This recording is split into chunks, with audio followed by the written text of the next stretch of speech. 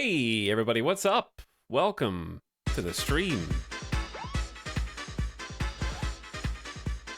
Getting started here at 2:38 p.m. here in fabulous Las Vegas. Hope you guys are all having a great day. Thought about taking the week off, but I decided a week on was cooler and more fun.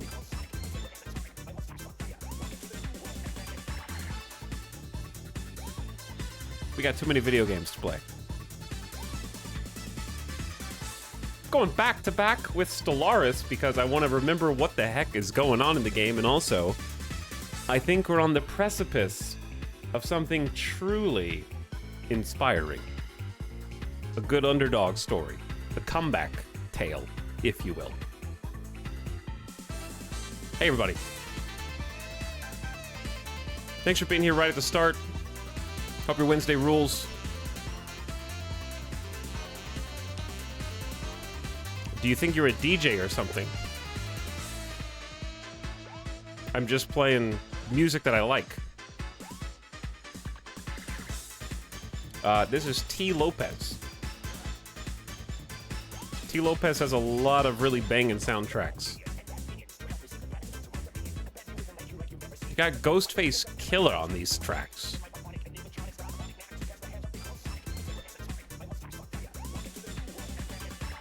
Why are you guys omega lolling?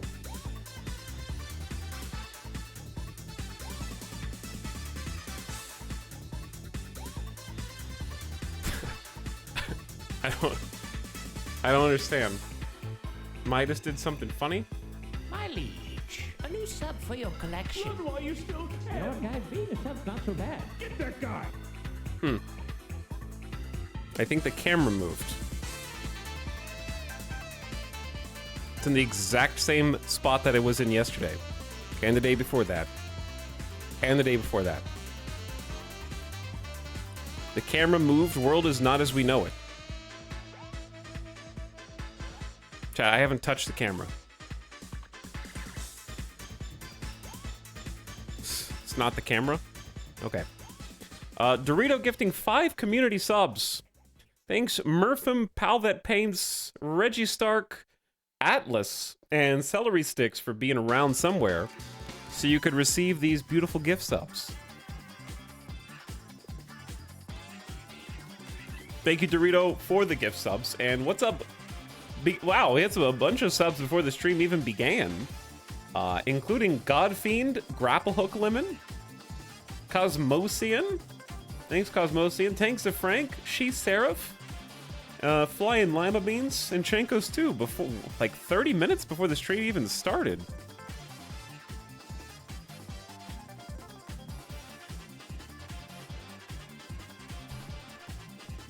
He's just cropped the video.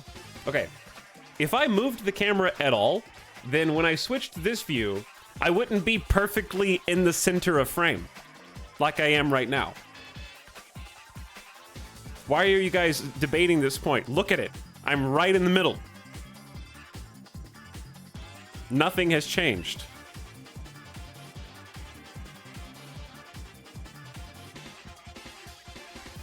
Guys are very whiny today for some reason about little stuff like camera, scene transitions.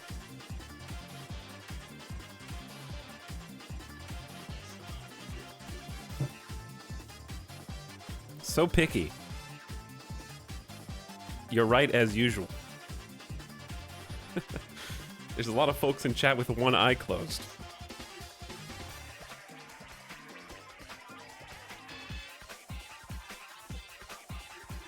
But thank you again for the subs, beginning of stream subs.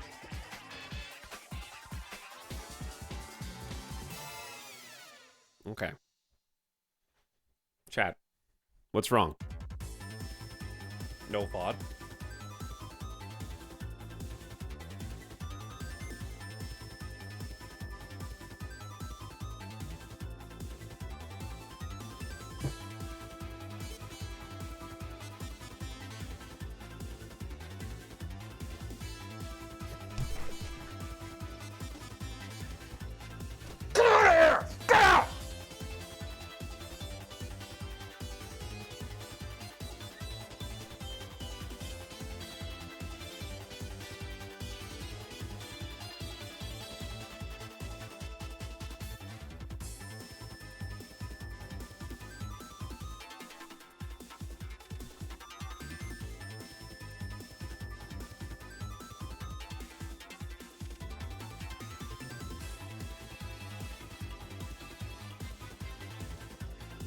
Anyway, how are we all doing today?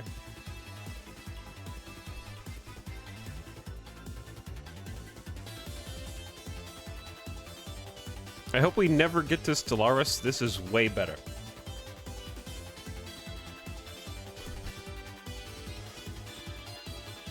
The wall's gone.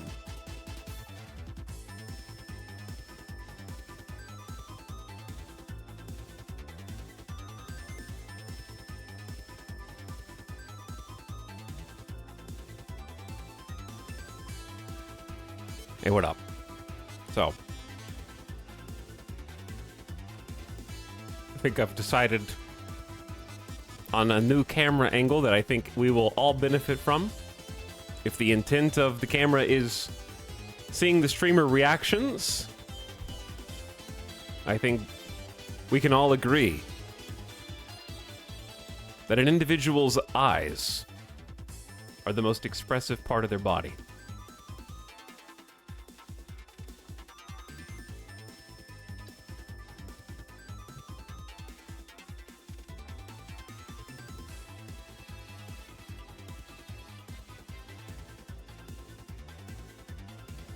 Or perhaps, in lieu of having subtitles positioned live, I can make it easier for people to read my lips, so that I might appear on a Jomboy video in the future, should he come across one of my videos trying to figure out what I am saying to announce it to an audience sponsored by some kind of razor company, perhaps, or maybe a sports betting company. Yes, I think that will do nicely.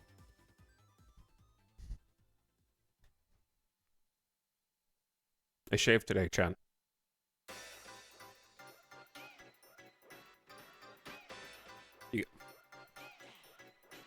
I can't move.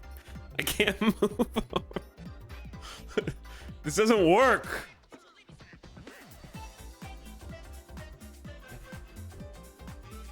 There we go. Hi.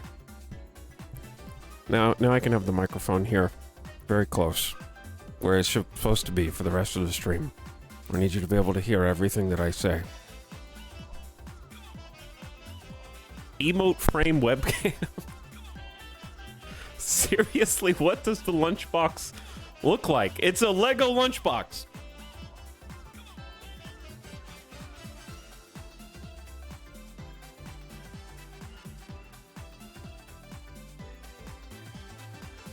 Lego lunchbox.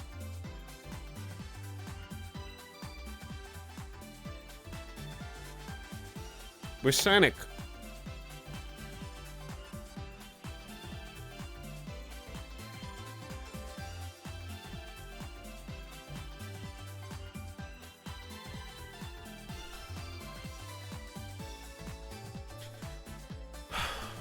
What time is it?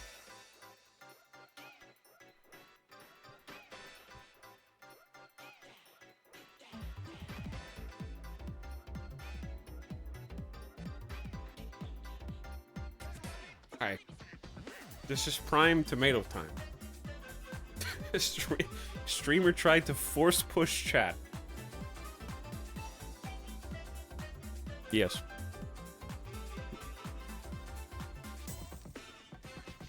Eating my bagel. Extremely confused, arrived late to stream. As one does.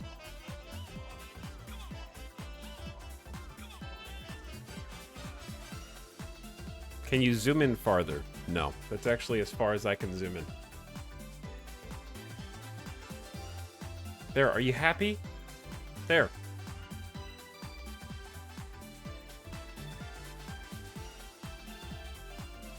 Yeah, I don't know what you mean late to stream. It's only been 13 minutes.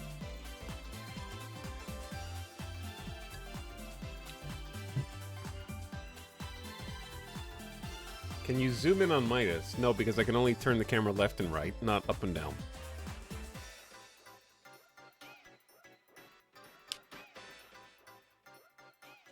I would have to pick him up, and he's currently under his blankie. Yeah, this camera's perfect. I will find new things to complain about.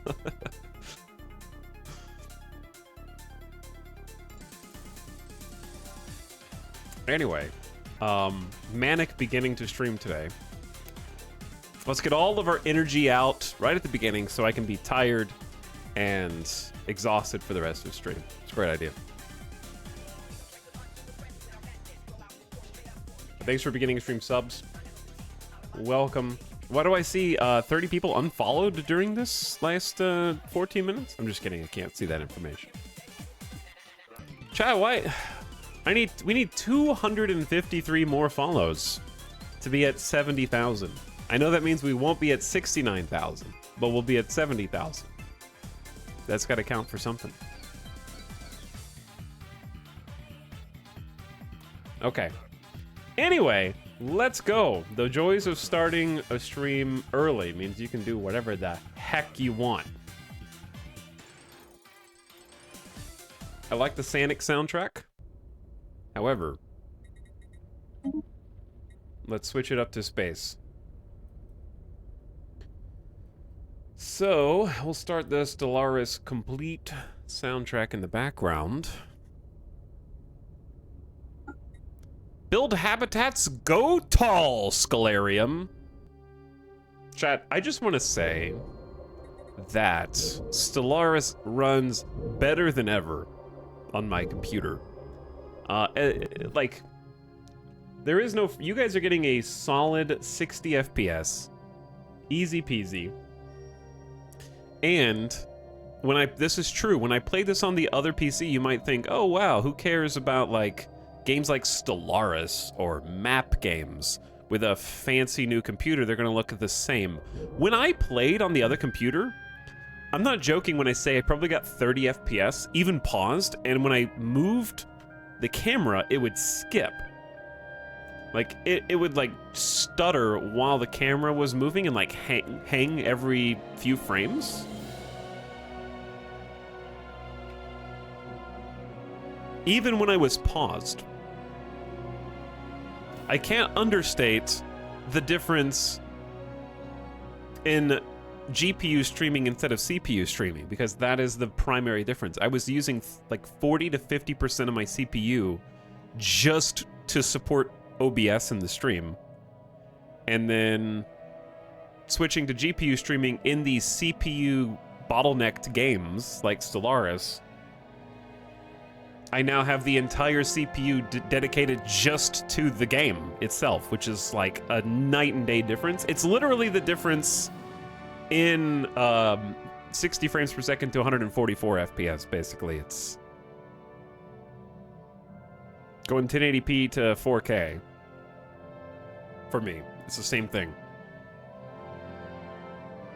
And then on top of that, this CPU is 50% better at playing 1080p games than the last CPU I was playing. So, like, God, it feels so good. Even just to stream map games now, it's just buttery smooth. We can actually, if we wanted to, fast forward because I was CPU bottlenecked. I remember getting to like mid to late game and I'd be like, okay, I think we're winning. Let's see the end of the game. And I'd like click, click, click, click, fastest speed. And it would still be like 1 day, 2 days, 3 days, 4 days. And I'm not joking. There was one stream where we had basically won Stellaris, but I was like, this is going to be the first time I ever actually see the credits. This is going to be the first time I see the victory screen. I got to do it. So we streamed for like 12 hours, and I think the last like 6 straight hours of the stream was just my computer chugging, trying to go like on fastest speed simulation, and it just couldn't keep up. It was so slow. That was mega yup time slog. I just wanted to see the victory screen just one time. So that kind of stuff is going to be so much better now. So much better. Yay, more space games to incentivize continuing my Star Sector campaign. I'm excited about having Star Sector in the back pocket too. Was it worth it? Yeah, it was a lot of fun. Chatters were coming in going, he's still streaming? Yes. And I was like, I gotta win Stellaris. I gotta win Stellaris. Okay, chat. Enough. Okay. Unironically, there were going to be VOD watchers on this stream who were just like, what the hell was that? Like, you you guys who are here are already like, what the hell was that? But VOD watchers are going to be missing 50%. Okay, anyway, hi VOD watchers. How you doing? 3 streams in 1 day. Yeah, just erase the evidence. Just erase this evidence. I am very happy for them. You can also stream on larger maps. Yeah, we're streaming on the 2nd largest right now. And I apparently accidentally crammed this full of civilizations. This is bottlenecked in a big way. Like, we are shoulder to shoulder with everyone. Okay, so what is there to explain right now? I don't want to do a full recap. I believe we actually have an exclamation Stellaris command. Yes, we do. What is this game about? Brittle Oyster, how did you get here? I just started the stream 20 minutes ago. I haven't even unpaused. And I've got a first-time chatter asking me, what is Stellaris? Who I've never seen before.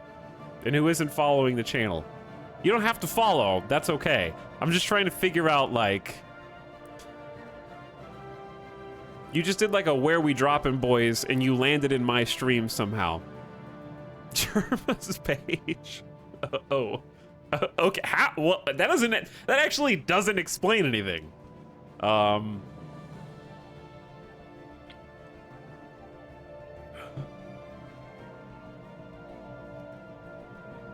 What are games? Okay. In short, though, Brittle Oyster, since you had the bravery to first-time chat in here at the beginning of stream, which has already been a chaotic start to this stream. It is a Space 4X game. If you don't know what 4X games are, they're strategy games where you basically roll the dice. There's a different start each time, like the galaxy will take a different shape. Alien civilizations will be in different places. And the X's stand for explore, exploit, exterminate, and expand, right? Did I get this right?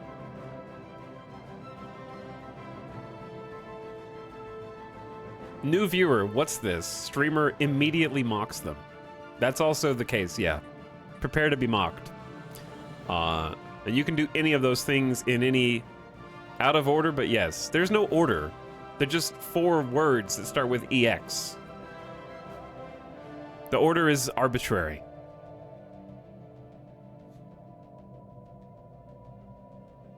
The point is, you basically customize your alien empire however you want. There's thousands of combinations. And we are basically competing for various win conditions. If you've ever played a game like Civilization, this is not a turn-based game. This is a real-time game. But it's still, if you like Civ or you don't like Civ, that'll kind of paint a picture of what you would think about this game. I think the same brain that likes Civilization will like this, and if you hate Civilization, you'll hate this, probably. Also, other similar games like Endless Space, if you played Crusader Kings, it's that vibe. EVE Offline.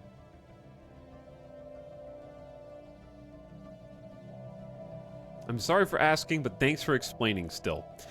Yeah, if you just got here, we are like 4 or 5 streams into a campaign right now. So it's going to look overwhelming. More so than usual.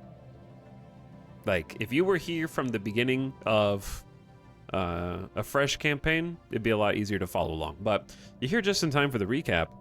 We're playing as muscle dolphins, who are extremely powerful. At least they think so. They basically have really strong armies, and unfortunately that has not gotten us anywhere because I have the smallest empire in all of space right now. So that's our challenge. We have this little slice of heaven. We have 1, 2, 3, 4, 5, 6 whole systems. This is an extremely abysmal and atypical start. Most of the time, you will have already been somebody like this. The Vivisandian Kingdom.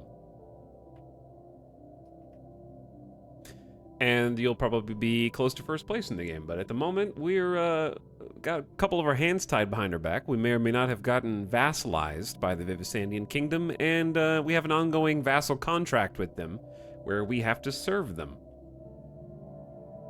and do what they say. It's not ideal. Talks, would you be down for a free-for-all Stellaris match? No. Why? Why would I play with you? Also, I just like single player. It's not you, I like single player. But it is you too, I don't want to play with you. 1v1 me and Stellaris. What about a free-for-all Rust match? Depends on which Rust.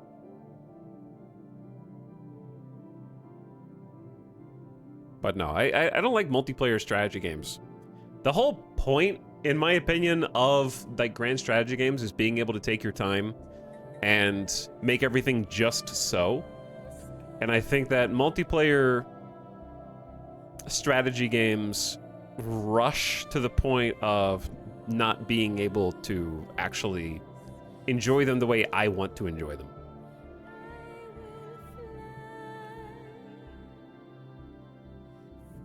So, I like reading the tooltips. Like, I like the flavor texts.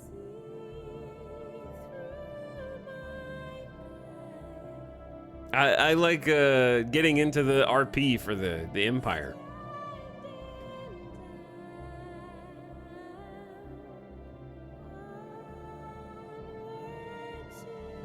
I never play Civilization multiplayer either. It's a little better in a turn-based game. I think real-time games it's much worse because you don't have like a set, like Civ or something, you have this many different units and they can make this many different moves. Whereas something that's a RTS is very much a different experience, I think. Stellaris really lends itself to RP, for sure. Like Crusader Kings as well. Crusader Kings multiplayer would just be like, what is the point? Why are you playing? I think of all the Paradox games, Hearts of Iron makes the most sense to play multiplayer. Stellaris is probably second, and Crusader Kings is like, well, why bother playing in multiplayer? Because you can't read any of the cool storylines that come up.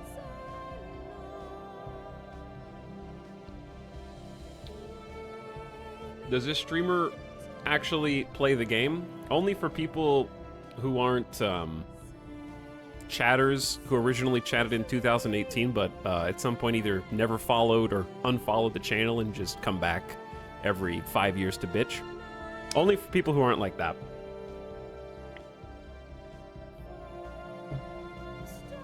That's very specific.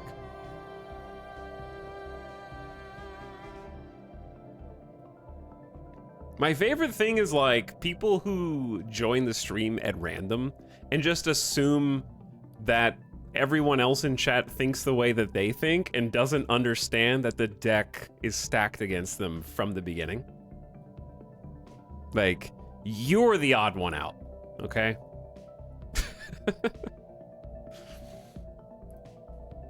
Chat was rigged from the start.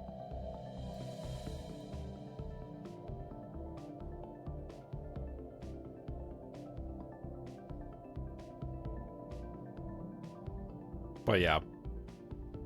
I don't know if it was not made clear a moment ago when I said I prefer single player so I can go at my own pace and play how I want to play.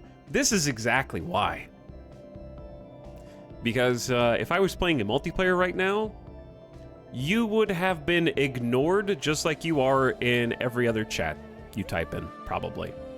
Okay? But here you get that personal touch.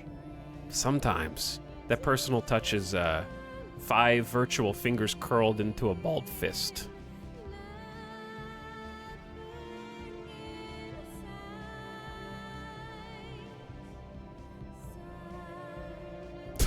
The personal STFU from the streamer. If anything, we need less gameplay. Go back to the civilization creator. I may just do.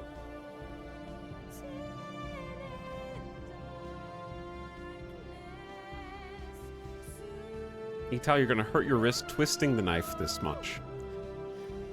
The thing is, you can never do that. You can never twist the knife too much because if it bleeds, it leads. Okay, around Twitch. And there's nothing that makes us good content. There's violence in the headlines. Spoopy noise. All right, let me clear some of these notifications, and then I'll give you the recap.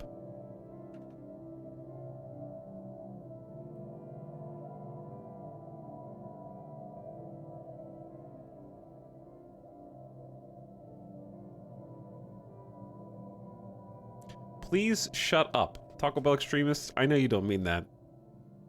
Certainly as someone who has around 40 messages in the last 29 minutes today. I know that you, of all people, don't really mean that.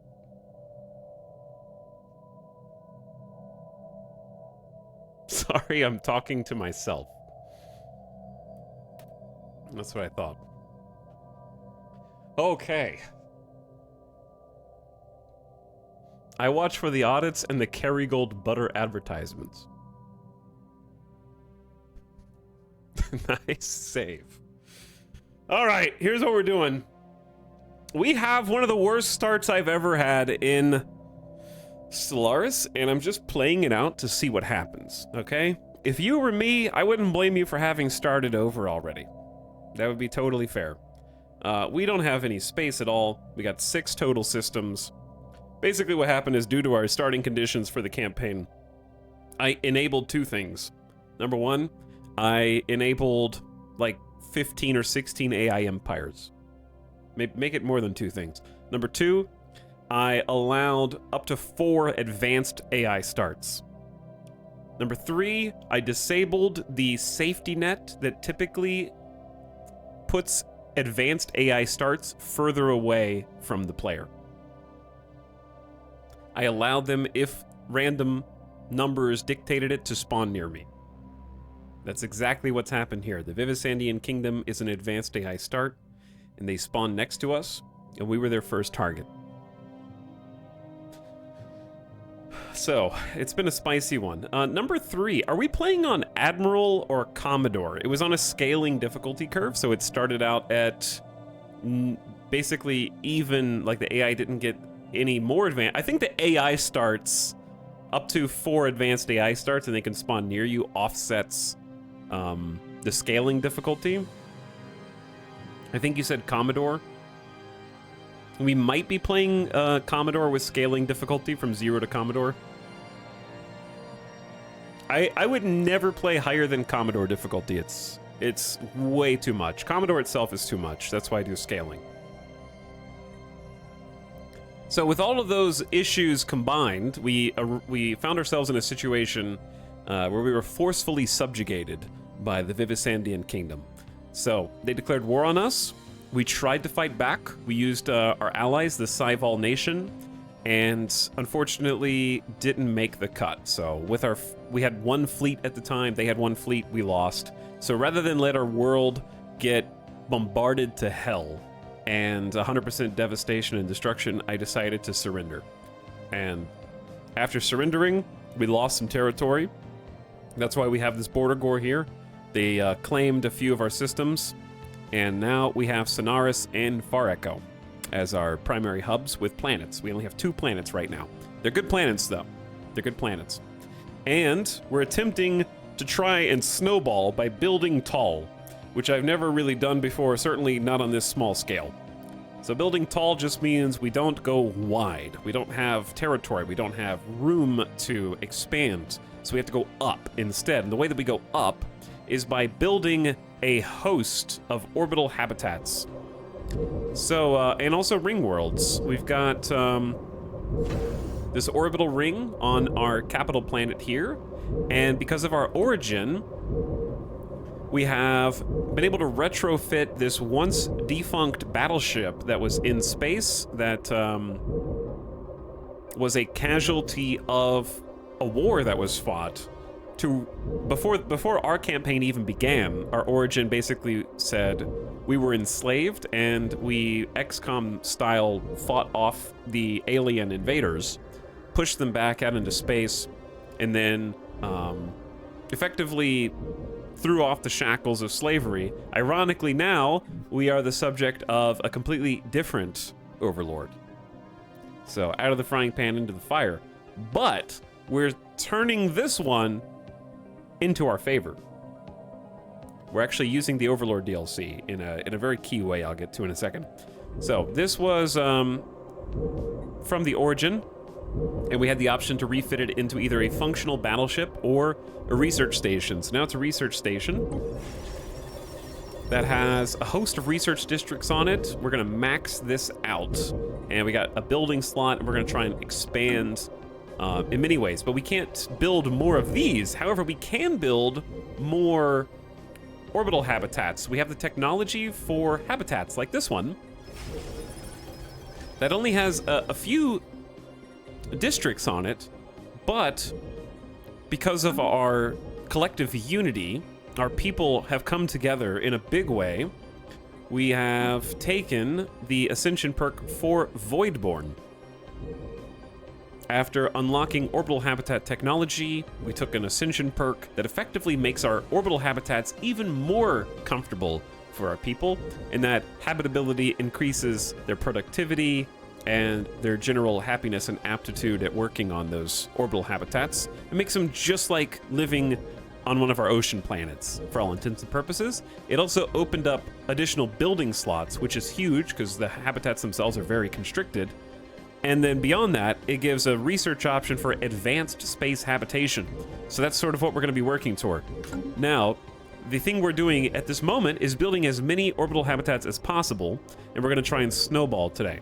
So we've got 2 orbital habitats under construction at this moment, one going above an energy planet, so we're going to turn this into an energy collector, and then we've got another one that's being built in orbit of a mining world, or a mineral world, so we're going to turn that into a mining hub.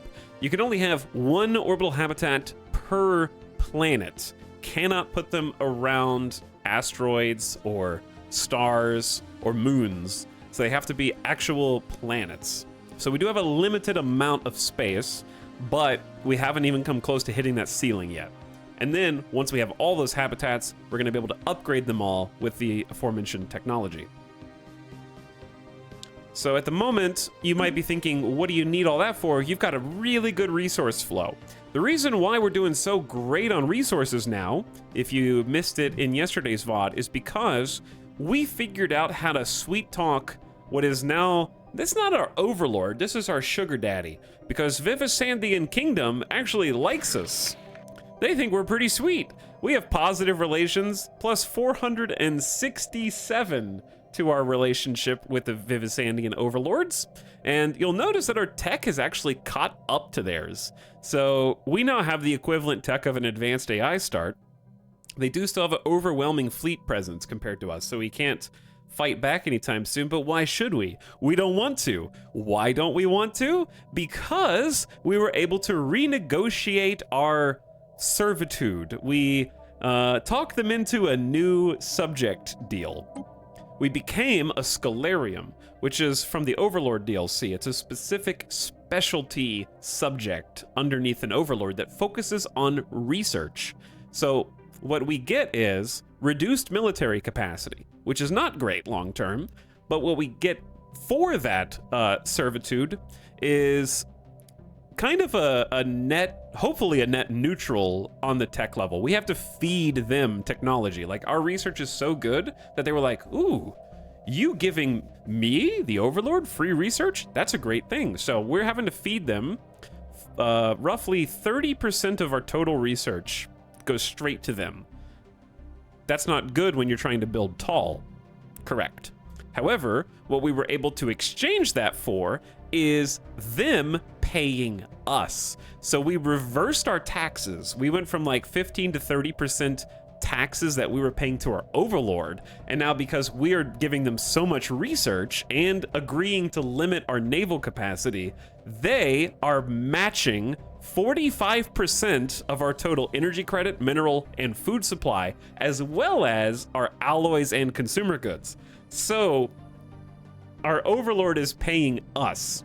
So if we make 1,000 energy credits a month, they're going to pay us an extra 450. They're going to match 45% of whatever we make and pay it to us as a research fund. So that is the deal that we finagled with them. So you're just an employee. Yeah, we have a much more favorable total contract with them, and we also get some perks. So we're at tier 1. I'll go over those in a minute. A couple of important things about this negotiation, though. They can never, at least right now, they can never integrate us into the Empire. So we're always at least going to be a subject. Integration would just be like, they can make us annexed and we lose the game. Like if we can be integrated, I'm pretty sure we just lose at that point. Not ideal. We have gone from limited diplomacy, where we can't even vote, we can't engage with other empires, to complete independence. I mean, we're still a subject, but we can like work with other nations, other empires at our own discretion. But there's an interesting caveat with independent diplomacy. When you have independent diplomacy, your overlord can then trade with you and make diplomatic agreements with you. So what that means is our independent diplomacy status with our own overlord allows us to make a research agreement with them outside of the Scholarium specialization. So we give them science, we get specialization bonuses for being a scholar, and then we give them 30% of our total research, and then on top of that, we have a research agreement where if they have tech that we don't, we get a huge bonus on that tech. In fact, we can examine the research agreement right now. We're getting 24 physics research, 19 society, and 26 engineering per month, and we're giving them 3, 8, and 8. So we're getting a like extra 50, 70. We're getting an extra 70 research a month just on top of that. Are you planning on betraying them down the line? Oh, hell yeah, for sure. We're intensely xenophobic, but we're having to just fly under the radar and grow strong under their nose, hopefully, but it's going to take a while to get there. Is this part of Federations? No, this is part of Overlord, which I may have judged too harshly because this is unironically my favorite part of our campaign right now. Where did I put it on the tier list? I put it on D tier. I still would agree with, okay, I would agree with D tier for new players, because this is advanced shit. Like, I don't think if you're, well, I just installed Stellaris today. Like, you won't want to mess with the Overlord stuff. That, I didn't even know where the menu was, and I have this many hours in the game, for example. But it's more advanced. I think that I would give it overall still a C tier. I would bump it up for regular players to C tier. New players still D tier. I think it's worth having. I don't think C tier is bad. C tier is still, like, I love the species packs. I don't really know if I like First Contact yet, but yeah, I've enjoyed the Overlord gameplay this time. I actually didn't buy Overlord because of reviews, but then I watched the VOD and was like, hey, that's cool, and added it in, so I had them all. You gotta be a completionist.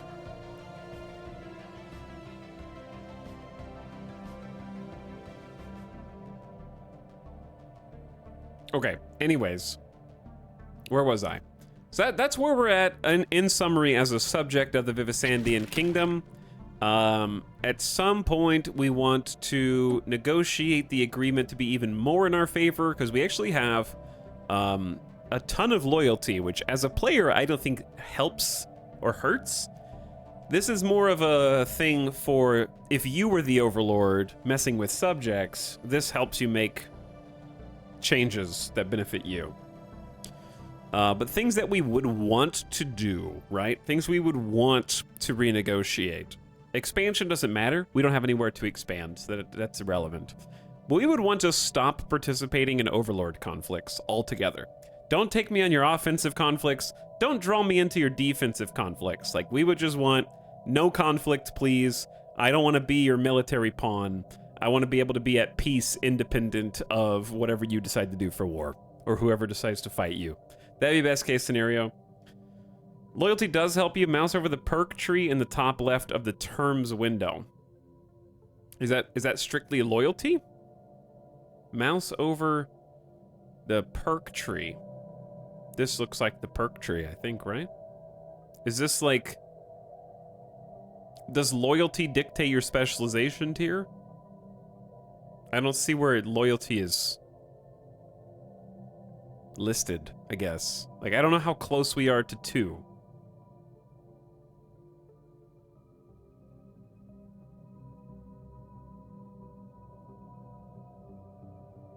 Stellaris is my one Paradox title where I have to have it all. It's gotta be 100%. I think there's a lot of gameplay features in there. Hey Tel, I know your first stream of this DLC was frustrating, but I love when you stream this game and this playthrough's been great. Learn something new every time I watch. Thanks, no I'm saying. Glad you're having fun. I'm also enjoying it. It looks like the loyalty XP bar is in the contacts agreements window. That's a weird place to hide it. This is just our relationship. This is our intel. Oh, yeah, that's a weird place to hide it. So it's XP. Based on 100 loyalty, the subject specialization gets 10 XP every month. Okay, yeah, I feel like that should probably just be on the negotiation page. Everything in Stellaris hides in weird places. That's true, yep.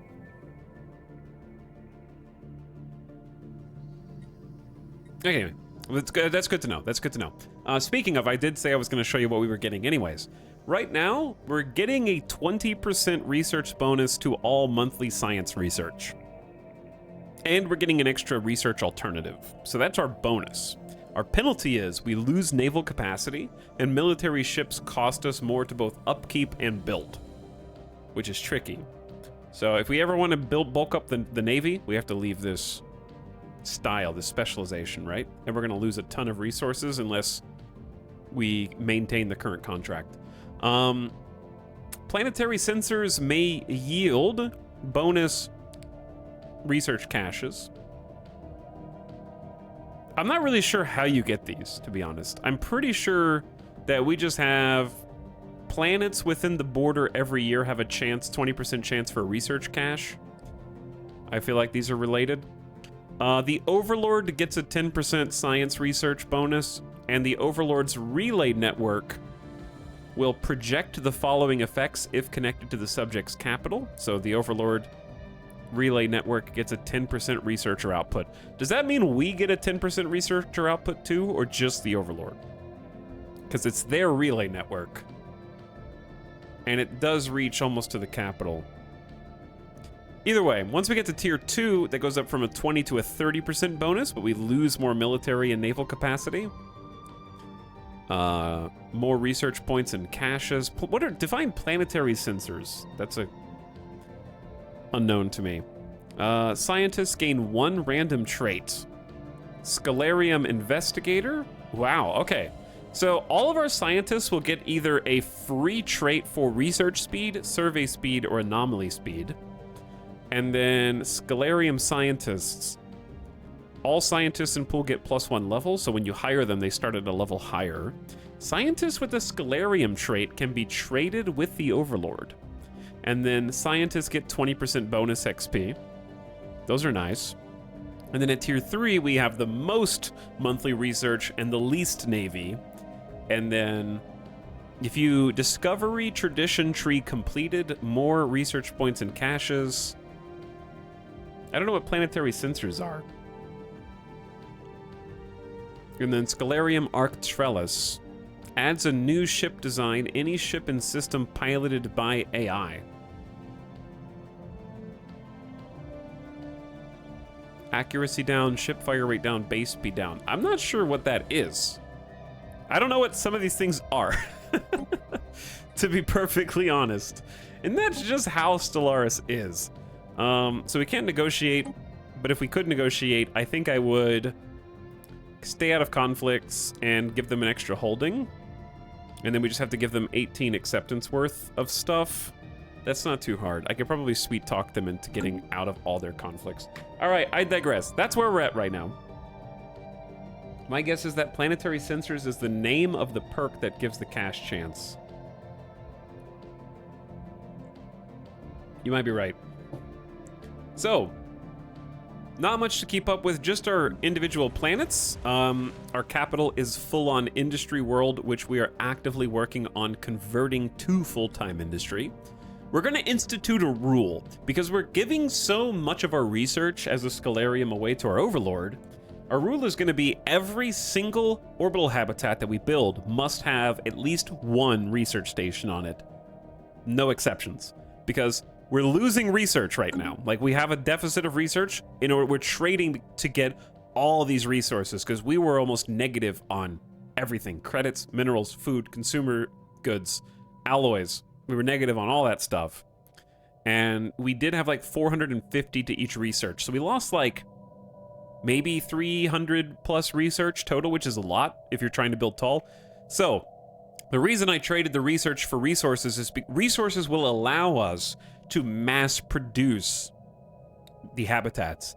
And if we can mass produce habitats and we put research stations on all of them, and we specialize our existing research platforms, we can make that back, and then also simultaneously create infrastructure to sever the umbilical cord, where if I stop being a subject of our overlord, we're going to lose all of these surpluses. It's going to, overnight, we're just going to be running red on all of these. So the plan is to use the resources to build up those base infrastructures, get the mining outposts, get the energy habitats, get the research habitats, and then use their money to just become a tiny fortress. We're going to lock down every single system. We're going to research citadels. We're going to have the biggest, baddest stations. All those things.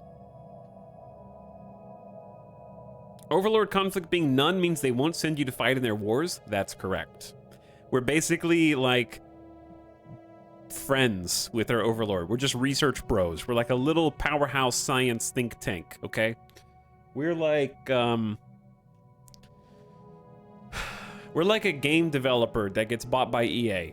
I mean, hold on. Oh no, my time is very limited. We need to work fast. So let's see. Eospora. Oh no, we have EA in the title of our home planet. Dear Lord, what was I thinking? No, I'm just kidding. Like I said, step one, we need to start mass producing consumer goods and alloys, because we're gonna want the alloys for all the stations. We're gonna just go ham on stations and citadels, and that's gonna get very expensive. Also, megastructures. Megastructures will cost alloys. So right now, step one, pivot to alloys. We're gonna have dedicated mining districts, but because processing, making alloys and consumer goods costs minerals, minerals is gonna be the last thing we transition. So step one is gonna be food, because we have plus 100 food. So let's go ahead and click on agriculture and replace all 3 of our agriculture districts with industrial districts, right? Start there. This is our research station. We have plenty of energy credits for now. I'm gonna change the trade district. We're gonna lose some amenities, and that may be a problem. We'll revisit we want all of our amenities to stay positive, because we want happiness to stay positive. If happiness is positive, then stability will stay up and crime will stay down. So we can't afford to run them at a deficit for too long. We only have 1 job here, so I might give them an extra job. When we replace buildings, we're not creating jobs, we're just changing them. So I want them to have at least 2 spaces to work. Now, the second thing we need, ooh, the Vault of Knowledge. Hold on. I did want to build this. We can afford to get rid of this energy grid. This is useless on this planet. This is just like 1 technician job, and it buffs generator districts, which we only have 2 of. So it's not efficient here. So let's replace the energy grid. I've been meaning to build our Vault of Knowledge. This is our civic building. It's a special building. that basically stores the knowledge of all of our expert leaders. We're trying to have a leadership-focused campaign because of the new Paragon DLC. Our society has always preserved the stories of heroes and prominent figures from the past. Their knowledge and experience are digitized and gathered in the vaults of knowledge. Destroying this building will eradicate the data stored inside, so don't destroy this building. Now it says, you would be like, why do you want this? It doesn't look like it has much. 1% leader XP gain, who cares? And it produces 5 unity. Who cares? Well, I was informed by chat that unbeknownst to me and not listed on the building itself, if you have to read the actual civic, and even then I'm not sure that it tells you anything. It just says, Vaults of Knowledge produce unity and increase leader XP gain based on destiny traits acquired. So I think the more destiny traits we acquire, the better the Vault of Knowledge's bonus is going to be, is my understanding. Someone in chat said every time a leader dies, that number goes up. But this says based on destiny traits. It's written very confusingly, yeah. So we're just gonna build it because that's our specialty thing, and I've been wanting to at least test out the civic and see how it goes. So start there. Then we're gonna replace all the agriculture districts. We're going hardcore into industrial district because Factor Shuladun is our renowned paragon who is helping out, and he is super industry focused, but also gives us a ton of unity and society, and buffs our alloys, makes our artisans and metallurgists cheaper. They are the perfect person for that.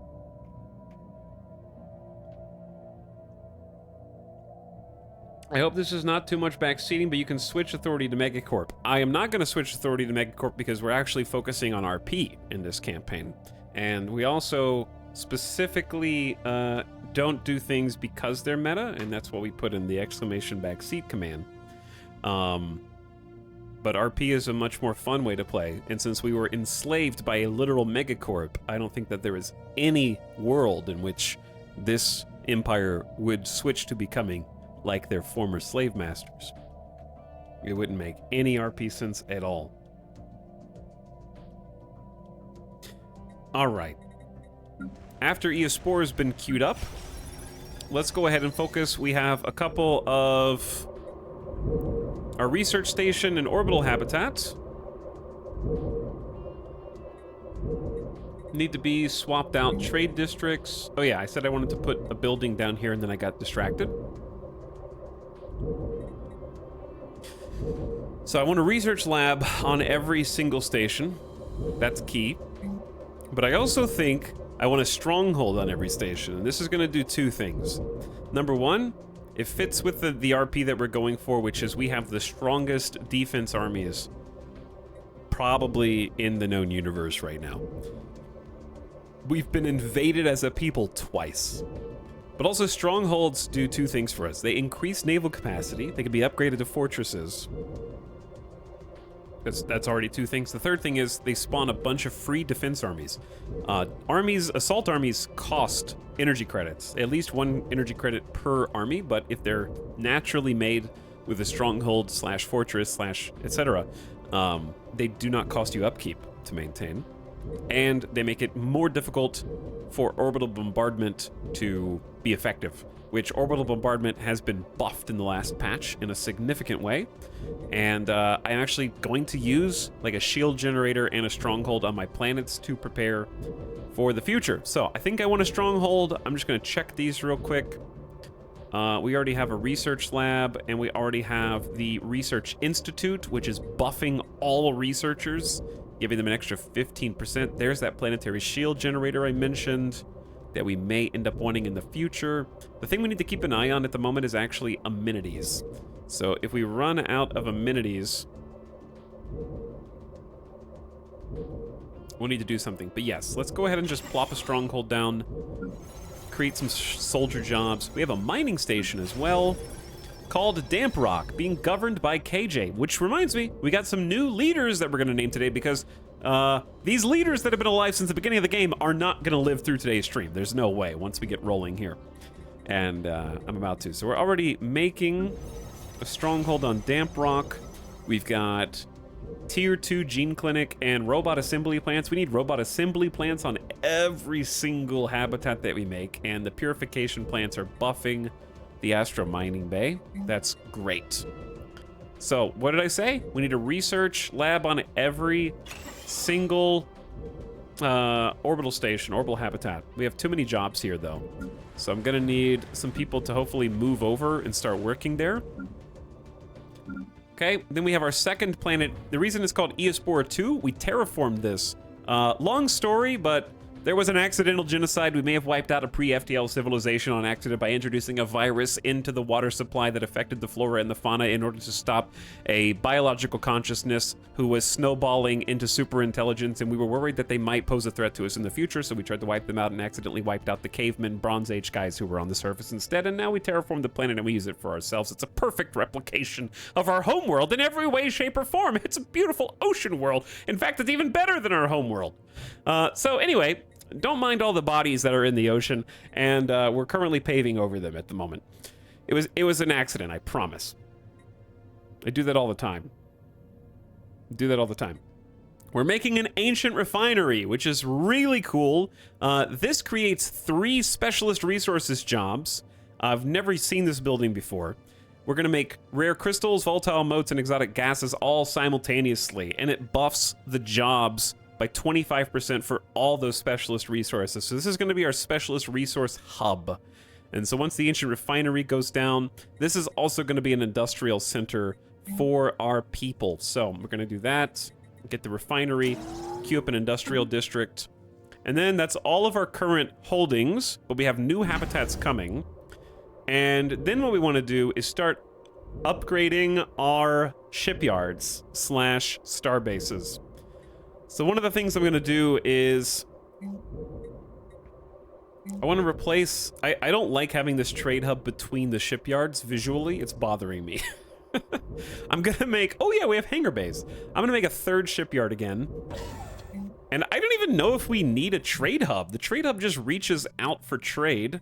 How much trade do we... Well, I guess there will be more trade over time, but let's move the trade hub down there. And then we have... a crew quarters. This reduces the ship upkeep when they're docked, so the ships are less expensive, and then a hydroponics bay. For food, I think we can get rid of that. Produces 2 trade value for each trade hub. Interesting. Let's get the Fleet Academy instead of the hydroponics, so that when we do eventually train ships, they'll come out with more starting XP. 100 starting XP is nice. Okay. Now, we also have the ring. So orbital rings, we need to upgrade, but we need Star Fortress technology to upgrade them. So that's going to be one of our top goals. And I think it's time to get rid of the defense guns and make a 2nd habitation module. These things are sweet because you can make as many of them as you have space, and they give you extra districts on the planet that they are ringed around. So if we make a habitation module, Eospora will get an extra free district. That's pretty awesome. It's like expanding the size of your planet by building things on the halo. So we're gonna have halos around both of our planets. And the other thing we need to do is go around. We have 1, 2, 3, 4 space stations that we're ready to upgrade to star holds. So let's go 1, 2, 3, 4. We're scaling up. We've been hoarding all these resources because our overlord is paying us so damn much money right now that we got to spend all of these alloys on stuff. And then once they upgrade, I'll figure out what modules to plop in. Our military fleet, we need to make sure that's actually orbiting the station so that we get the benefit of the crew quarters. And we have science ships who are assisting with research. We need a new construction ship. We need a 3rd construction ship. Oh, we're making one. Thank you, past me. Okay. And I think that's it. I think that'll do it. Off we go, chat. Unpaused. Just an hour into stream. We have mastered a new technology. Oh, wait. What are our new technologies? Ooh, 5% research. Evolving artificial intellects open the door to the possibility for true synthetic sapience. Do we even want true synthetic sapience? I feel like if we have a subservient, dumb robot population, if we make them actually self-aware, we don't want slaves. We don't want robot slaves, so we'd have to up them. They would... I guess they're technically not Xenos, so we could get fully independent, autonomous AI robo-people and then just give them rights and just integrate them into society. Or we can go the other way, completely avoid any kind of self-aware robots and keep them as sort of like just dumb robo-servants. No, we don't want slaves. We'll just permanently stunt your intelligence so you can never truly be alive. Okay, but that's not fair because you're not stunting their intelligence, you're just not giving them intelligence, okay? If you have the power to give sentience to a robot and choose not to, that's just robot birth control, okay? Just because you can make a baby doesn't mean you have to. Right?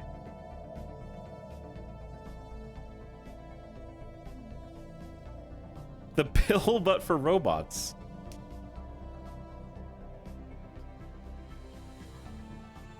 I don't think that there is a human directive to create intelligence. Some people believe that there is, like if you can, then do, but I don't know. I don't think that we have a imperative to create artificial intelligence.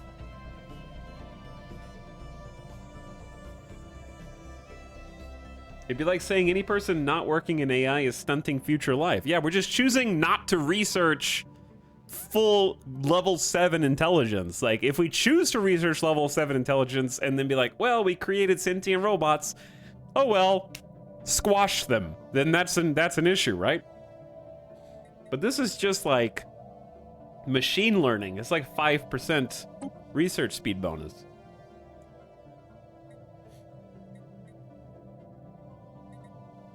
You might be wondering, hey, I thought you were fanatic xenophobes. Why do you have a Xeno as head of research? Well, she's just so gosh darn nice.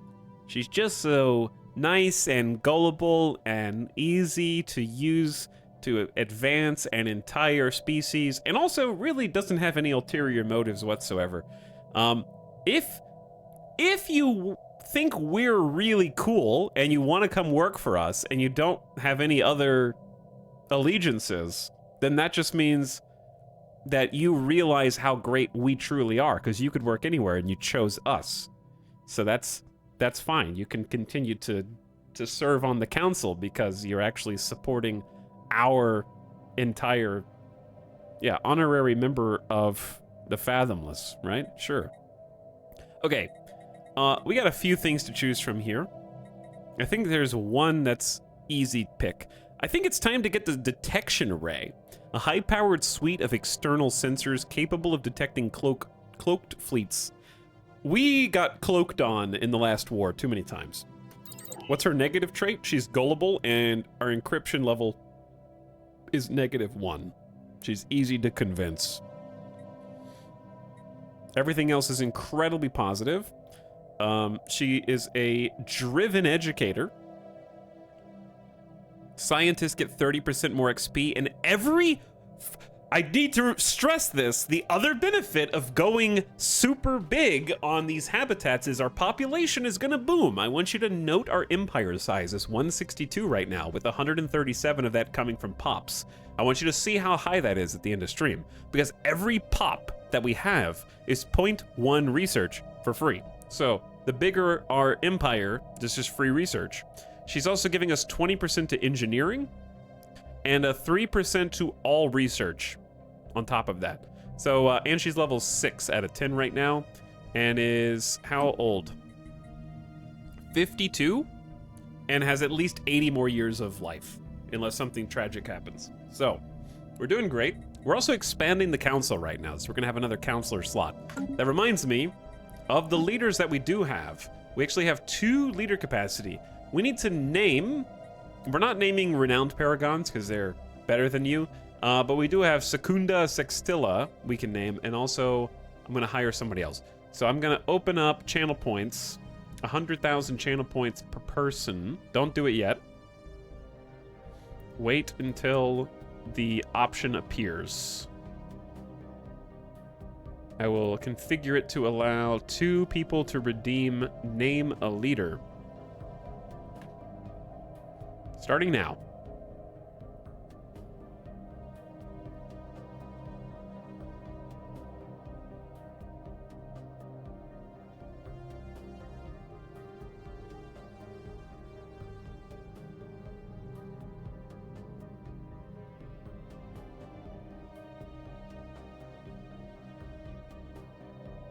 Okay. Fastest draws in the West. Snide Kerfuffle and Mizrahi. You're in. That was very fast.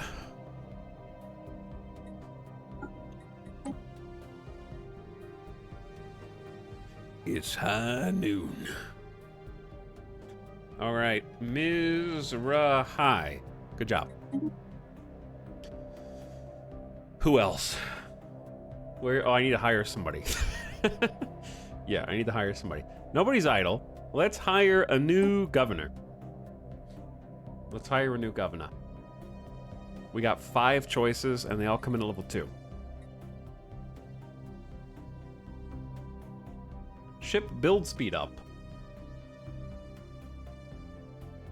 That's planetary effects. So does that just affect the starbase that's in the system? Clear blockers is stinky. This has 4 traits, but they're 52 years old. Ship build speed, food from jobs, crime down, building costs, and build speed up. It's not bad. Army build speed, monthly unity, ship build speed and cost, trade value, but also trade value the other way. There's you're a trader, but you're doing insider trading. Those almost cancel out. We have tier 2 enlister for more army, twice as much army build speed. This is a full-on army build speed governor, and then we have someone who's good on the council. We are gonna have open council slots. I might actually just go with this one then, because they're 43. I do like the architectural crime guy, but this one's got 9 years and a counselor trait. We're about to open a counselor slot, so maybe that's a good idea. Edict upkeep down. We need to check our edicts. Let's go ahead and hire you. Lock them in. Let's name them. All right, what's up, Snide? Kerfuffle. Wrong name. Snide Kerfuffle is in, and I haven't decided where you're going to be a governor for. So we have room for 1 extra leader capacity if we want. That's a governor with 1 negative trait spot already filled in with a trivial problem. I do have -2 max negative traits because of the things in the civics and whatnot we've picked, so they can only have 1. And we might get that down to 0 soon. All right, you actually don't have anywhere to be governor of yet. You will, though, because we're almost done with our habitats. And then we'll plop you in there somewhere. I got a little ahead of myself. Okay, gene modification points, +1 stricter control of RNA and protein production on the cellular level. We're gonna use that right away. Starbase capacity, unnecessary for us at the moment. Unity bonus from factions. We're getting 65, 75 unity. That's just a free 7 unity. Ancient nano missile cloud launcher. That sounds badass, but it costs 10 minor artifacts per missile slot.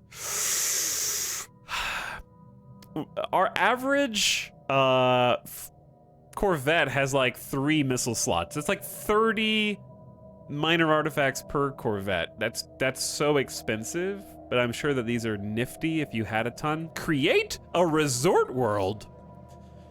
With careful study devoted to landscaping, climate control, and the science of fun, construction of entire worlds dedicated to leisure can be made possible. What? Unlock a decision? It'll cost 1,000 unity. You get plus 15% amenities, plus 15% immigration pool, plus 100% habitability, and 1 clerk job per 2 pops. This world is set aside as a peaceful resort world, attracting tourists and visitors from far away. To preserve the planet's natural beauty, construction is severely limited. Okay, so we don't want that. It sounds cool, but I don't. What is this used for? What map size are we on? We're on the second largest one, and the name escapes me, Cordial Villain. It's the 800 stars, I think. And it's about this big, and we're playing, I think, are we playing Starburst? The Starburst design has been interesting. It creates these tendril pockets. I only do it for RP. If you have 100 million planets. Okay, so I'm not gonna pick it. I think we go for the free faction unity bonus. Deep Space Black Site is not useful now, but it may be if we have issues with our governing ethics later. Okay, wave breakers are repairing. We also need to upgrade them soon. A Senate resolution has been passed, the Pan-Galactic Recycling Initiative. So this is our galactic community that's formed. We can actually participate now. I forgot about that. We can participate. Pan-Galactic Recycling is economic diplomatic weight down. Don't think that might hurt us. We're gonna be probably economically focused over time. Consumer goods upkeep is slightly down, and it takes longer to clear blockers. So kind of a non-issue. So Senate is going to recess for 715 days. In that time, the next resolution, whichever resolution is at the top of that list at the end of that timer, goes to vote. So this is our chance to look and see. We're voting for things that our overlord was voting for. I didn't click on any of these. I think it just automatically aligned our votes. And now that we can do our own votes, we can change these up. So what do we got? Instead of forcing... Okay, let me not... I could read the flavor text for an hour, but let's just read the flavor text of only the ones that pass. This is economic diplo weight the other direction. We have two conflicting things. They're passing resolutions to simultaneously recycle, but also industrialize. Which, you know what? Now that I say that out loud, sounds realistic. I think, let's see where our diplo weight's coming from. We're almost last place.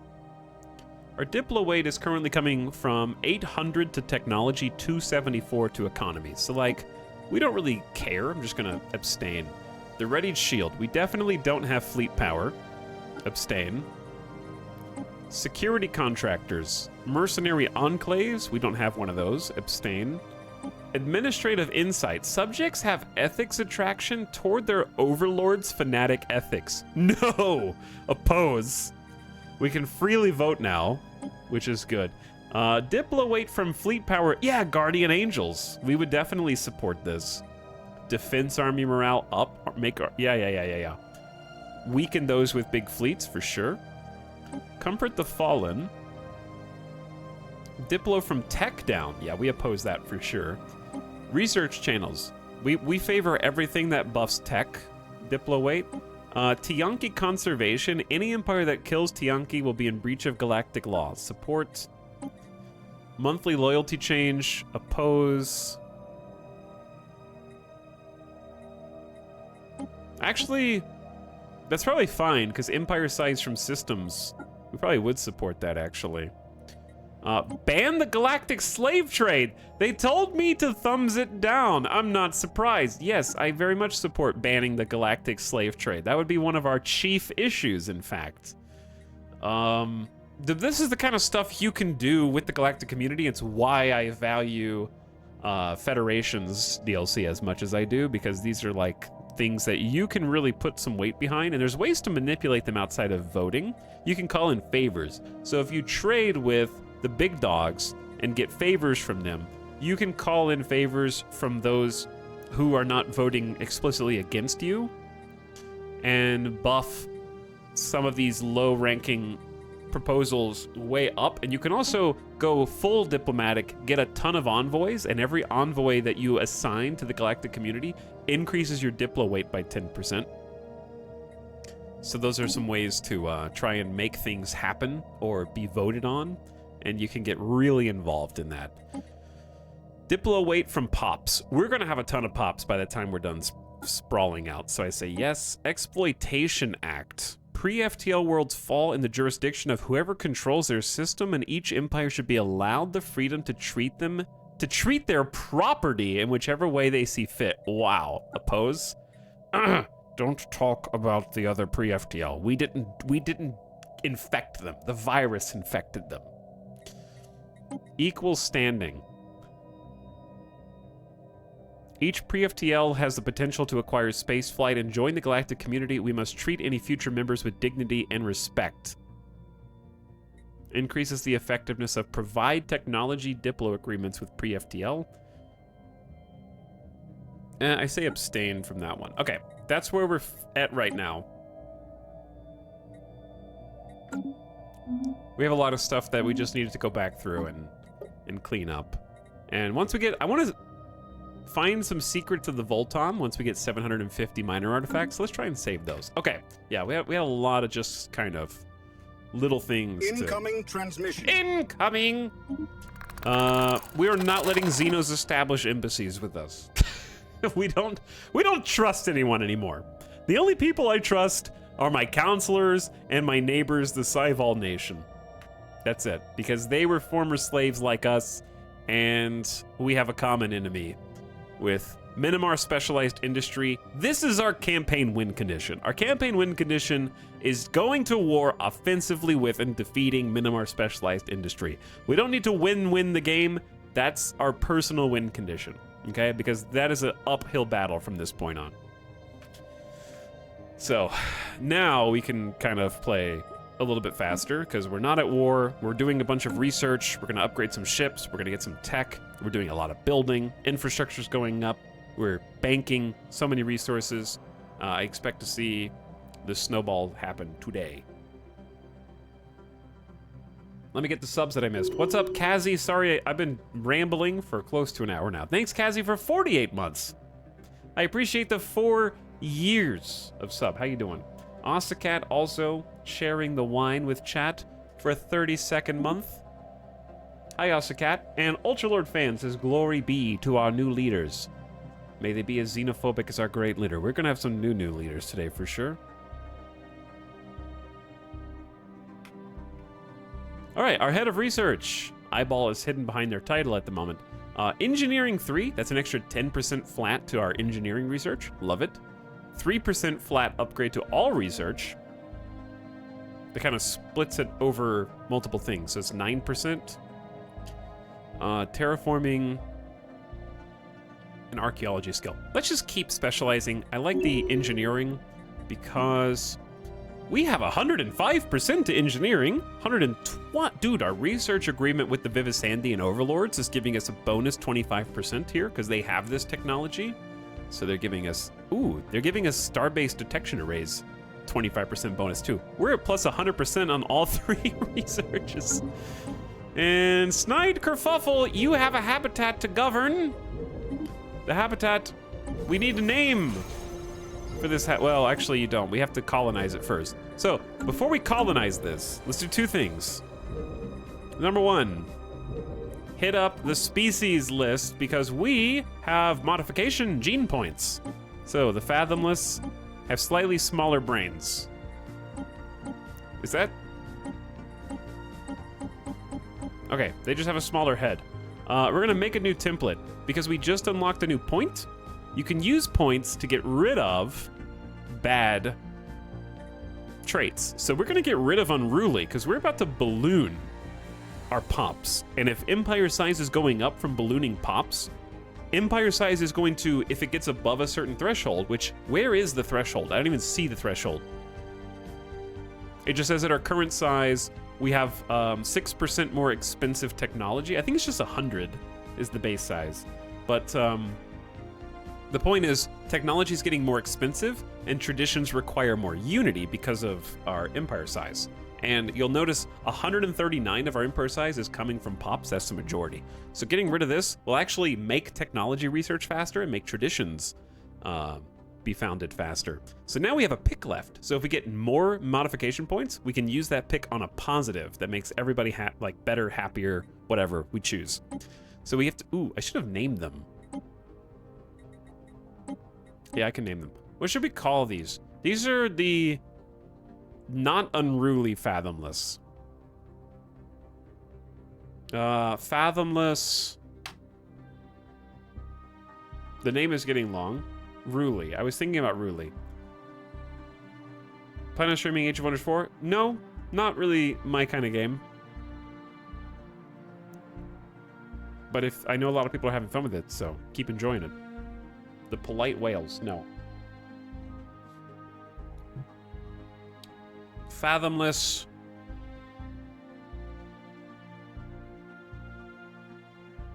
The fathom most. Well, they're not the most.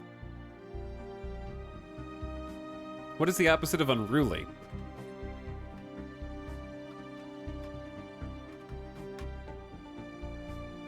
Disciplined, obedient. We're not obedient. We just take up less space.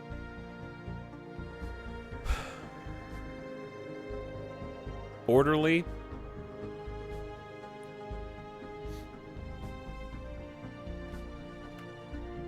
How about just order? It's a long name. How many? Okay, you can actually get really long here.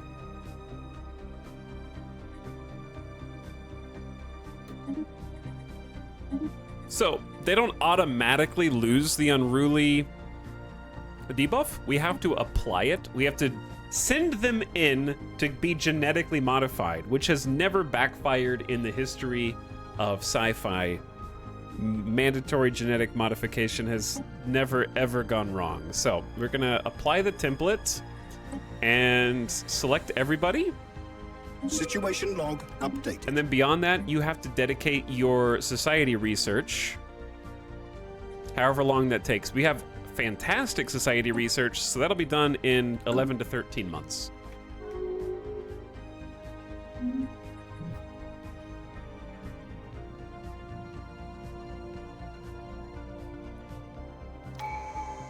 Sorry, the government said you were too unruly, so you gotta head to the gene clinic to get that fixed. It happens, yeah. It happens. Dude, I'm very excited. We have mastered a new technology. To be jumping back into this today. Like, I think good things are in front of us right now, to be honest. We need to start a couple of new constructions as well. A high-power suite of external sensors capable of detecting the cloaked fleets. We might need to build some of those. Scientists can assist with the detection of cloaked entities. Hyper shields. Ooh, there's the spicy reactor that we've been wanting as well. We definitely need the hyper. Sorry. We need the 0-point reactor before hyper shields because hyper shields cost more power. We got to have the power to support them. Colony development speed is also actually important for what we're getting ready to do because we're about to just completely colonize everything. I think we just have to skip these for now and go with colony development speed. Sadly. Okay, I was gonna do something else. Build.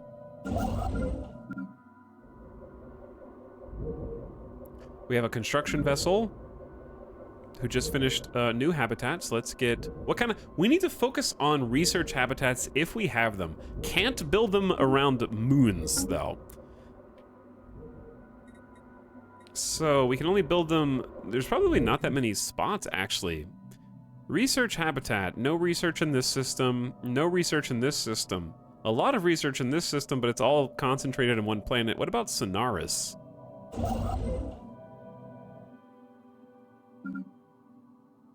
What about Sonaris? Well, we got Sonaris 2, that's a planet, and that has research. So we'll plop a habitat down around that. That's 1,500 alloys. That is no small number of alloys. And then we gotta focus research first. I don't think there's any more accessible research here. No. So we gotta take away Baltimore Prime, sadly.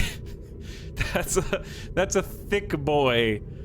When we build a megastructure here, we lose the 16-16-16 research, which is sad. But we gain a research habitat where, in theory, the very first district we build there should make up for that, and then some.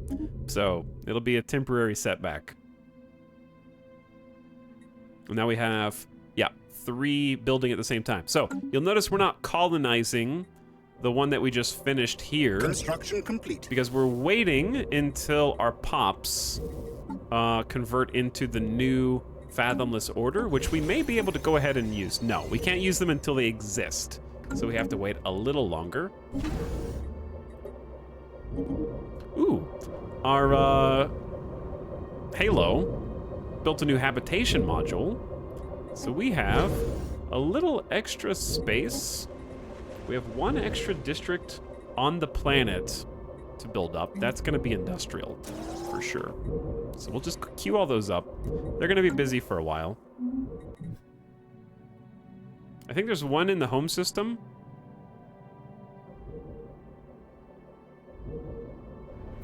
That is, a moon. We have mastered a new technology. Where is it? It's a moon? Okay, it's a moon. There's 1 here. There is 1 here.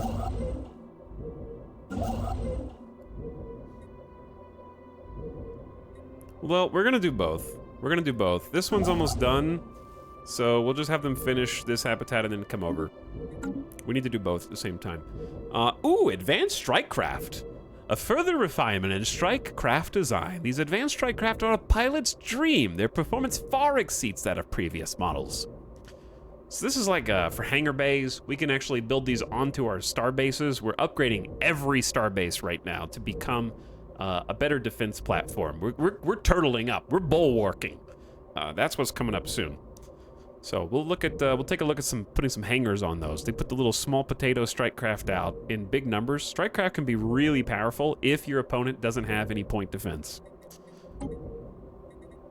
So what are we gonna follow those up with? Alloy Mega Forge. Ooh, that buffs all metallurgists. That's kind of huge. I don't know why this has avoided us for so long. Maybe I just kept skipping it on accident. Coil gun, planetary build speed might be okay. Afterburners, tier 5 missiles and thrusters. Those are all great, but alloy mega forges are gonna help us move into the future. It's a building that we can make that modifies every metallurgist and gives them free alloys, but it will make them cost more minerals and upkeep. But I think it's a good trade-off. I'm sure that I skipped it at least once, but it can't have been that much. Our income looking good? That's because I convinced my overlord to pay me for the joy of being their subject. They are matching 45% of my income for both basic and advanced resources, and then paying that to us as a service. We're basically employed by our overlords to research for them. So we need to catch up to our research first. We're like 300 research behind where we were before we started that. But they're paying us so many resources that we're gonna be flying up We to have progression. mastered a new technology. That was the fastest Mega Forge ever. Speed up alloy production, indeed. There's Star Fortresses. There's Star Fortresses. Robot assembly complexes, so you can make twice as many robots because you create a second roboticist job. These are tasty. Oh, tier 2 medium missiles? Damn. They're really throwing everything at me simultaneously. This is tough.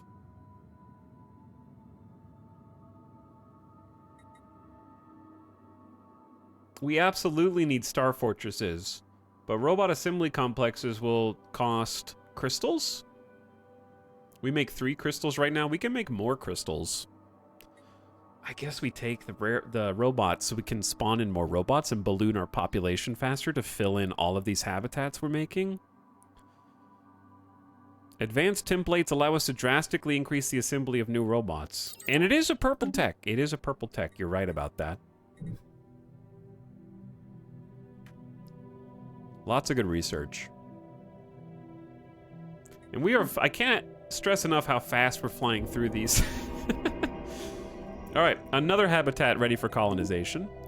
That means the construction ship is ready to start another one. We're just going boom, boom, boom, boom. Another 1,500 alloys down the drain. Species improved. Okay. That's a big deal. We have modified, I think, 100% of the Fathomless. They are no longer unruly, and empire size from Pops should have gone down. I don't know if it's updated yet, but it will have done. Okay, and now that they've been improved, we can settle with the newly improved ones. So, we need to find our habitats and colonize. See? Not unruly anymore. So for a small sum of resources, we got an orbital habitat that we need to name. So this is a Far Echo, I believe this is a reactor planet. This is energy. Far Echo, well, I don't want to name it. Our other one is called, we have Damp Rock, the Blowhole, and we could do this one Electric Eel. I don't know, something eel related for sure. I think size went down from 160 to 152, and it'll just continue to help us over time, yep. I think we should become cyborg dolphins, maybe. The Sargasso Sea. I like, yeah, Sargasso is of course a really good name. I think Sargasso is just the name of the colony. Okay, so we have to build a colony ship, which is automatically queued up in our shipyard, and then it will just do the colonization for us. But yeah, I'll check the edicts and policies in a moment. I don't think we have any that are good, but we do have the opportunity. We're making so many choices, big choices. Time for a new tradition tree. 11,000. My other goal today is to really balloon unity. I want to double this. I want to go from 150 to 300 at least.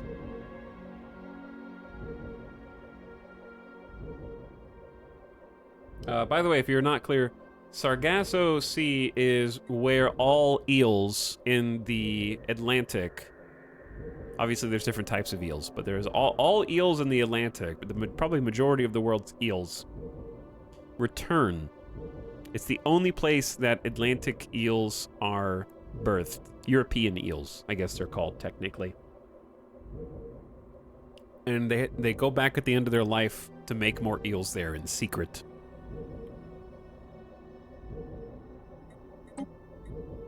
We don't need adaptability. We're perfectly adapted. That's where the portal to the eel dimension is, correct. Diplomacy, it's a little late for envoys. Domination, never heard of it. Expansion, never heard of it. Harmony, maybe. That's leader lifespan. I don't think we need the edicts, fun, or the governing ethics attraction. Mercantile is trade. Politics is not the worst. It's just like supporting resolutions. Prosperity is upkeep. Specialist output more. Build speed faster.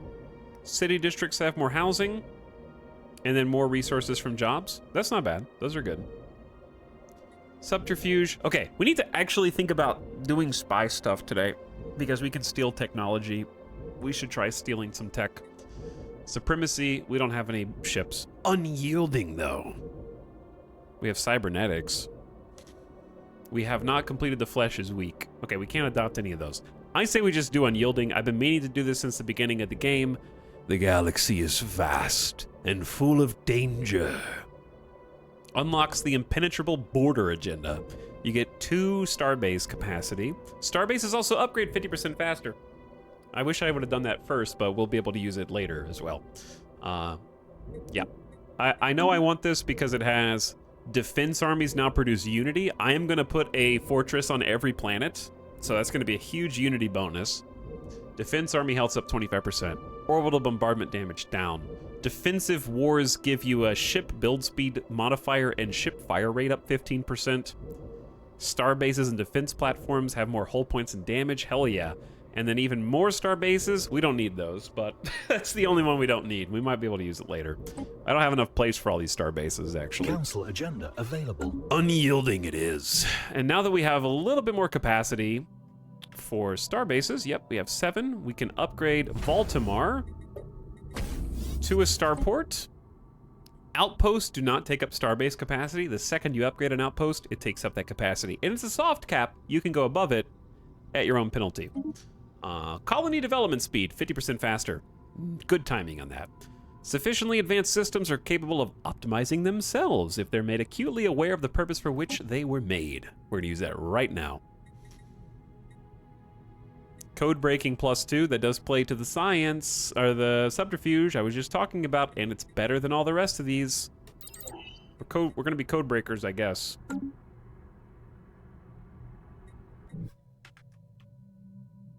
Incoming transmission. Incoming, no embassies, go away. Council agenda, yep, that is unlocked. We have mastered a new technology. Tech is opening up too fast. Unity bonus plus 10% from factions. The Empire lives, the Empire breathes. We may make up its body, but it is not for the left hand to know what the right hand is doing. Look at these purples, dude. That's a lot of purples. Paradise Dome is interesting. Commerce and trade, bureaucrat bonuses, clone armies. Food from jobs and starbase constructions. Yeah, I guess let's... Nutrient replication, synthetic food. I don't know, it's kind of a longer one, but it's okay. All right, policies before I forget. Or rather just edicts. I don't know if we have any policies that I care about. Yeah, we actually have a little edict fund overhead. We got mining subsidies, farming subsidies, and research subsidies. We might be able to chill on the subsidies for a bit. Because this is consuming more energy credits. This is consuming more energy credits. I'm sure it's a net benefit if you're not using all those resources. Fortify the borders unnecessary. Oh. Okay, no, yeah, I see what's going on here. If we want nutritional plentitude, we can increase happiness. We're still on expansionist diplomatic stance. Okay, maybe we do need to change some policies. Yeah, that's true. That being said, border friction, like, none of these are that helpful. Lowering diplomatic weight is not that cool. Plus 25%. None of these are strictly helpful. You can't be the subject of another empire. Like, I don't want to lose 50% diplo weight. We don't have that much anyways, and it's 200% border friction. Cooperative is more diplo weight, but operations are more expensive. It's okay. If you want to do spy stuff, this is not good, but I don't think we're going to do spy stuff immediately, so fine. You can switch us after 10 years.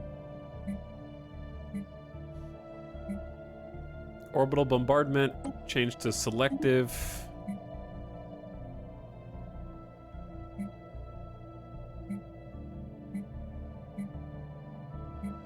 We could change resettlement, but I don't think it's necessary. We haven't had a problem with that right now.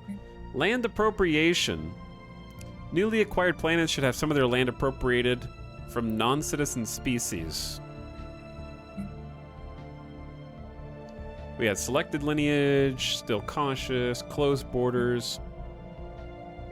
We could change the economy. I think mixed is actually fine.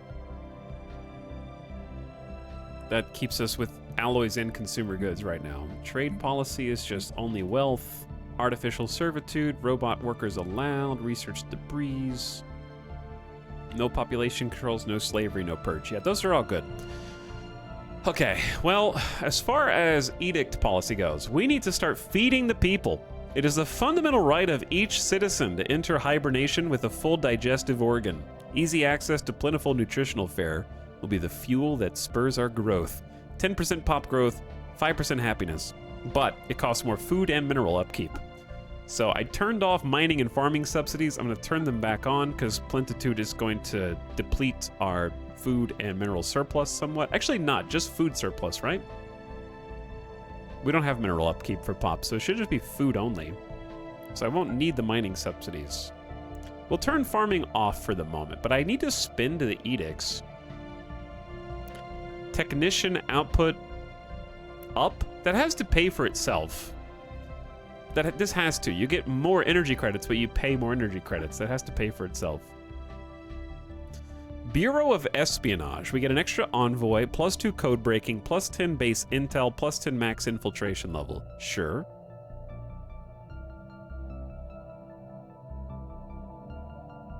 I believe that's all we need.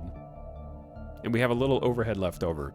So these ones cost resources. They don't cost free edict fund that you already have.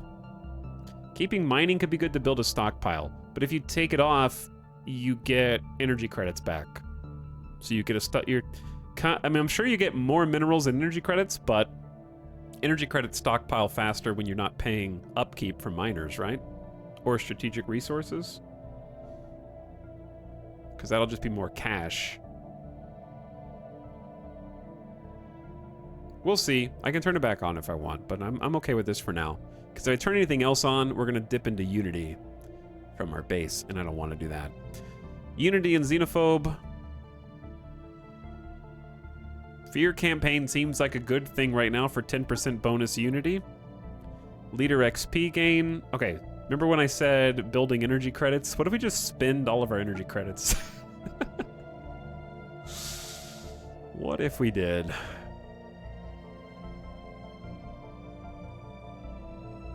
Spend money to make money. I think you'll get more from the Overlord too. Yeah, they'll match my investments. Okay. We're good. Keep it rolling. We just had to get into the gritty. There was a lot of stuff to update.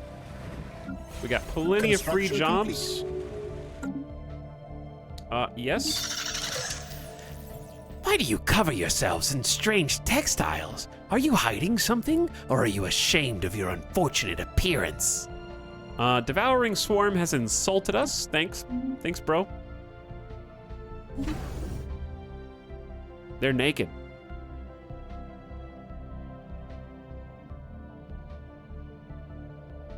I pretty much always have the energy weapon bonus ones active. I don't have any energy weapons, though, so that wouldn't do me any good.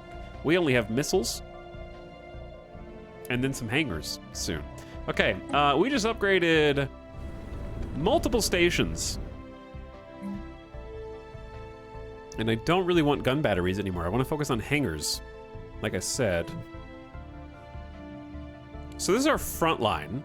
I mean, it's a front line with allies, but we've been attacked through here before. So the number one thing I want is detection array, because that's where the stealth fleets came through.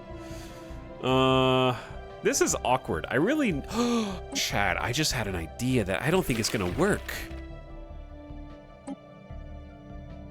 What if we can convince our overlord to give us this system to connect our borders? Ijagan.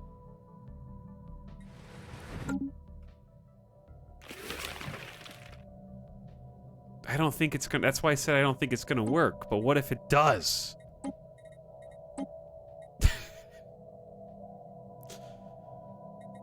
But what if I give you, minus loyalty? What if I give, hang on, how many special resources do I have? I have moats? I got moats, bro. I'll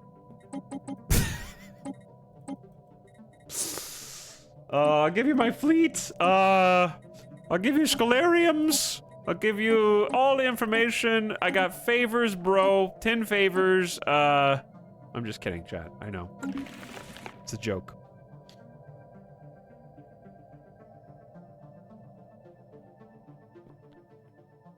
They hate you. The devs have commented on this. They said their AI is too stupid. I don't know if they said that. To understand the tactical significance of individual systems, so that's why it's like this. Well, why is there a trade option then? It's just confusing that way. All right, well, if I can't have that, then I'll just build my detection array. And since this is a front line, fill it with hangar bays for defense. Look how cheap this is, dude. Modular engineering is making that just 37 These do cost energy credits, though, so our energy credits cost is about the balloon.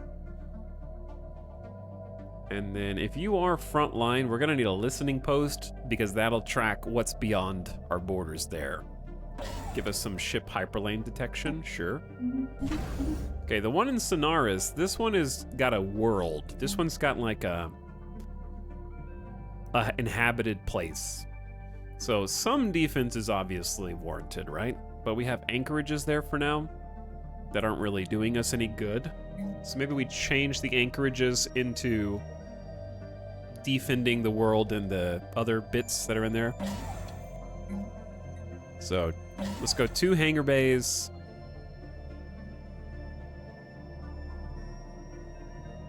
Well, hang on.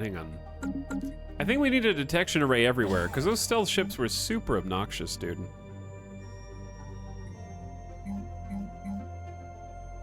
Do I have to dismantle these?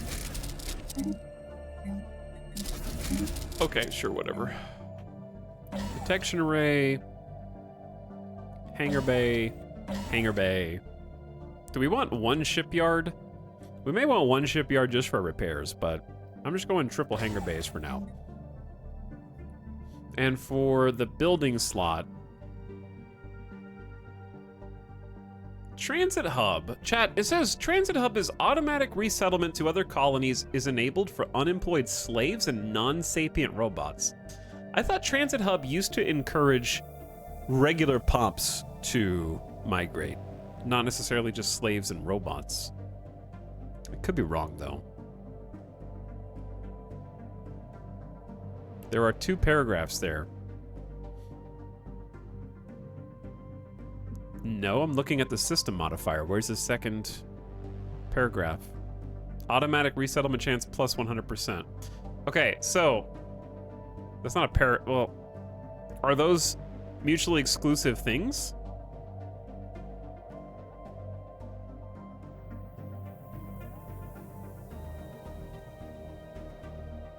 Is the offensive in preparation? Sort of.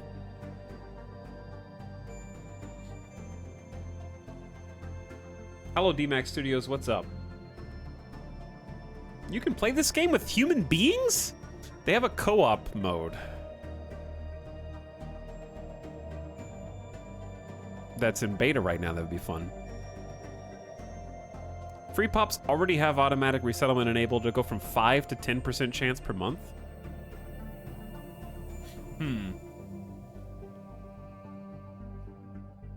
That may I'm just gonna give it a try. Let's give it a try. But the thing is, you need transit hubs in multiple places, like train stations, basically. So we'll need that in Far Echo as well. I'll just remember to do it. Okay, back in Zolomon. Zolomon is kind of a backwater location, so nothing personal to Zolomon. But we're gonna fill up the anchorages there for sure. That is Anchorage City. Same thing for Dultari, though Dultari did come under attack a lot, but yeah, we're just gonna fill those up with anchorages. Anchorages will support a larger naval cap, which we're losing a lot of at the moment to our Overlord. Can you get detection array with the base game? Construction complete. Stealth ships, to my knowledge, are only because of first contact, so there wouldn't be anything to detect without first contact. Is my understanding. Also, chat, give me a moment. I need to blow my nose.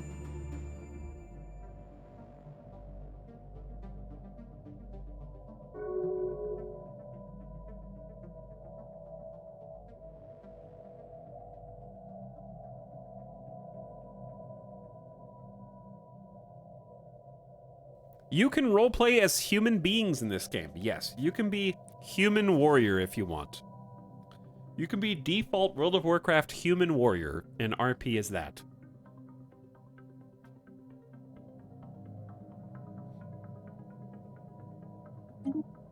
What are we voting on? Collective waste management, Diplo weight from economy up 40%, worker pop resource output up 5%, habitability down. Yeah, these are all good. Construction complete. Ooh, alloys and minerals from jobs? Hell yeah.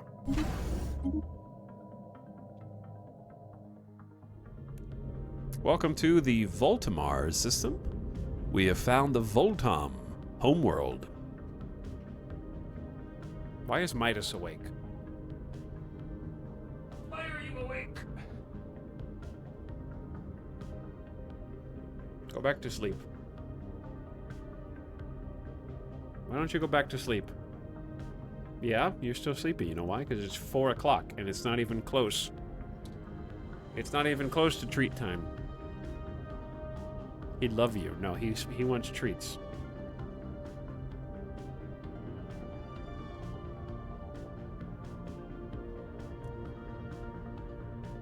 Midas Cam, finally. He is a stinky dog. Are you smelly? Do you have stinky breath? What are you looking at them for?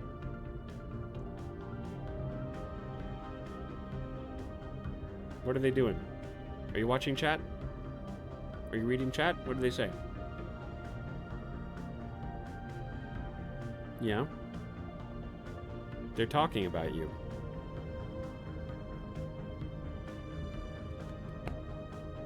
He is a small potato. You are a potato. Okay. Time to go back to sleep. Go sleep, floppy ears.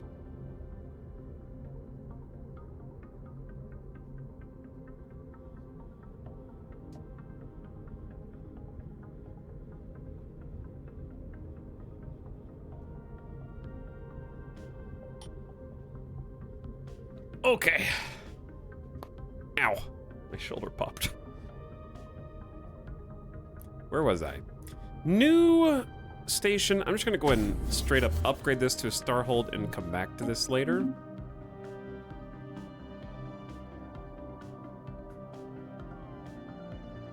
Gib treat. Always gib treat. One of our species, the Fathomless, is up for sale on slave market. Okay, if I buy one of my own people, does it free them automatically? Not again. The Fathomless, oh, they're unruly as well. I have to convert them. That's a pain.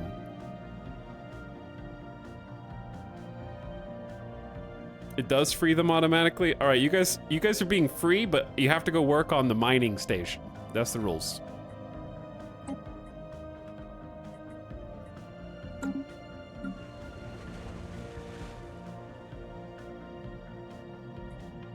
Sorry, I don't make the rules. I think it was one of the ones the debt collectors stole. Yeah, the debt collectors put them on the market, dude. Colonization efforts begun. That was expensive. That was 1/3 of our energy credits. The Sargasso is actually being settled right now. The colony ship is in, and we have an orbital habitat. It looks rather ominous, a bit menacing, but it'll work. I feel like the camera is like too high. The camera's like too high. Here we go again.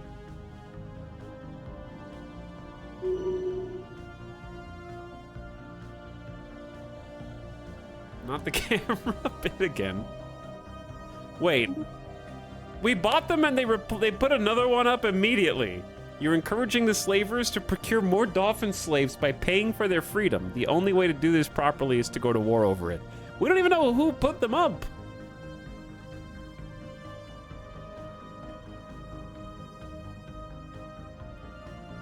But like, free pop? It's not free, it's 6,600 credits. I'll get another one, I guess. It's possible that it's not possible to free all of them. Like, it may well be impossible to free them all. They might just keep reappearing. I'm not gonna gene mod them right now because the game disproportionately charges you time for how many pops. Example, we converted our entire civilization in 11 months. Watch how long it takes to just convert 2 pops. It's gonna cost 3,000 research,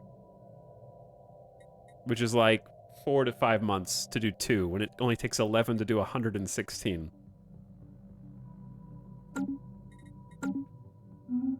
So we can just let them breed for a little bit. They literally don't do anything except take a little bit more empire size.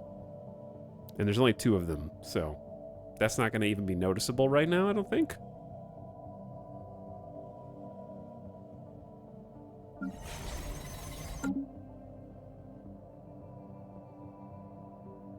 But, like, if I keep upgrading them... See, there's another one! Okay, this is the last one. This is the last one. They're going to Damp Rock, and I'm gonna convert these ones. Okay. And then I can't afford anymore. Situation log updated. That's 5 months for 3 dudes to get genetic modification. Oh my god, oh, no, that was the old notification. That was the old notification. False alarm. We freed 3 of them. We freed 3. Sargasso colonized incredibly fast. Snide Kerfuffle, enjoy your new life as a generator station governor for now. So every time we build a new orbital habitat, we have rules. We already know the first 3 buildings. Building number 1, you have to start gene clinics. That's the free amenities, the free pop growth speed. It's not free, it costs consumer goods, but it's pop growth speed, right? Rule 2, robot assembly plants for us. Alloys, upkeep, so we pay alloys, we get robots, more pops. Rule 3, we make a research lab on every single habitat.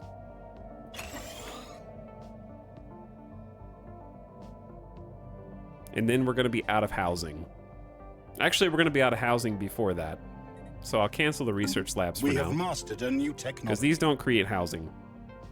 So I think, actually, the third thing is we're gonna need 1 habitation district. Incoming transmission. That way there's places to live, and then we can have a research lab. Okay. Robot assembly complex. We can have tier 2 robos. Actually, the robots don't change. We just make them faster. Rare tech, that one's cool. Ooh, where has this been hiding all this time? That's just metallurgists make alloys 10% better? Yeah, that one. 10% more allies, hell yeah. Excuse me? My overlord wants a commercial pact? With moi?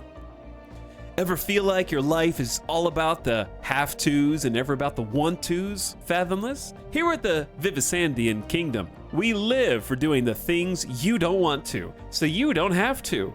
Enter a commercial pact with us and maximize the meaningfulness of your existence. Bro, I don't want to be your subject. So how about that?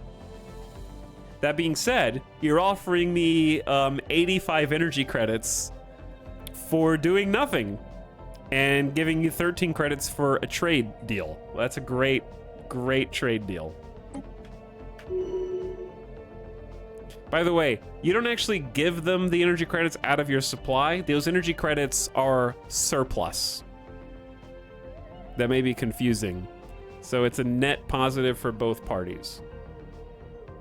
It's basically like, because you're doing trade, that is the percent amount your economy is stimulated. It's an abstract way of thinking about it. We've discovered a resource here, but I don't see it, so I don't know whose it is. We're printing more Construction credits. complete. We are actually printing more credits. Okay, we got a Star Fortress in Voltom. Species improved. Voltom is one of these places that is kind of tucked away. You have to go through our capital or through Dultari. So, because it's tucked away a bit, if we're fighting in Voltom, something bad already happened. So I'm gonna temporarily just put anchorages there.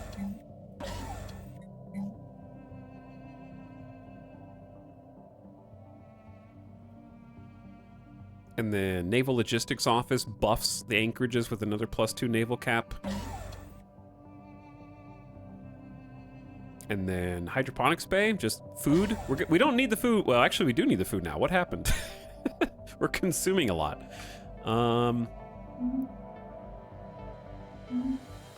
We've completed the modifications to the Fathomless Order species. Good. Everybody should be ruly and genetically modified with limited regeneration. I believe we're consuming so much food because I changed a policy, or rather an edict. Nutritional plentitude is causing us to have 25% increased food upkeep, so it's probably from that. But we get pop growth speed. Council agenda Another ready. one! I can't afford... Construction complete. I can't afford to free any more of the Fathomless slaves. I'm sorry. I'm sorry. I know. I know what that says about me. Okay, Naval Logistics Office to buff the anchorages. Ditto, same thing. All right, so we're making our naval capacity work for us. We're gonna have a very high-tech small fleet eventually. We can't build any of the fleet until we get off of our Overlord contract because they are charging us a premium in upkeep and also upfront cost to build new ships. So that is not something we want to do right now. Ooh. It is counselor slot time. Excellent. Launch the agenda. We've freed up a new council position. All leaders get 300 experience because of shared benefits. And we have Keeper of the Vaults and Principal Instructor. Cost and upkeep or leader XP gain. Let's go leader XP gain, available for anybody.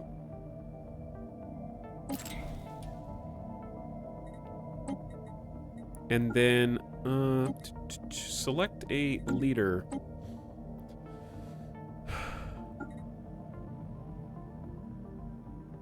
So basically we can plop Mizrahi or Snide on the council and activate their counselor effect. We got ship upkeep down and army upkeep down, or we got edicts upkeep and more edicts fund. We have been using the edicts fund. I'd like to use it more. Mizrahi, you have a trait pick, which I didn't get a notification for. More ship upkeep down. How much are we paying for ships? 78. That's not a lot, but it's also free money or just crime down. Let's take the ship upkeep down, and because you have a level 2 versus a level 1, I'm gonna pick you. Mizrahi, you can go on the council for now. Heroics 10 is 138 years old. 133. Oh no! Gale Surge is almost 140. At 140, they have a chance of death. So, time to choose a new agenda. Survey speed, no. Monthly unity, I like it. Faction unity is not as good as just overall unity. Starbase bonuses, citizen happiness, damage versus marauders, and fallen rivalries. Okay, let's just go with this straight monthly unity increase. 10% now, 40% for 10 years once launched. Wonderful. I said I wanted to get to 300 unity. Ruler elections are in progress. Elections for the new Unfathomable are in progress. Spend unity. Oh, it's 1600 unity to continue to elect Gale Surge, or I abstain and leave it to chance.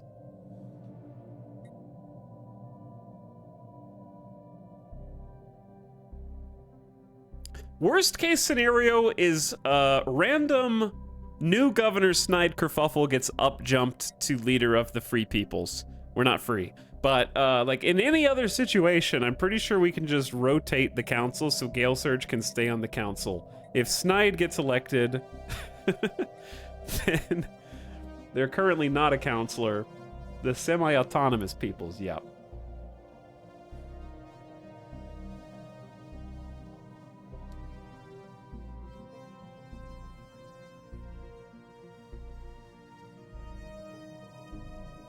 Abstain. No! In a complete upset, new Governor Snide Kerfuffle has been elected to the leader of the oligarchy. They are a brand new young, energetic. Oh, hang on. Abnormal sensor readings. We picked up curious readings from Voltamar 1B, possibly indicating the presence of life. Given the weakness of these signals and the lack of response as we attempt to contact these life forms, we must send a research team if we are to figure out what may have happened. Special Project Scalarium Sensor Anomaly. I'm sorry?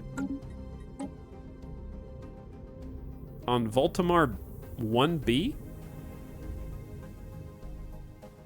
Where's 1B? Oh, the moon of Voltamar. Well, that is Situation log update. That actually is interesting. Okay, I'm gonna just hire a third scientist, and we're gonna name them from the chat. We got other issues though. You have idle leaders. Yeah, I know, because you picked Snide Kerfuffle, who is literally level 2, and you picked them as leader of the Unfathomable. You could have picked any of those. Okay, you know what this has to be?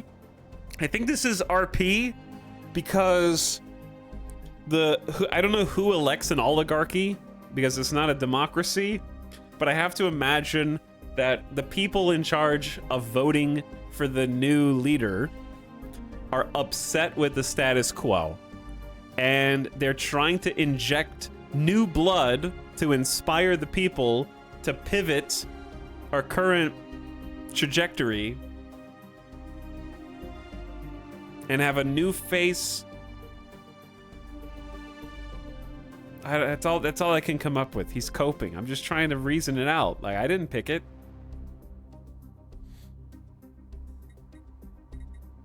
It's like the Roman Republic where only elite landowners can vote. I guess so. All right, show me the council though. So what does the council look like? We have the Unfathomable level 2 skill, which by the way means we just lost so many job resources. We had crime reduction, we had resources from jobs. For the record, the Unfathomable Gale Surge was level 7. So we just lost effectively 10% to all resources from jobs. 10% empire size reduction. We have counselor experience gain is only plus 10%, so we probably just lost like... Gale Surge can still be put on the council, just in a different position, so we're having to shuffle people around. Minister of Defense Heroics has to be an admiral, right? No, you can actually be Gale Surge. Okay. Heroics 10 has been on the council for eons, though. But doesn't have any like, Heroics is 139 and is going to retire from the council. They're at death's door. And then be replaced with Gale Surge. Okay? Wait, no. There we go. So at least Gale Surge can come back. Increases army damage, but we get the planetary defense bonuses, code breaking bonuses, edicts bonuses, and experience gain bonuses. They have 4 counselor traits for being on the council. There does seem to be a need for new blood on the council. Yeah, okay. Well, I guess it's not all bad. At least we can keep them on the council for now. But we lose so many bonuses. Snide, you're gonna have to get leveled up fast. The good news is, to that end, look at all of the bonuses that we have for counselor XP gain. They have, I'm just gonna, if they're all additive, which I don't know, I guess they are. Let's add it up real quick. 39, 40, 50, 75, 85, 105, 113, 115, 135, 155, 165, 205% leadership XP gain. Okay? Remember to rename Snide. Chat.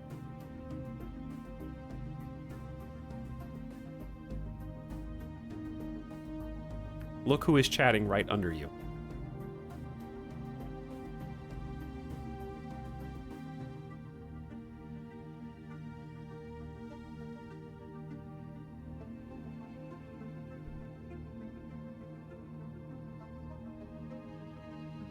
Okay. Anyway, this is an interesting turning point. We have mastered a new technology. The widespread use of advanced ceramics in industry can improve metallurgical yields 10% to all alloys. Yeah, hell yeah, hell yeah. Armor, Star Fortress. Just glancing at these, I think it's Star Fortress time. Star Fortress time opens us up a lot. We just need to have alloy production to handle it. We're going for Bulwark. We're going for Super Fortress. Gale Surge is waiting to be assigned. Okay, Gale Surge. You can be assigned to... You can go teach the troops what you remember, okay? From the wars for independence. You can just be assigned to the ground army. Dude, the garrison? Look at the garrison. 2,400. Got some badass defense armies here. All right, you know what we need to do? We need to upgrade our robot assembly plants. That's gonna consume some hefty crystals, but it's gonna make a lot of robots. Making a lot of robots is good right now, though. Even just the star holds are 7K power level like this. That's not bad. What about Snide's old job? Snide, they can be on the council and continue their job, which is exactly what's happening. Snide is still a governor of Sargasso. Wait, I think you are. What are you doing? Oh wait, no. When you are the leader, you govern... Hold on. You can do both, right? Ruling from Eospora. Oh, the rulers can't be governors. Interesting. Huh. Well, we don't necessarily need a governor here, but I do have one free leader capacity. That being said, the plan was to make another scientist, because some of our scientists are gonna die soon. And this is where... We have mastered a new technology. Who did I fire yesterday? I fired someone, and now we're hiring a new scientist. Code breaking +2. Our operatives can access data from adjacent realities without risking setting off alarms in this one. Rip Influx. Rip Influx. Encryption seems important. I don't want to have my codes broken. And it opens up covert ops paths. So do we have another envoy? We do! Alright, so we can both improve relations with the Vivisandian Kingdom indefinitely and start spying on them. That's a great idea. Infiltration level's currently 16 out of 90.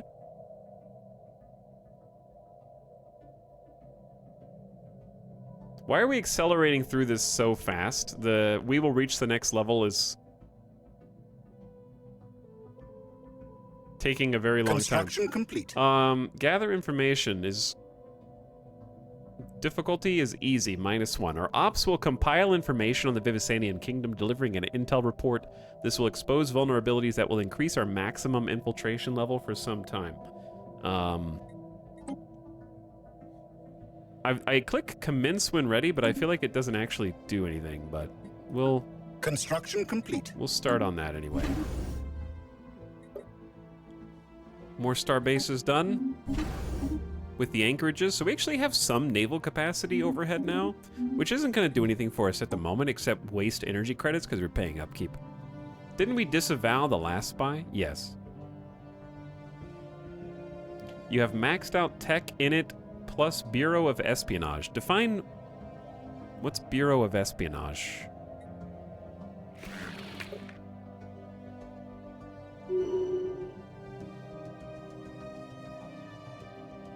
Oh, the edicts. Yeah.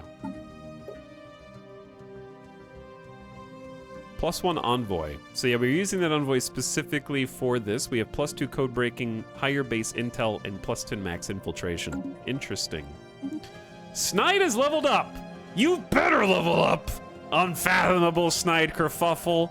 You just jumped in front. Like, there's supposed to be a hierarchy to these things. We got people who've been serving for life on this council, and you are hired out of nowhere, governor of some backwater, brand new Sargasso ass, doesn't even have a gene clinic, doesn't even have more than one population, governor of a generator station, now the leader of all of the unfathomable peoples. Okay, well, what do you want? Charismatic? You gotta be charismatic. That's the only one that makes any sense. The counselor trait for more edicts. We are under the edicts fund by a sizable amount. Okay, in that case, we need more food. We're negative 47 on food because of the upkeep. I'm gonna do farming subsidies. And that's gonna be good because they'll match our subsidies. Yeah, our overlord will match the subsidies and pay us even more. That's what I'm trying to say. Hey man, he's trying his best. Got a million angry eyes on him and he's level 3. You got a long road ahead of you. We have mastered a new technology. 2 techs at once? How come mom lets you have 2 technologies? 15% food from jobs, that helps us immediately, and 10% from star-based constructions, which we have hydroponics in almost every star base, which I don't know why I couldn't think of that word. The process of synthetically replicating crops requires a lot of collected waste to create a small amount of produce, but nevertheless provides a significant boost to agricultural output. This isn't organic. This is the opposite of organic. Ancient pulse armor. I don't have that many. Dude, these sound so badass, but I don't have... This is shield. This is an armor with regeneration. The armor has shields. That's awesome. But it costs so many minor artifacts, I can't afford it. Talix, if you ever want to do a smear campaign, do not tick commence when ready. It skips the steps and prevents you from choosing the target.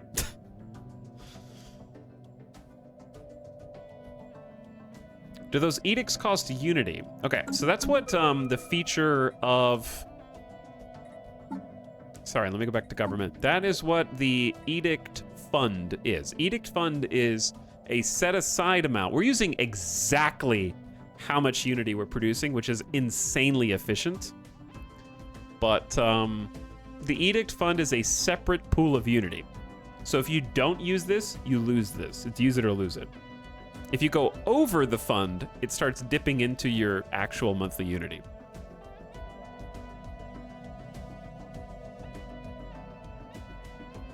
I never knew that about smear campaign. I thought it was random. Oh, I thought it was supposed to be random. Chat's learning about smear campaigns. Hello, we tell in chat. What's up, Wildflower? How's it going? Oh, I was picking a new society research. None of these are that useful to me.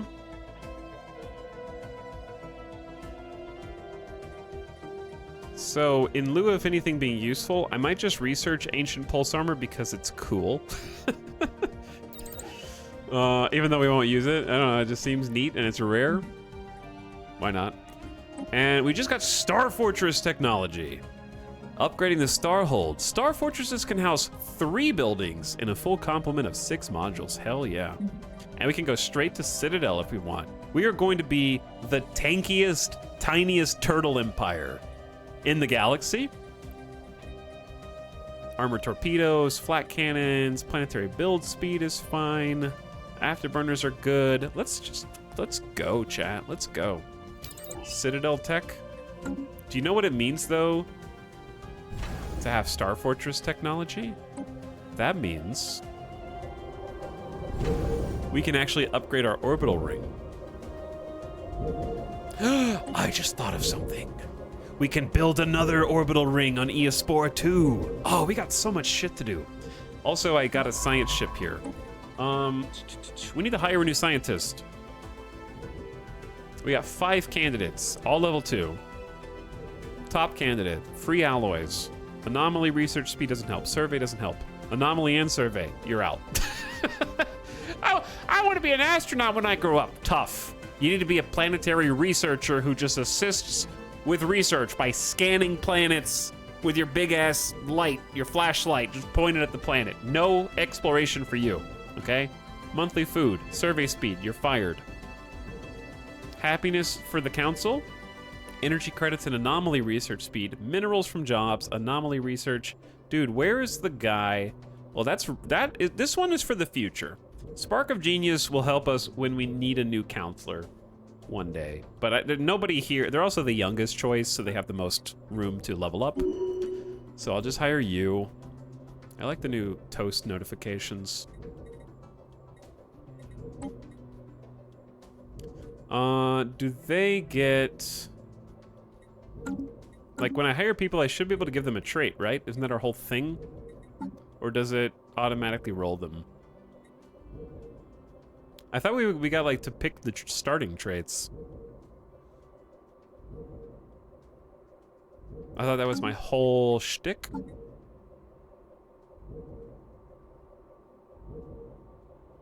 Leader starting traits +1. I guess it randomized? I swear we were picking them before when they were level 1.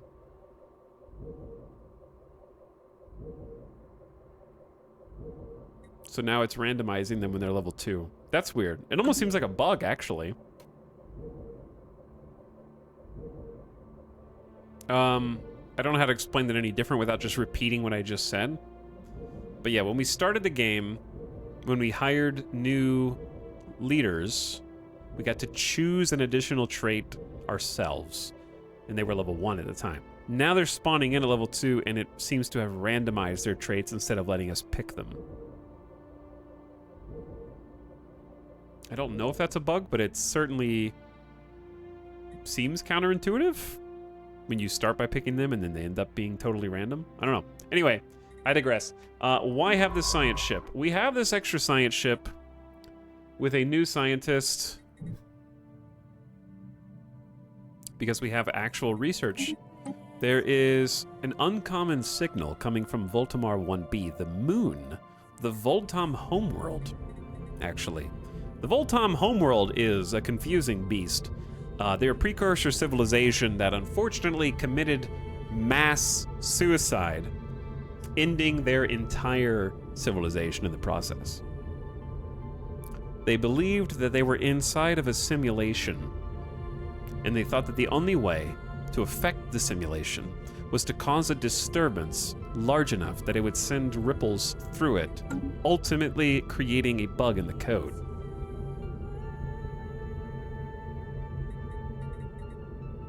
We also recovered the Voltam reality perforator in the process.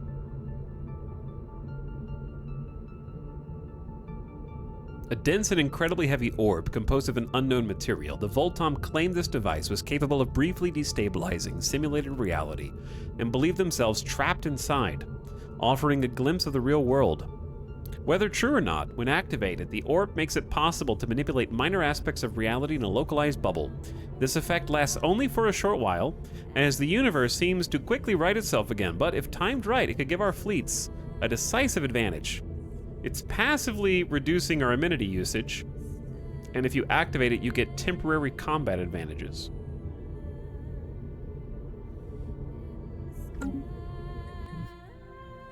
So the passive is quite nice. Okay, I got distracted. What was I doing a second ago? Oh, investigating. Yeah, we're already doing that. And then after you investigate that, I'd like you to go to Sonaris and assist in research. We have mastered a new technology. Further advances in unstable entanglement have given us new ways to prevent unauthorized intrusions in our database. Encryption level up. All right, we've put this off for long enough. We don't have any gateways, so that's irrelevant. We need 0-point reactors. Better reactors so we can upgrade all of our ships. Don't look at them, Chad. The Fathomless are back on the slave market again. We can't free them. We've already freed 3 of them. They're too expensive. They pondered the orb and decided to press delete. They may have well done that, yeah. How is the vote going here? Oh. Overwhelming. So many people abstaining from this. I think I'm in favor of it, so we're just gonna... Special product. I'm gonna join on the supporter side. We have an update from the ship we sent to Baltimore 1B. They came across the debris of a ship which had crashed at the location, still sending out weak signals every now and then. As they sifted through the area, they came across a small library with books they think detail the biology of local fauna from the many different planets the original inhabitants visited. Our team will bring them back and decipher the language used in the books and add whatever information they can glean from them to our own database. 2,000 society research for free.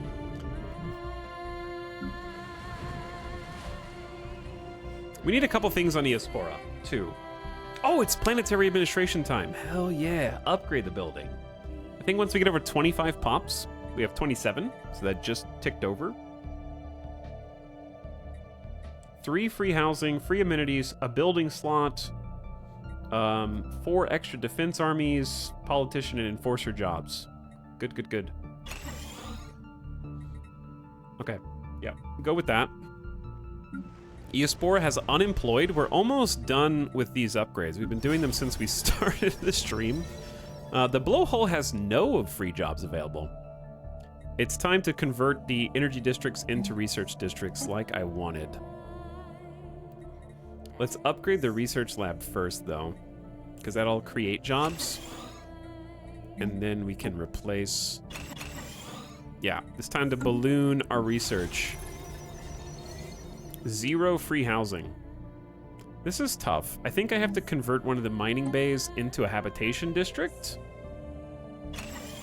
so that we have room to fill, because we have plenty of space for jobs here. And then I want to have a stronghold on every single habitation. We are going to have incredible garrisons on all habitats and planets. Sargasso's going strong. Yep, all right, we're good.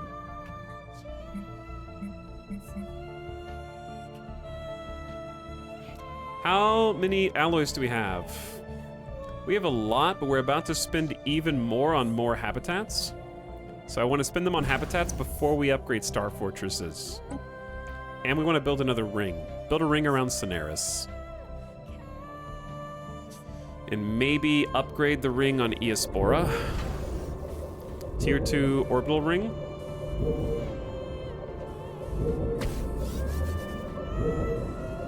That'll take 600 days. Long time, but that's okay. It's worth. Expansion is in the near future. I mean, we're already expanding. We're building 3 habitats simultaneously with 121 alloys coming in, so we're pumping up the resources. We are losing food. We don't really have any farming. We have negative farming.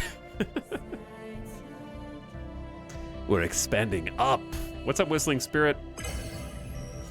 Baltimore Prime habitat complete. Colonize it with Fathomless. And this is going to be... I want to say was this an energy one? Oh, I need a name. No, this was a science one. This was science.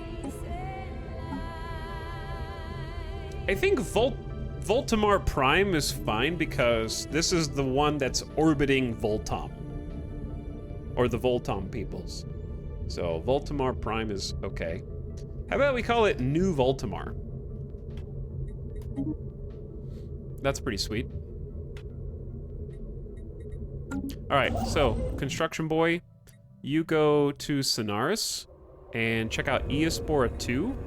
Build us an orbital ring around our second and only other planet. There we go. The orbital rings are pretty sweet. They have passed collective waste management. We're now at 40% diplo weight from economy, more alloys, more minerals.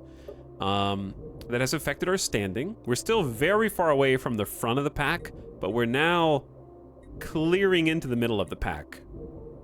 Most of our diplo weight is coming from tech as expected, almost 1,000 coming from tech.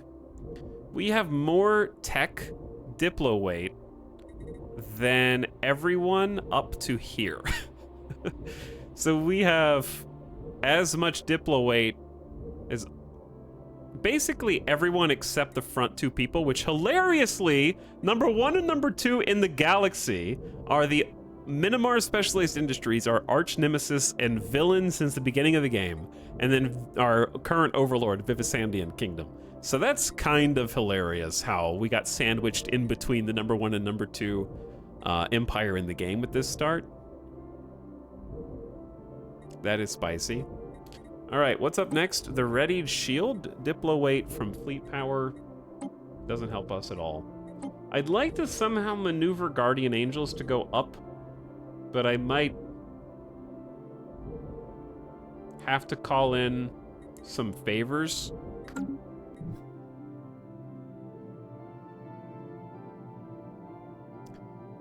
So generally what I like to do is find out who the top dogs are,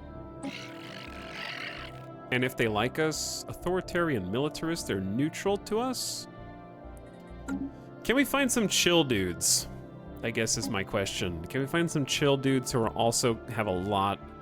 You want to call in favors from people who are powerful. So I don't want to, I guess I could just call in favors from my own overlord. But I don't want to give resources unduly to my own overlord, I guess is what I'm trying to say. Interstellar Nurian Commonwealth are xenophile egalitarian. They seem chill and they look like us and they chitter and it freaks me out. They have this little like head bobble. It's freaking me out. Trade deal time. You give me 10 favors. I give you whatever strategic resource I'm hoarding. Volatile motes. That's not nearly enough. Chat, did they nerf? Did they make it harder to get favors? This used to be too cheesy, and by cheesy I mean too easy. So I don't blame them, because you used to be able to spend about this many strategic resources to get 10 favors, easy peasy. Okay, they did nerf it. That's fair. Favors are pretty easy to get if you go the Diplo route. Well, that's understandable. Like, if you choose diplomacy, it's easier to get favors. It was so easy to get favors. Okay, all right, okay, all right.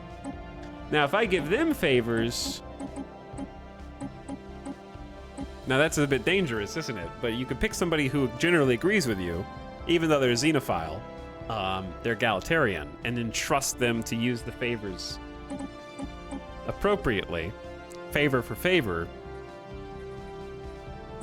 Wait, not monthly.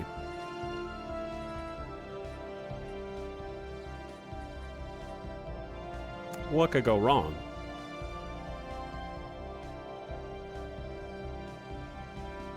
Yeah, I don't know.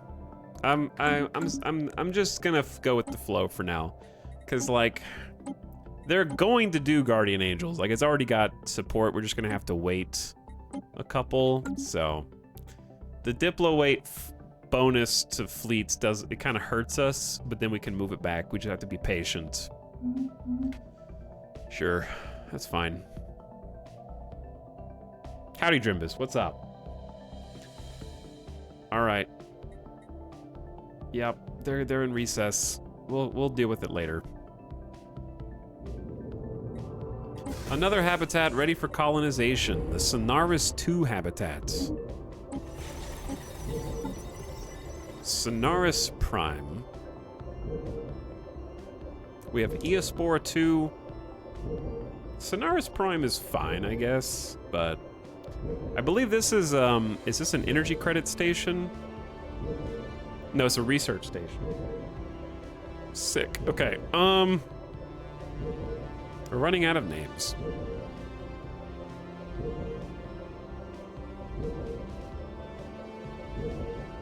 I'm just gonna call it the Octopod.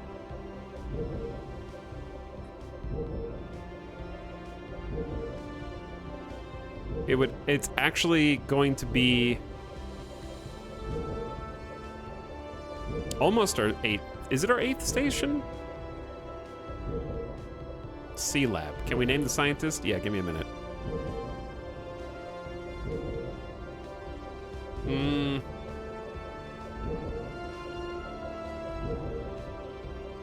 What is both research Ocean themes, dolphin. I can't think of a good name, Chad. I'm actually okay with just having it be Sonaris Prime because the star's name is Sonaris, and so this can just be the station. It's fine. Let's not overcomplicate it. Spyglass. Pretty good.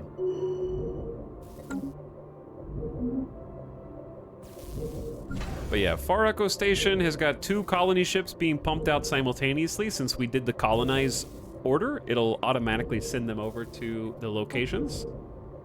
The habitats are ready to receive colonists.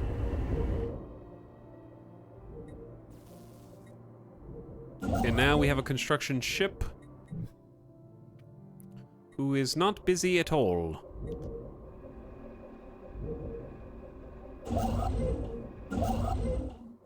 Okay, are there any more research spots? We have a mineral spot. That's a moon. Energy spot. Energy spot. Empty ones also technically work. I don't think there's any more research spots at all.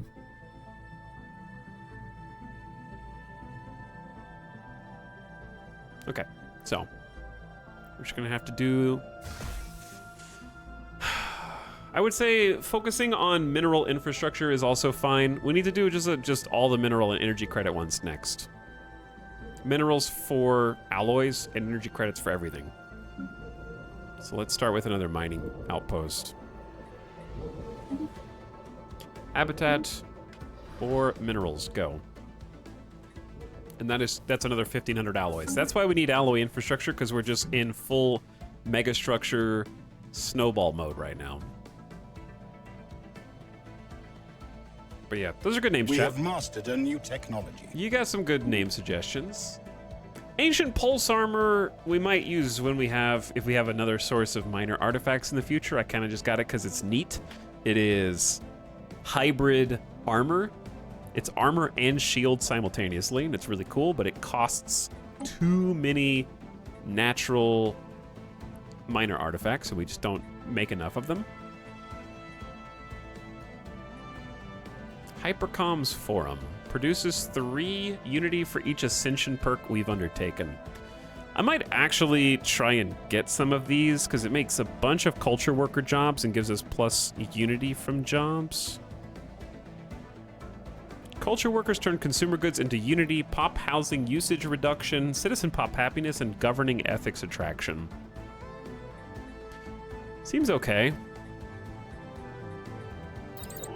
We just have to actually use it. GDB is already here? Technically early, technically late. A unity habitat would be funky, for sure. Oh, naming the scientists. Hold on. We have 1 name we're keeping renowned paragons. All right, chat, I'm going to open the name a leader to another person. You just gotta be fast. And you gotta have 100,000 channel points when it pops. 3, 2, 1, go.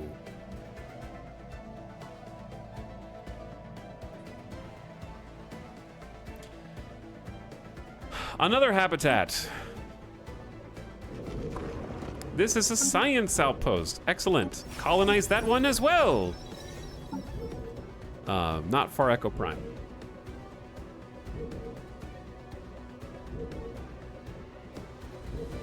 I'm gonna call this one Tap Glass. Do not tap on the glass. Excellent. Me!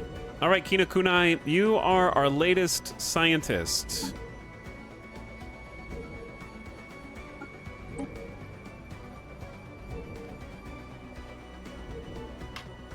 And you are level 2, 33 years old. You have an expected life of 140 plus.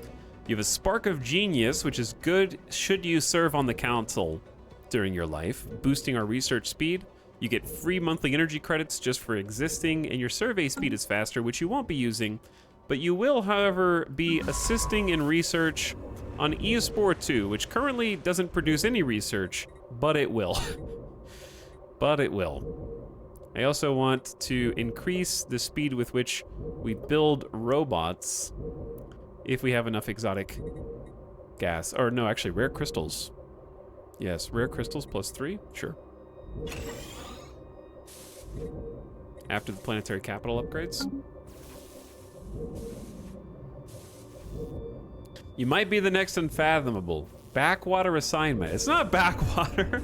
You're getting an orbital ring. You're a blossoming planet with 28 pops. And you're about to have a planetary capital.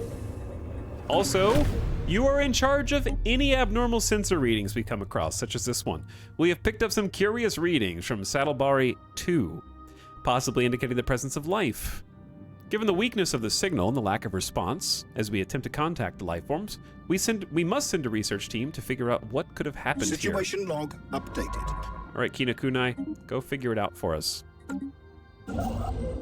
We have another idle construction ship. Chat, we're going to find out the answer to the question, is it possible to build too many void-born habitats and colonize them all simultaneously? We are gonna find the answer. I think let's look for maybe some more in Voltamar. Ooh, what about alloys?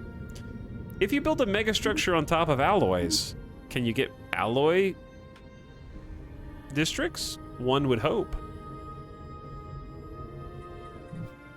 But yeah, go there, do that. You can't? Are you sure? Incoming transmission. Are you sure you can't make any industry? You can't do any industry?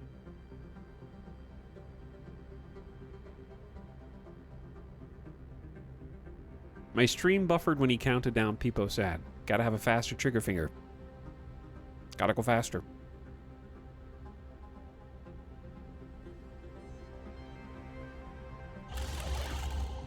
Construction complete.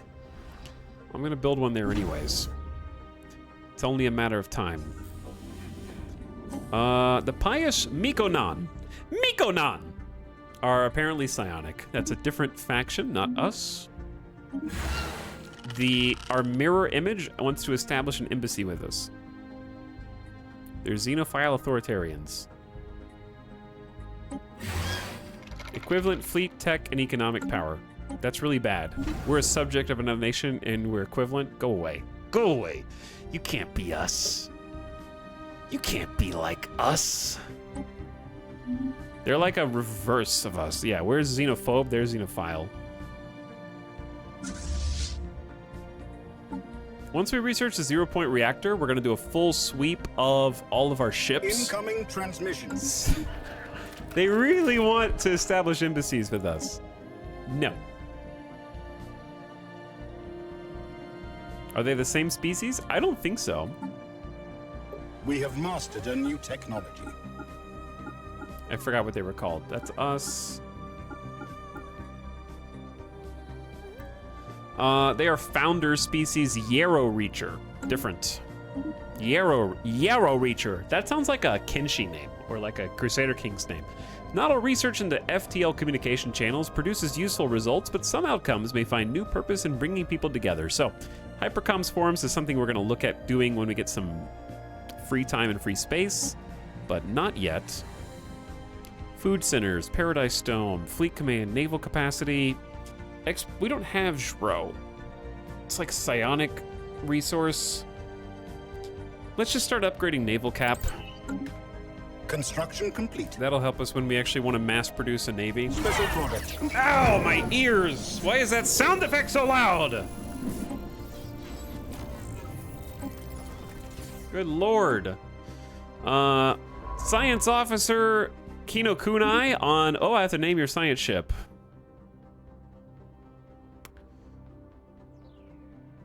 Chad, who's a scientist that we're supposed to name this ship after? Has he really done a 10+ hour run with 4 planets? Excuse me, I have 2 planets, and you will fear them and respect them. And yeah, we're gonna make a comeback, okay? Hello, Italics. May the Stellaris be with you, hee hee. Thanks for 29 months. Appreciate the sub. Hi, Alan Miller Time. Welcome back.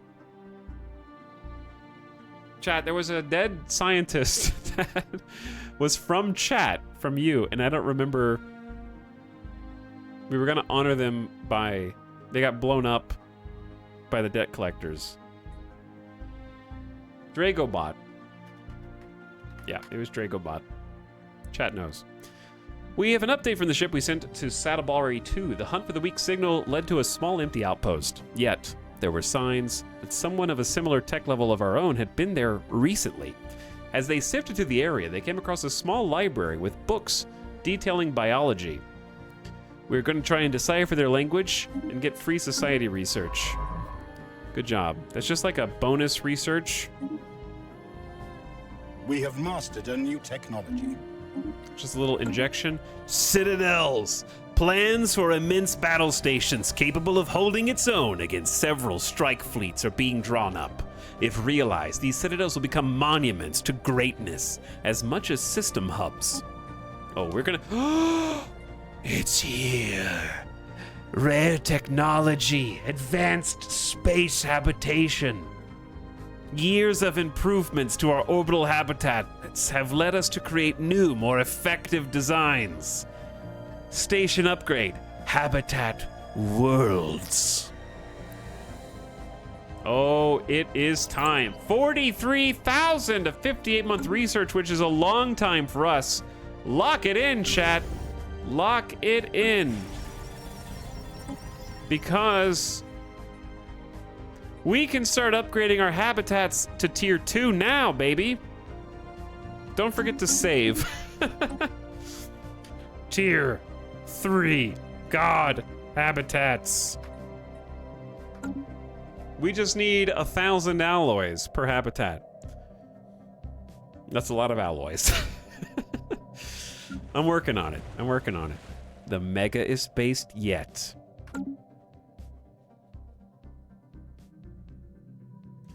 Okay. Here's what we're gonna do. So how did Etel end up with so little space? We spawned next to an advanced AI start who subjugated us and then boxed us in, and then our neighbors are our RP friends because they hate the former slave masters the same as we do. So we live inside a bubble. And also this is what happens when you spawn with 15 plus AI starts on an 800 size system. It's a fun challenge. The DLC tier list. Chat, we get so many people asking about the DLC tier list. Can we just get the tier list from the Discord linked in a command?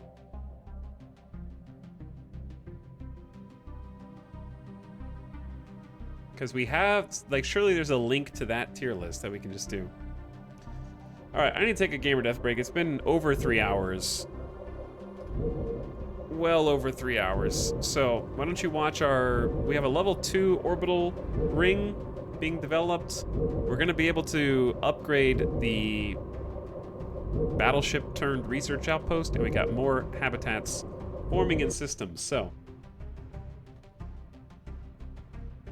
Sounds complicated. Let's just post the link in the list in chat.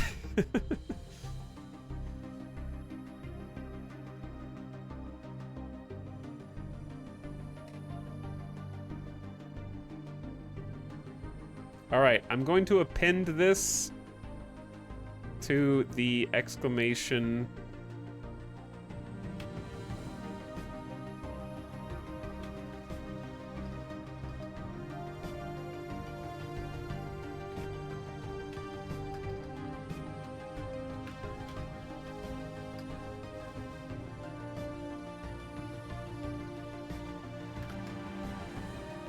Hold on. Where did that go?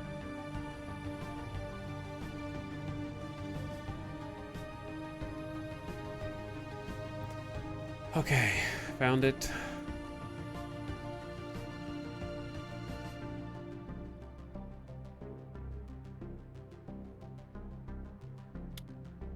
I'm not, I thought... Chat. It's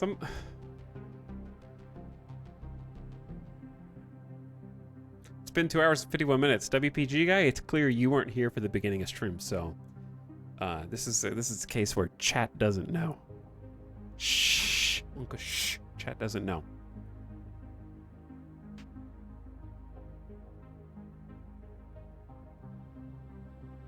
Don't tell them Pepe laugh. I can't upload to Imager or Imgur because I apparently have ad block on. And honestly, I don't know how to turn it off at this point. It used to be an icon that I could see. And now I can't see the ad block icon to disable.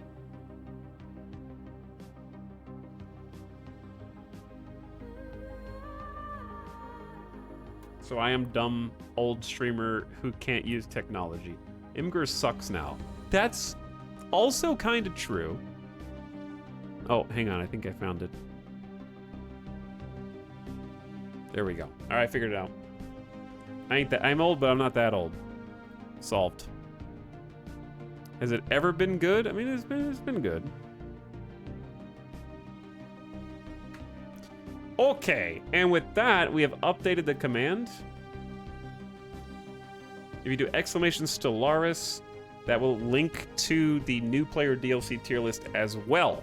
All right, now that that's been taken care of, give me a few minutes. I'm gonna take the dog out, give him some well-deserved treats. And then we continue this amazing campaign. I'm having a ton of fun. Hope you are too. Thanks for hanging out with me tonight. I'll be back shortly.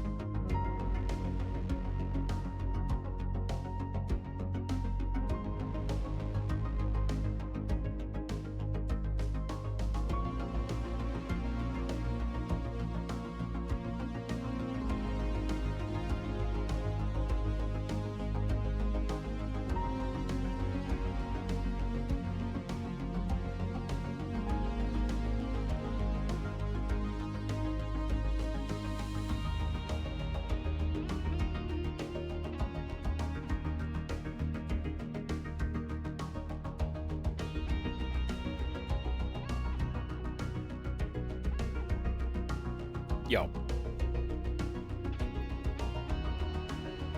What up?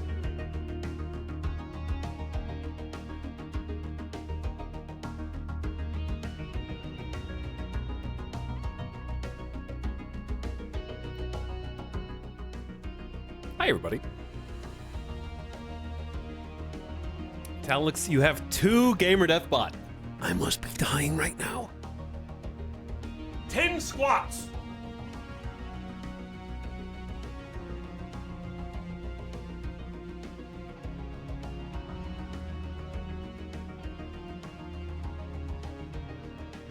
It sneaks up on you. Take 2 breaks. That's a great idea.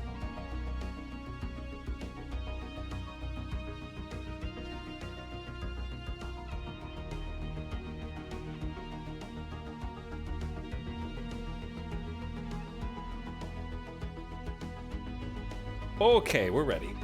I'm ready.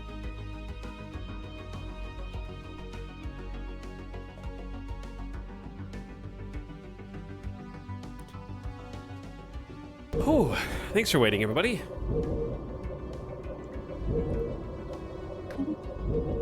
I don't want to spill this water.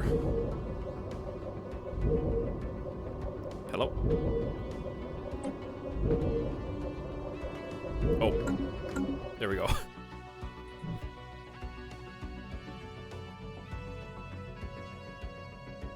Polish off the coffee, replace with water. Now, Etel, are you being a naughty vassal? Is it naughty to have your overlord pay you exorbitant amounts of resources and then instantly use them? Where are all the resources going? I guess we did convert into a bunch of alloy producers, but I feel like our mineral gain took a dive somehow. I guess we're just using them for things.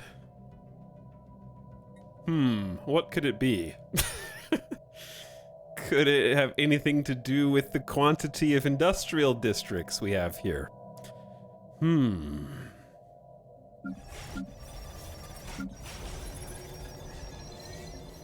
Alright, the research district is using consumer goods. We still have 100 surplus of those.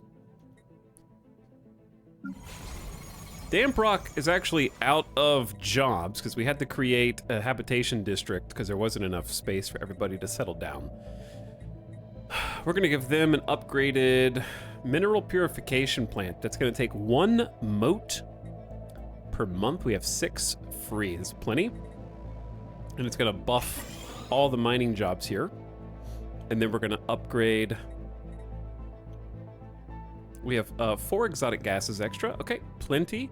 So then I want to upgrade the research lab to tier 2. That's going to double the research they're outputting. We have to keep snowball, like we gave up a bunch of research for the other resources, so we have to keep up with our research. I'm putting a research lab on every habitat, regardless of its specialty. Okay. Plenty of housing and jobs there. Baltimore is colonizing as we speak. Eospore 2 is getting a better robot assembly complex, and we need 50 pops to get a system capital complex.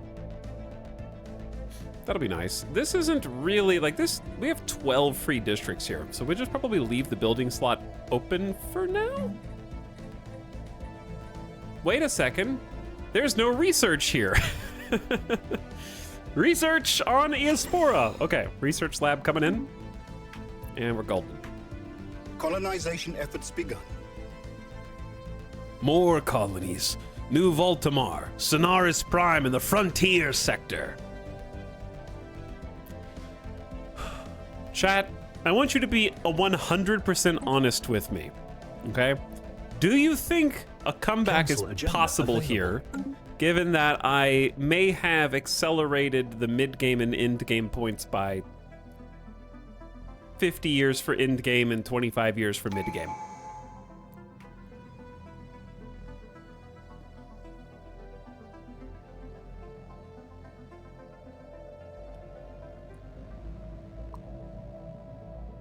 No, but I want to see. I just spilled water.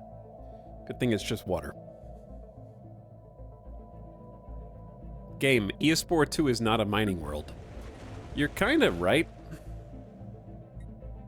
How do you change its designation?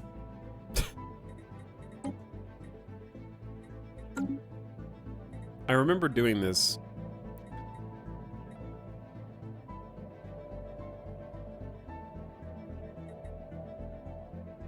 Upgrade Ascension tier. What? I've never seen this button before.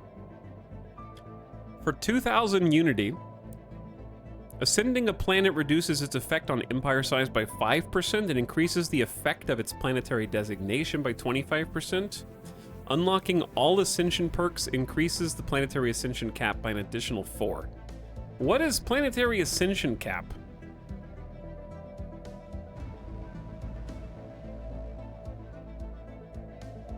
No, but that's why I'm watching. You're saying, chat's saying that I'm doing a campaign that they'll never do, so they just want to see what happens. Okay, well, but yeah, it's from auto-designated. We can get trade value, mining, agriculture world, no. Generator world, no. It's probably going to be industrial world, right? Artisan and metallurgist upkeep down, and then industrial district build speed up. Or, I guess we could just make it a forge world straight up. But it's gonna be both. Bureaucrats. Refineries. We are gonna have moats and the ancient refinery and other stuff. Tech world is obviously useful. Fortress world. And then rural. Agriculture, generator, mining, a simple, honest life. It's gonna be industrial world. Eospora is designated as a capital. I'm not sure. It's just empire capital, which is stability, amenities, governing ethics, and resources up.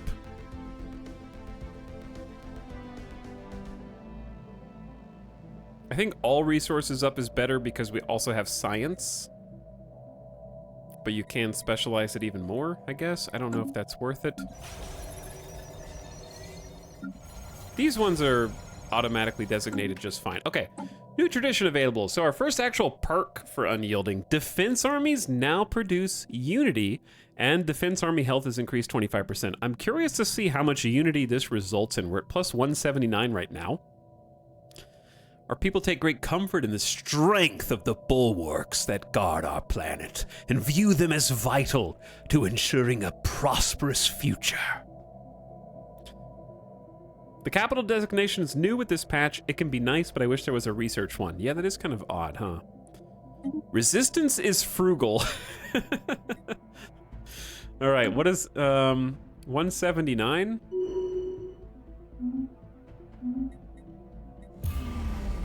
Thor quells are also psychic. Dude, being psychic isn't even special. There's like 3 separate peoples. 3 civs are showing some signs of psionic manifestation.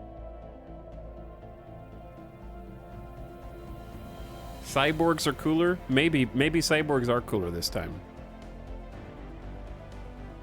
There's a research planetary decision, Donnie Dorito. They're saying there's not a research capital. Designations are new. Colonization efforts. And there is no research capital. All right, we've got 3 separate colonies being settled simultaneously. That's 3 orbital habitats all at the same time. 219, it went 225 briefly. That's a pretty good jump. That's at least 40 unity jump with that one perk. That's pretty solid. That's close to 25%, 25% total. And that's the result of putting a, we're gonna put a fortress on every planet. I have a stronghold on every planet. We're getting unity from defense armies.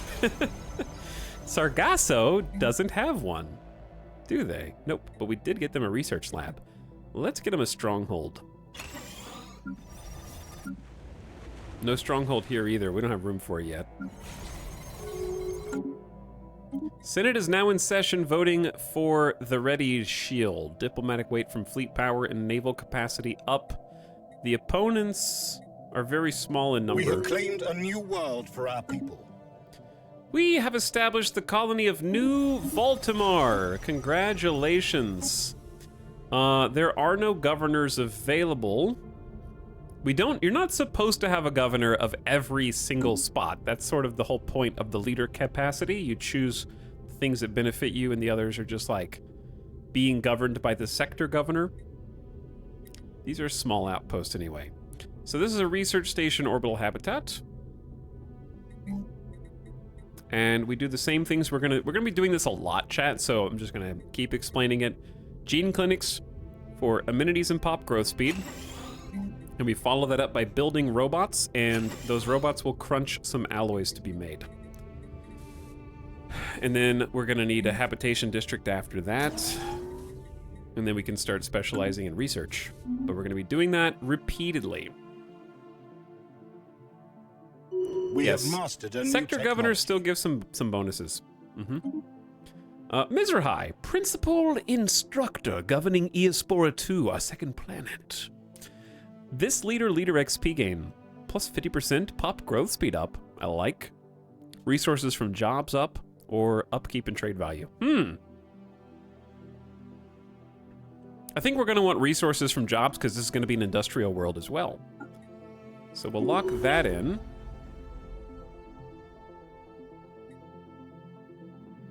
Oh, I like that when you highlight something, it pauses the cooldown. Oh, that's nice.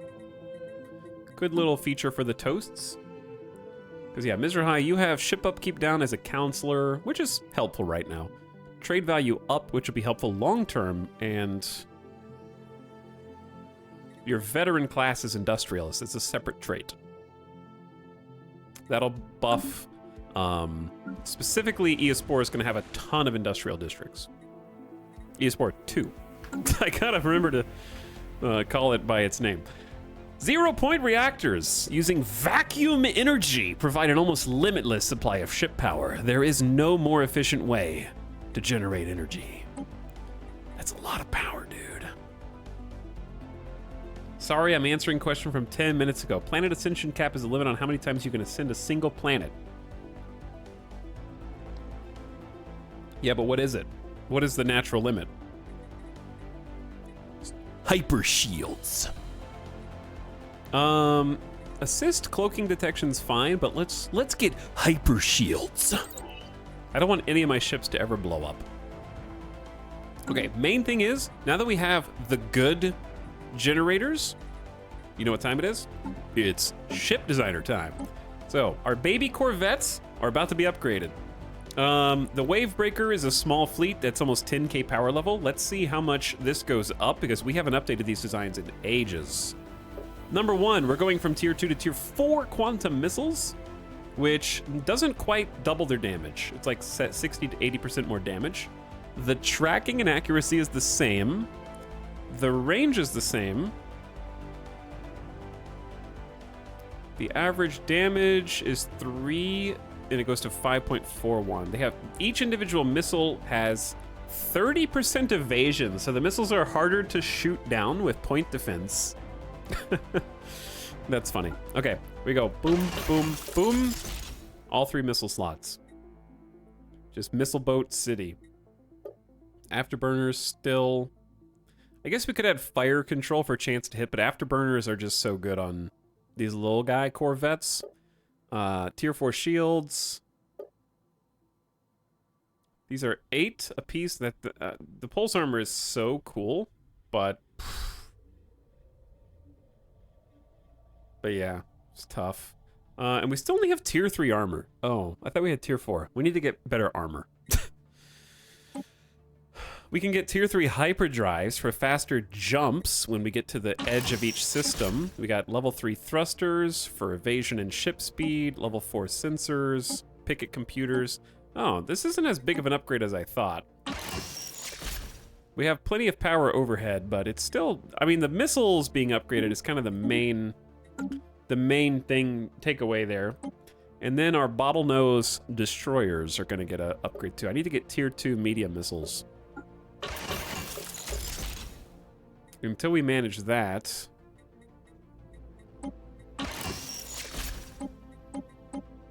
Did we already upgrade these to some extent? I guess we did. We just never upgraded their missiles. Oh, that's not as much of an upgrade as I wanted, so. Oh well. I forgot that we can build cruisers now. We're not gonna build any cruisers because we're not gonna build much of anything, and the reason is our subject agreement with the Vivisandian dictates that we're having to pay 30% more to build and upkeep our ships. So the more ships we make, we're getting heavily penalized. But so we're just gonna upgrade the ones we have. And I'm gonna build one more Corvette because I wanna make a nice round 30. And that's basically... Oh, we just used up all of our alloys to do that upgrade. Oh man. Is it time to buy some alloys? I didn't realize we were that poor on alloys. We have claimed a new world for our people. How much did that just cost? Sonaris Prime has been settled. We have an orbital habitat just above Eospora. And we're almost done building the Halo. All right, chat, say it with me. Gene clinics. And we're poor? We don't have any minerals either? Oh, no. Uh-oh. Well, you were gonna say robot assembly as well, but I didn't realize. All right, I'm gonna buy 10,000 minerals. Just inject that into the economy. Just big purchase. Yeah, robot assembly is the second one. And then the third one is habitation districts. Okay, it's hard to keep up with you talking so much. Gene clinics, robot assembly, house. I have an inactive construction ship, which ordinarily we would be doing a mega structure. But we don't have any more alloys. House. You only got one piece, chat, but that's okay. You're doing your best. We have claimed a new world for our people.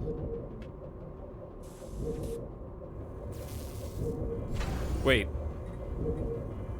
Oh, the orbital ring's already done.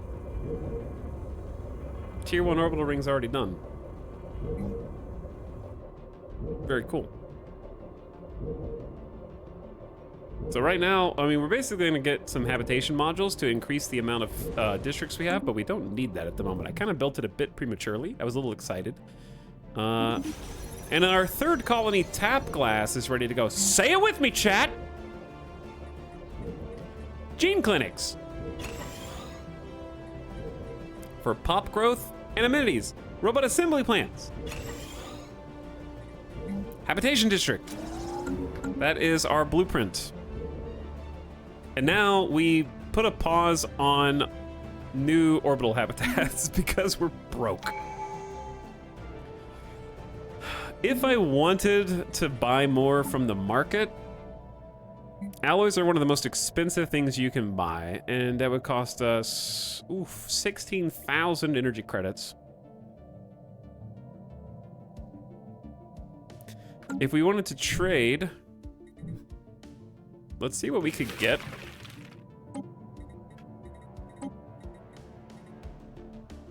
Oh yeah, subject agreement prevents us from doing that. What about our friendly neighbors? Bad research agreement.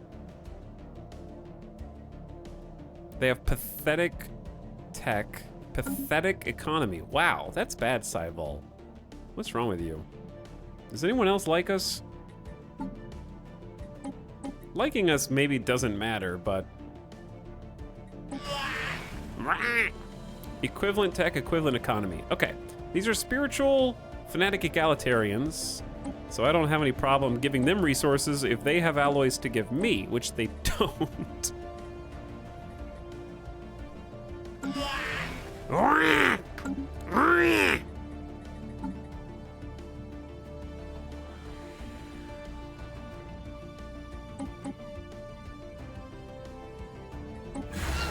Oh, what up, opposite dolphin bros? How many alloys do you guys have? Some alloys. Okay, so we can get about 470 alloys, which at this stage is actually totally acceptable. I'll trade you some motes. They love motes. They love motes. 110 motes. I don't know if that's a good trade, but we just have them extra for now, so go for it, fam. Our research efforts grow ever more important in light of the continuous stream of demands from the Vivisandian kingdom. Many of our scientists struggle with the pressure, but we see glimmers of genius in the occasional amazing breakthrough. The latest of these might come from Zosira Khatun, who has designed a set of daring experiments for one of our departments to undertake. The only problem being that experiments on live Fathomless are part of every single one of their proposals. And she's a Xeno. We will sponsor it, we will shut it down.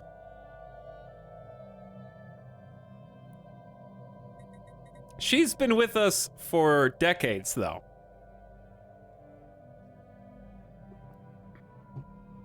And has served us well on the council. So if our counselor comes to us and says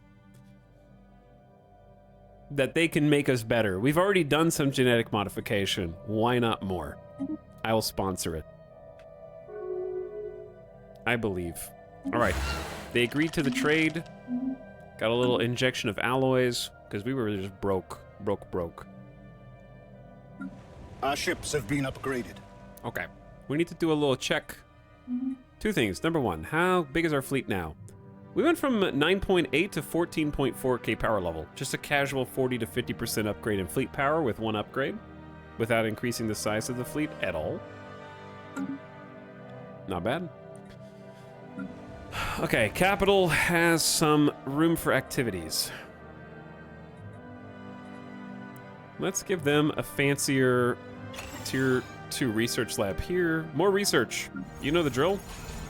Only one job available here. We got 9 research labs.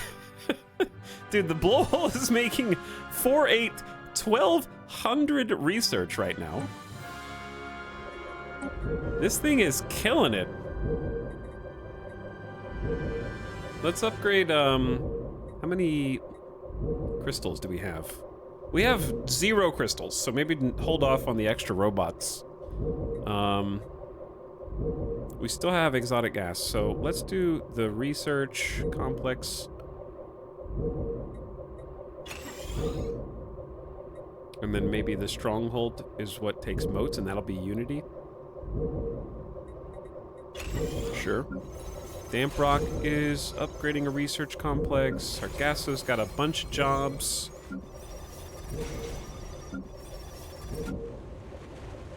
Alright, everything is golden. We're good to just, like, fast forward for a bit. Blowhole is a big nerd sanctum. We have mastered a new technology. Amateurs talk about tactics, professionals study logistics. By ensuring our fleets are regularly and efficiently supplied, we can increase the number of vessels we can support. We don't get the full 30 because we're giving up a lot of our naval capacity to be a Scalarium subject. So we're not getting the full 30 there, but that's okay. There's another 30. None of these are good enough. Let's just get resources from capital jobs and upkeep from capital jobs. So this is only capital buildings on each planet. It'll be a short one. How are we compared to our ruler? Militarily, inferior. Technologically, equivalent. Economically, inferior. The economic part we're working on. Speaking of... Oh, hang on. While we have not received any communication from our overlord, Vivisandian Kingdom, it seems they are aware of the research we have recently begun and have chosen not to intervene. Moving forward with our plans, we need to figure out what experiments to undertake. The more risky and possibly harmful a design, the more potential long-term benefits it may bring. We will commit to proper experimentation or do some lighter tests.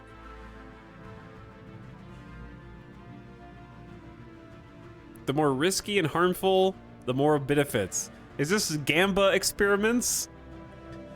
What would we do for RP? That face when we're getting vivisected for the Vivisandians.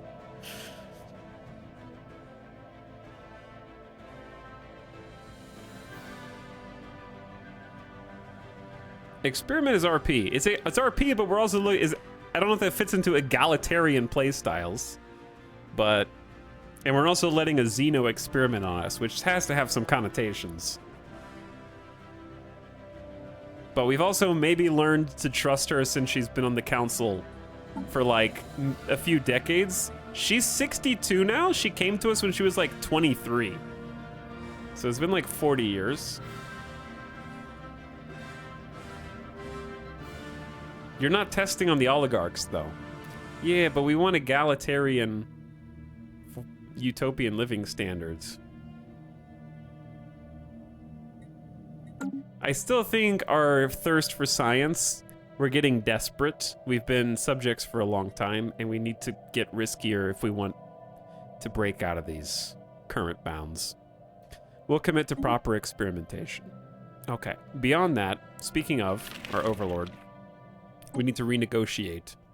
Get me out. You haven't declared any wars, but I don't want you to declare any wars. I'm getting out of all of Overlord's conflicts. We have a negative 96 acceptance. If we allow them to build an extra holding, we bring that down to only a negative 6. So what we do is we sweeten the pot a little bit. We offer them a trade deal. We say, we have 660 volatile motes. We maybe part with 100 of those. Say, hey, boss, check out these sweet volatile motes we're mass producing. We got a ton of them, dude. And he's like, absolutely. What a great deal. Such a fantastic deal. And then I swing over here and I say, hey, remember how I just hooked you up with those motes? What if I let you build another holding and you don't drag me into any wars? And he goes, yes, that is an agreeable scenario for me. +1 acceptance. Lock it in.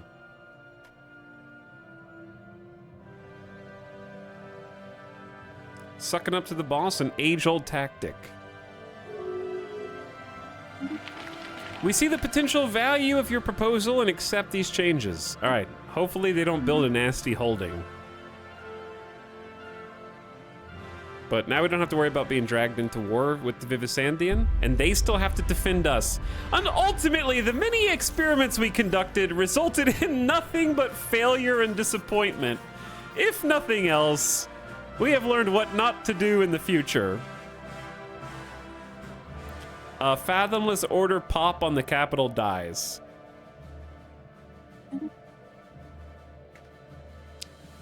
Oof. Oof.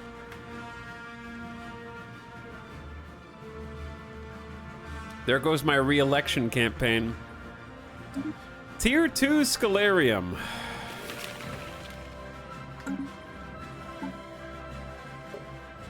So we've achieved specialization tier 2. We get an extra 10% monthly research to 30%. Perk is kept. Perk is kept, perk is kept. So we get to keep all the original perks, except now we get 1,000 extra research points in each cache. Scientists gain a random trait, and all Scalarium scientists in the pool get +1 leader level. So not existing scientists, but future scientists.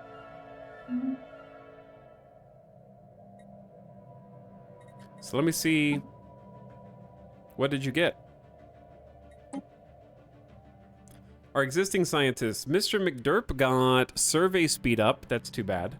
So Syra got anomaly speed. Oh man, we only got survey and anomaly for our random rolls. That's too bad. Bad rolls. That's very unlucky on both of those, the experiment and the random traits. Very unlucky. Oh well.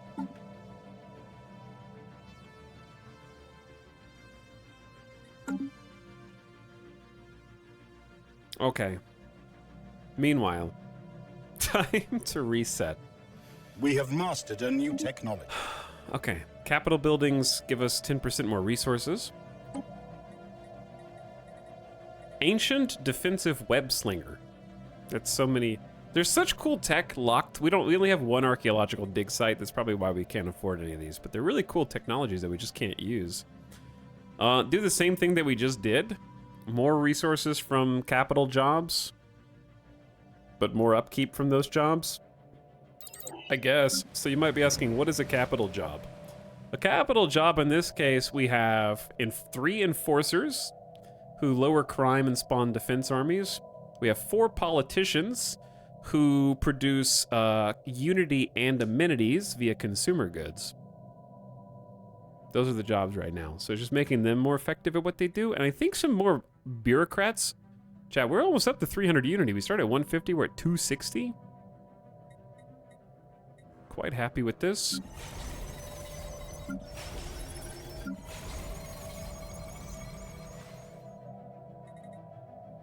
All right, this is a generator station, Sargasso, so we're gonna upgrade that, get something queued. You're still building, you're still building. Esport 2 still got 4 jobs available. And Sonaris Prime is still building. So yeah, we're golden. We're chilling. We could probably go fast now. Pew. The snowball applies in 2 ways. One, we're gonna start hyper developing. Our population is gonna sprawl. Like, we're up over 200 empire size now. Food might be an issue soon. Yeah, don't worry about it. Don't worry about it. We'll handle it. Have the debt collectors given up yet? It's a good question, Wow Wow. Timing. This is our last warning. The debt you owe to the Minimar Specialized Industries urgently needs to be repaid. Despite multiple attempts to resolve this matter peacefully, you have consistently failed to cooperate. They always say this is the last warning, but it's clearly not the last warning. Okay, we need scientists to retreat. Scientists, get out of here.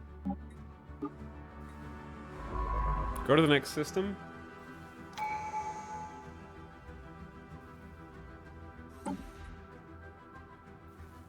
Robot Mystic, we'll give you a trait in a moment. All right, they're out. We will not pay you. We find your refusal to repay your debt deeply concerning. Our client, Minimar Specialized Industries, offered you nothing but help. You reciprocate kindness with deceit? Bring it on, debt collector bitches. I'm ready. We just upgraded our fleet. They got 9K. They're getting stronger. They are getting stronger. But we got this. Hostile Xeno fleet engaged. We got planetary. Oh, damn. Look at the missile volley. Planetary orbital ring. What happened? We deleted them already? Once again, we forced the debt collectors to retreat from our home system, but it's unlikely we've seen the last of them. Come back in 2326. Melted? Are those all ships gonna explode? Dude, did we wipe them? Damn. We didn't even take any damage, really.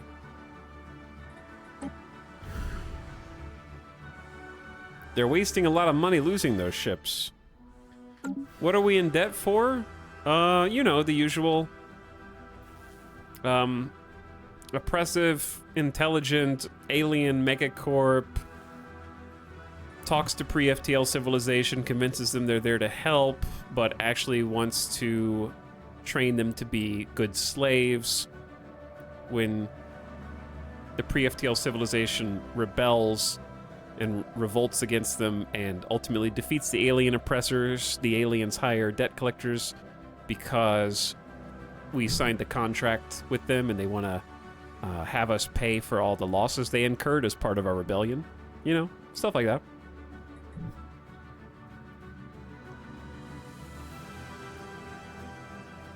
They want us to pay for kicking their ass.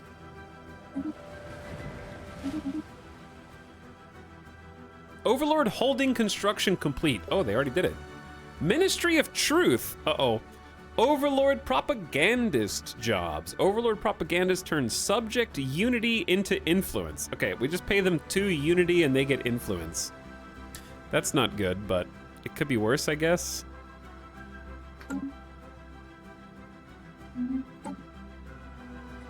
And then Governor Robot Mystic on the ocean world of Eospora, our capital. Minerals from jobs, species habitability, leader upkeep, +4 housing, +10 amenities. Yeah, I guess settler is the best out of those. Or we could make you mine focused and put you on one of the mining worlds. Alright, Robot Mystic. Oh wait, you are governing Damp Rock. You're already on the mining world. Perfect. Good job. Keep doing what you're doing. Is this a new origin story? That's an origin from First Contact, yeah. It's a First Contact origin. It's been very fun. I love the origins. They are very cool.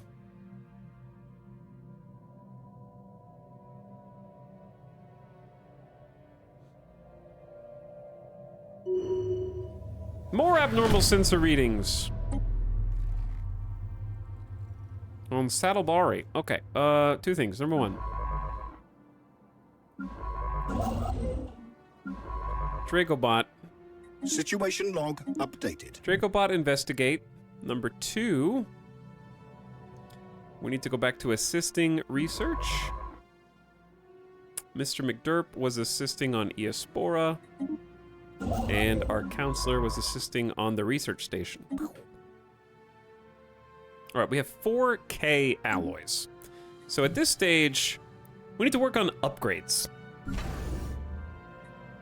Specifically, we have orbital ring tier 2 on Eospora. We can get tier 3, but we don't need it yet. Let's get another habitation module for a free, I was gonna say division. Why can't I think of the word district, not division? Brain fried. Ooh, we have a building slot now. It's finally time. All these like buildings we've been researching, and I'm like, they say they're starbase buildings, but they're not. They're actually like Halo orbital ring buildings. Tier 2 ring looks sweet.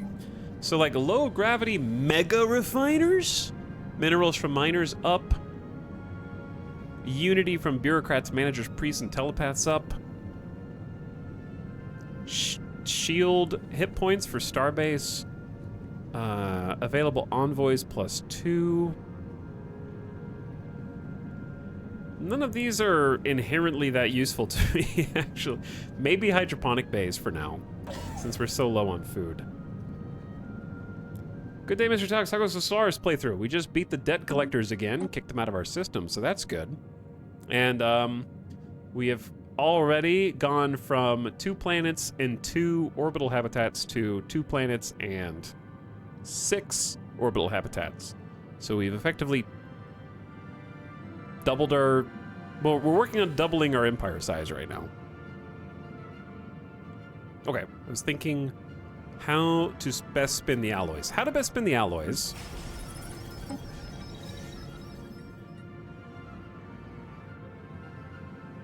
This is still the same size for now, but Damp Rock has been filling in, and it's probably our largest orbital habitat. So I think spending the upgrade points, like the 1,000, what does this do? Change the size to 6. Our early habitats were primitive things compared to the efficient designs we can now develop. Sure. So chat, you need to take a look. This is our orbital habitat tier 1. It should get a nice visual change. We have mastered a new technology. Once it gets upgraded, so I'm curious to see what it looks like. Snide Kerfuffle the Unfathomable is ready for their first veterancy level. Are you a pioneer? No. Some effects may be disabled when the leader is the Empire's ruler. So, since you're the ruler, I'm gonna give you the one that the only one that actually works for you. Empire effects as counselor. Pop-up keep and trade value buffs. You're a visionary, Snide. With a strong vision. Increased population density gives us an opportunity to further increase our productivity. Indeed, more capital building resources. These are all stinky. Is this my favorite EU streamer? We've been streaming for 4 hours already. What year is it? I think one day we're gonna want super bureaucrats, so let's just get this for later. This buffs bureaucrats. We have none right now, but that's okay.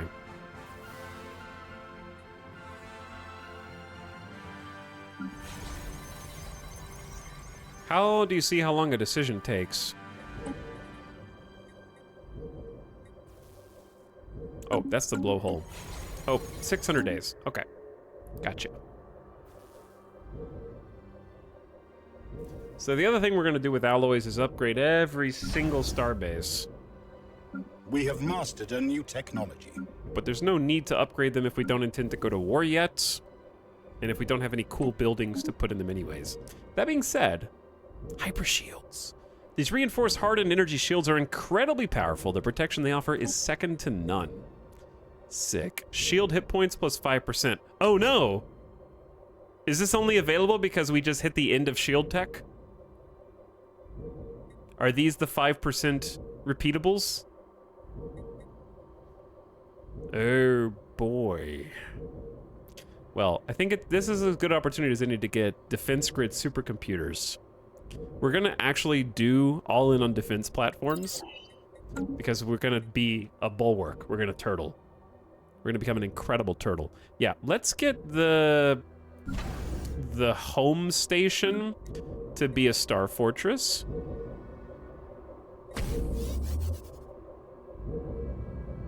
Sonaris 3 habitat is ready for colonization. That is a mining post. Okay. Colonize it right away with Fathomless. So we've got Damp Rock. What about...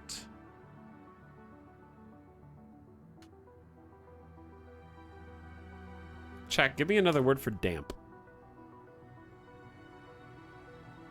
Whetstone? Damp rock and whetstone? I guess that's fine. Whetstone makes sense. That's not how you spell that at all.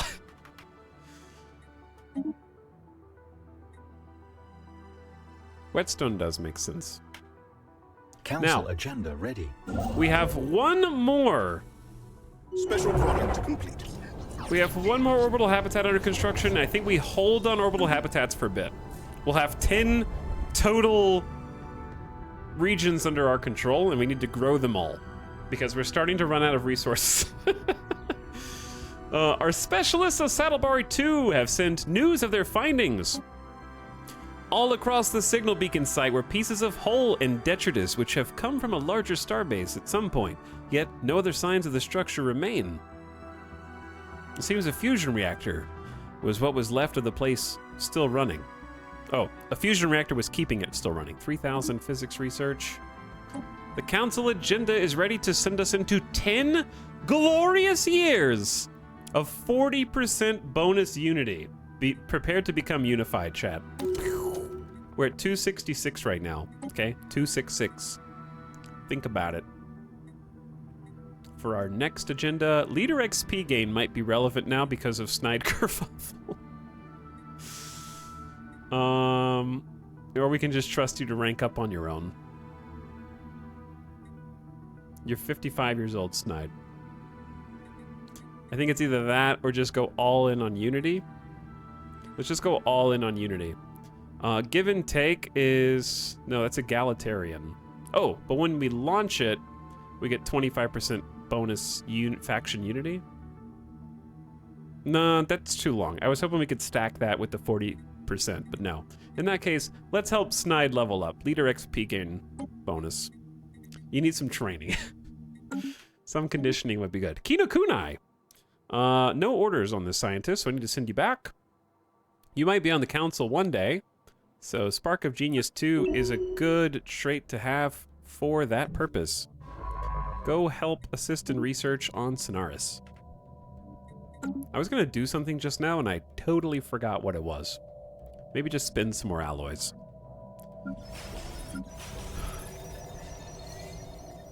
The trick is we don't have any more habitats that we really need to upgrade.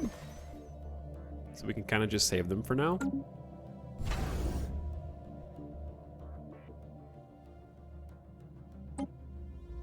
And we have 10 out of 10 leader cap. Our trade with the Vivisandian Kingdom has timed out. Oh, we pledged loyalty, they traded nothing. That was to butter them up. That was to sweeten the pot so we could get them to do what we want. Upgrade fleets?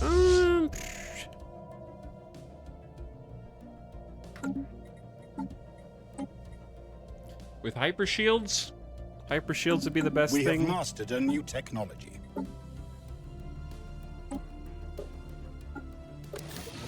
Well, it's good that we're leaning into shields, I guess.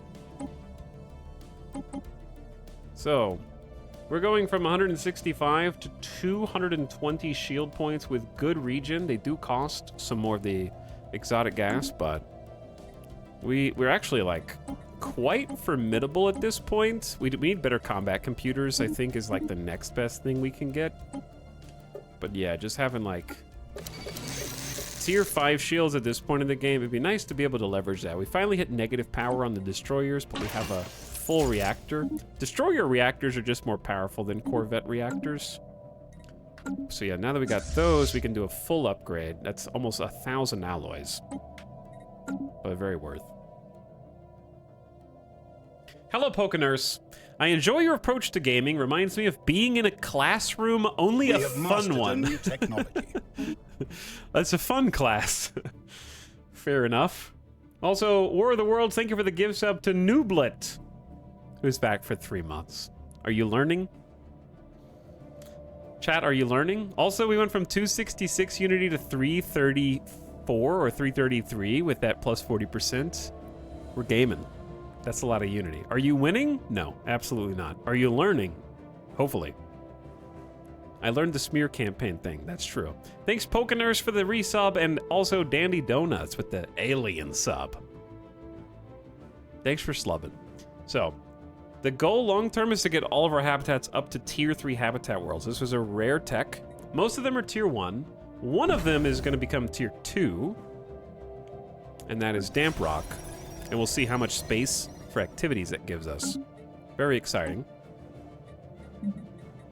We also researched the auto-curating vault. Eventually, we're going to pivot into bureaucrats, which also mass-produce Unity. Just go big on Unity. All right, some of these are just not good, but they will be good later. I think we just take the cheapest one. Let's get the advanced food buildings. We are going to need to deal with the food shortage sooner or later. Defense platform, mining stations, coil guns. Let's do alloy plants. This is like a tier 2 version that buffs all industrial districts on our home system. We got some idle construction ships. I know what to do. I know what to do. Let's build a hyper relay. We need 6 rare crystals. So we need to start making more crystals. We're kind of just breaking even. What did we pass? The Readied Shield. That was for military. Natural Sanctuaries is up next. Suggested by our neighbors, the Saival Nation. Good for you. Good for you. I should look to see if there's anything that we should suggest.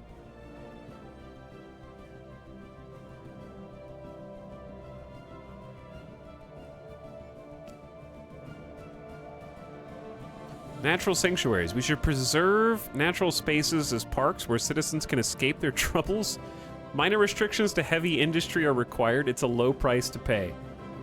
Why are you guys doing this? No.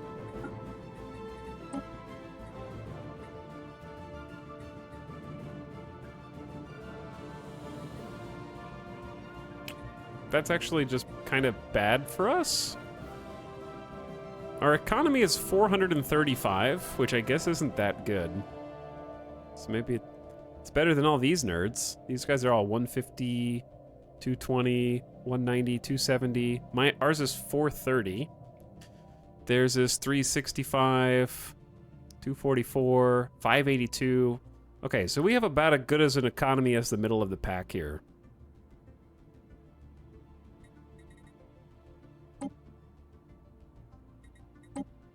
Oh, we need to do our spy network stuff.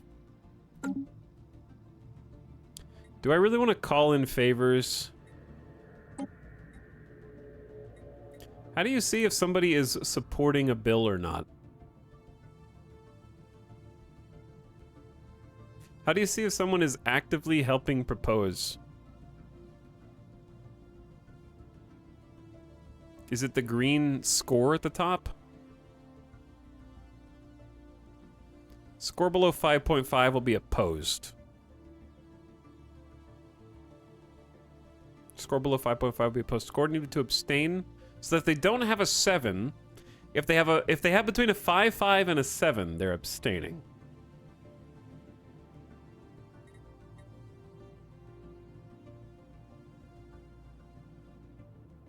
So, 6.84. My mirrors. All right, let's get us some favors, chat. Let's get us some favors. I have a lot of... How do they value consumer goods? Not much. How do you value volatile motes? A good amount, but that's a lot. What can I give you that you would like besides other favors?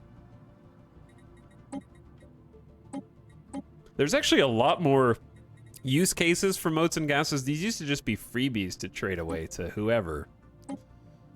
I mean, they could just give them favors.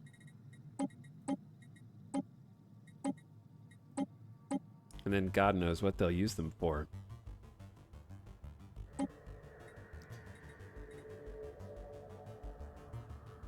Do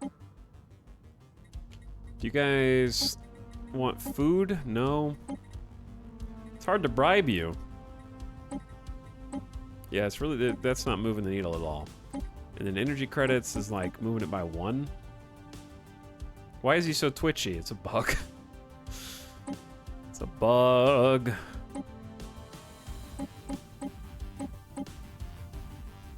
Alright, this might be a really dumb move. How do you see how much their individual favor is worth?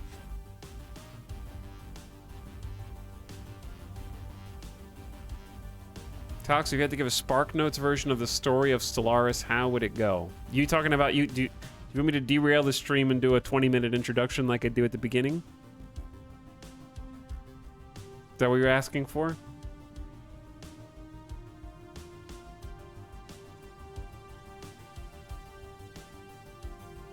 I would say rewind the VOD, but also it's actually just a hard question to answer. All right, I'll keep it 1 sentence. You can have 1 sentence.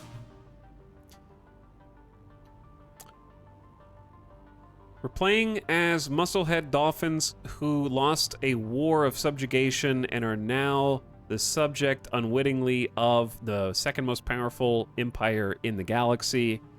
And we serve them in a research capacity so that they pay us lots of resources to give them lots of research. And we're biding our time until we can get strong enough to go to war for our independence. There you go.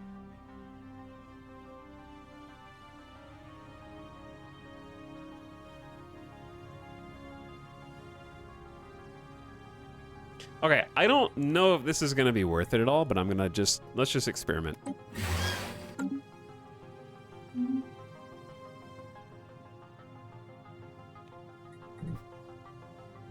So we're buying favors so that we can use favors. We had to give them favors in return.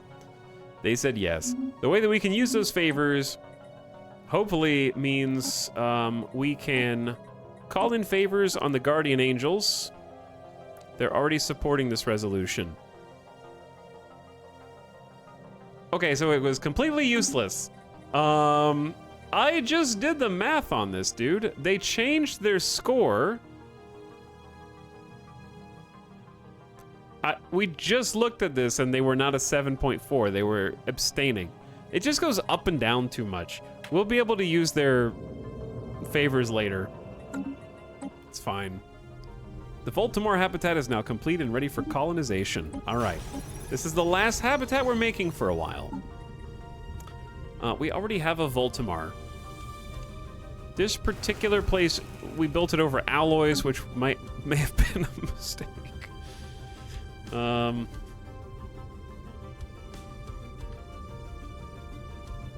Surf.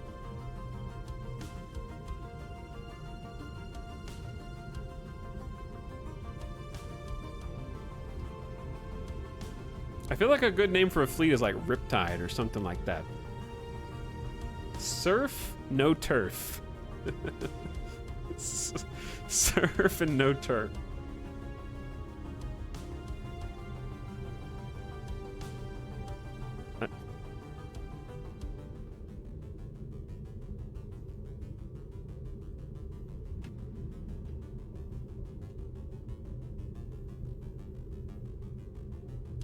How do you make surf no turf not sound so stupid?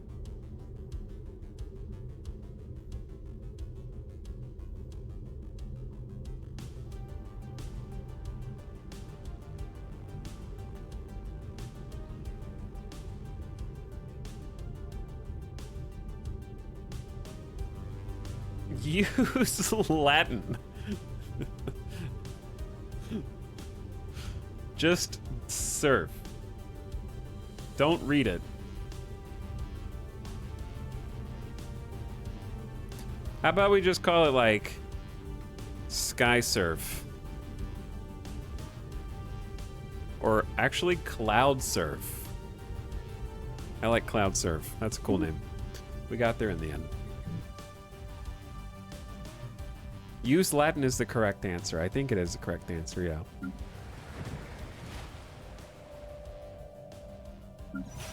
Okay, what I do when I click on all these is I'm looking to make sure there's a minimum of two available. Ships have been upgraded. Minimum of 2 available jobs, and if there's not 2 available jobs, then I build something there. So like Eospore 2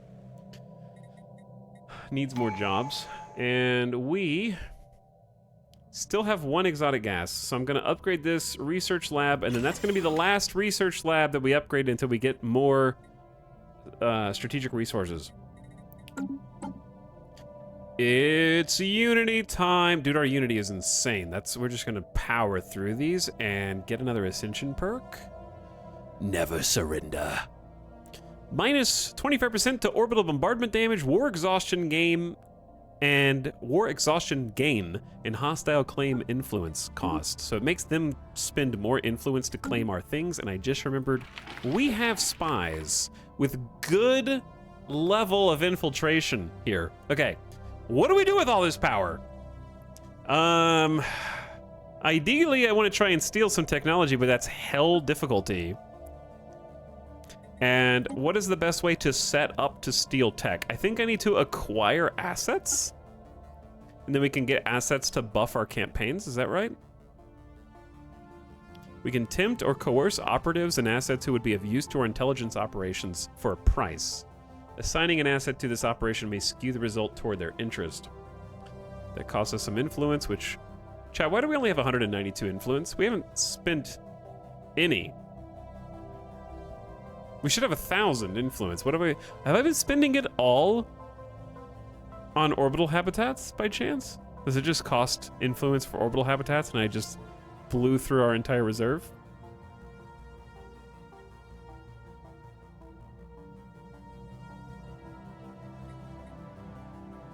Okay.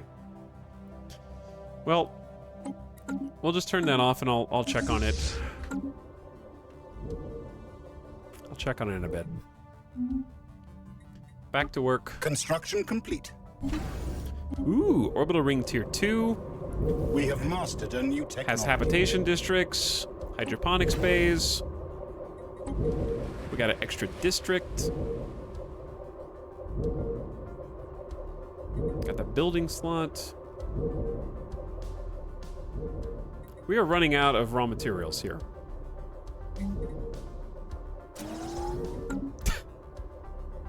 It'll be fine, chat. It'll be fine. Food processing. We need some farming. We don't have any farming. That's why we're negative 20 on food, even with all these agreements. These are not good either. I guess commerce. Maybe one day we'll do trade stuff. I don't want to read all those right now, though. We have mastered a new technology. There's the alloy buff. So what those things do is they'll go... Did I not build the alloy building? I did not build the alloy building. Where is it? Where is it? Where is it, actually? Did I build the alloy building? Am I crazy? It's not foundries. No, it's not foundries.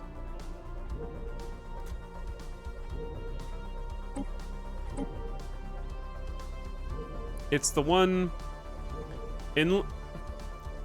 Is alloy nanoplant an upgrade?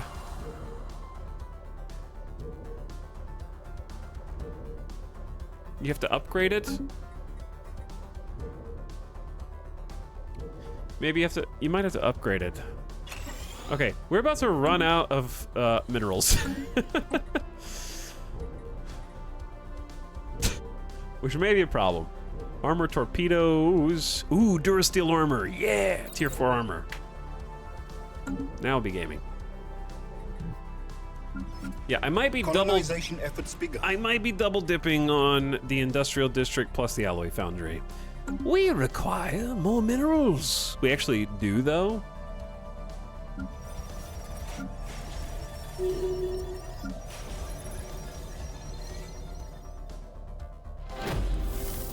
We have mastered a new technology. Grand Storyteller Mr. McDerp is level 9 at... How old are you? How old are you? Your age is 138. Oh, boy. The Grand Storyteller. You can be extra inquisitive. Research is good. Though I do just enjoy the society-specific focus. These are all counselor bonuses. Terraforming, outpost, military research theory. That's cool. Yeah, let's do society bonus. Good job, Mr. McDerp. Espionage event pending. Our spotters have begun ingratiating themselves with targets we've marked as potentially useful. Acknowledged. Do it. Defense grid supercomputer. This is going to add to the maximum platforms we can have for defensive purposes surrounding our space stations. Right now we have 0, so we're thinking long-term there. I think we also need to start thinking big. I kind of want proton launchers, and I want to be able to use proton launchers with some long-range kind of artillery. These have 45 to 120 range. I want to be able to boom boom forever. From forever away when we get the big ships.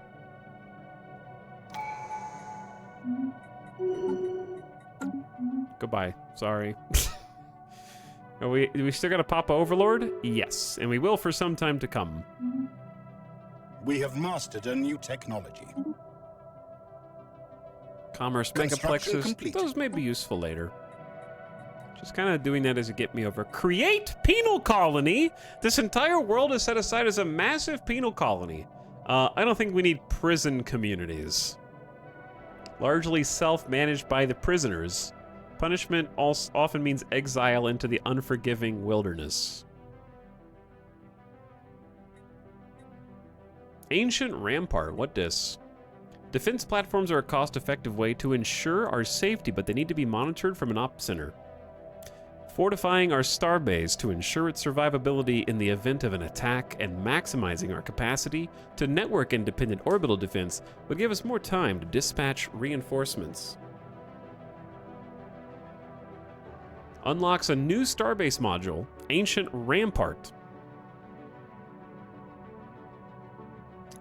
Starbase modifier, ship hull points, armor hit points plus 15% with 2 more defense platforms. You know what? Sure, maybe we'll use it. Which DLCs are worth it? We've got a command in chat, exclamation Stellaris, with my, in my opinion, my new player DLC tier list. Colonization efforts begun. And if you want to know more specifics than that, I would suggest looking on the store page, because all of the features they list on the store page for those 2 DLCs are for the DLCs on the S tier list are, in my opinion, very vital.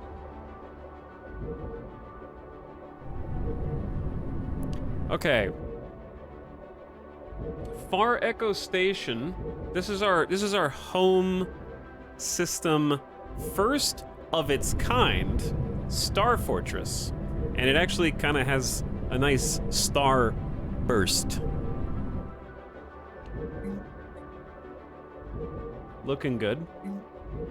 Okay, what I wanted was, I think, a transit hub. We were gonna test the automatic resettlement chance. Basically what this does is, if we have transit hubs in different systems that each have colonies, when you have too many colonists on one planet, they have a chance to automatically go somewhere where there's a job for them. So we're increasing the chance that happens by building transit hubs between the different systems that we have colonies. So we're gonna give that a go. And then these modules, a little defense in the home system's probably fine. I'd say a couple hangar bays. Because that's already a 5K power level station.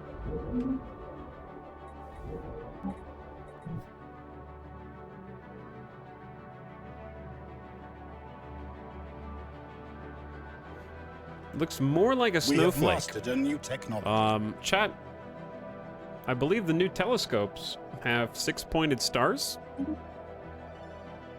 Is that correct? The strong yet flexible material is capable of withstanding severe punishment. It serves well as ship armor. Yeah, doesn't James Webb take pictures with their stars are all 6-pointed? Isn't that the whole thing? And Hubble was 4-pointed?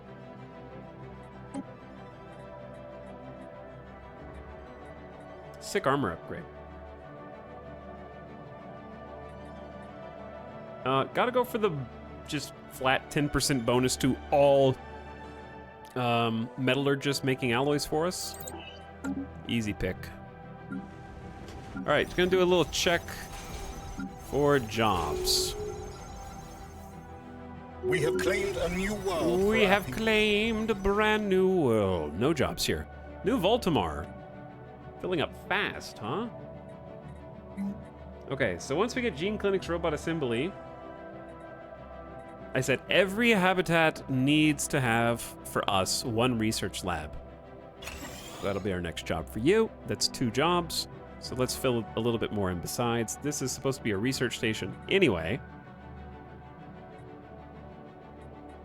But I think we want to upgrade. Ooh, we don't have enough. We have 1 exotic gas. All right, you can have 1 Gene Clinic upgrade.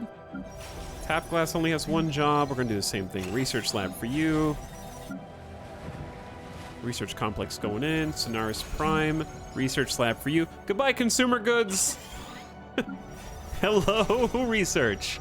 And our whetstone mining station is up and running. Chat, we are at 10 settlements now. 2 planets, 8 habitats. This is how we grow tall. This is exactly it. Say it with me. It's time to build. We need gene clinics. We need robot assembly. And we need habitation districts in that order for us. What that? Oh, espionage? God, these look sweet, huh? A short list of targets has been drawn up. Those operatives who are no longer tasked with surveillance will provide cover for the others. Okay. Keep going. We're trying to find some assets in Vivisandian Kingdom space so we can do some spy operations. We won't need consumer goods where we're going.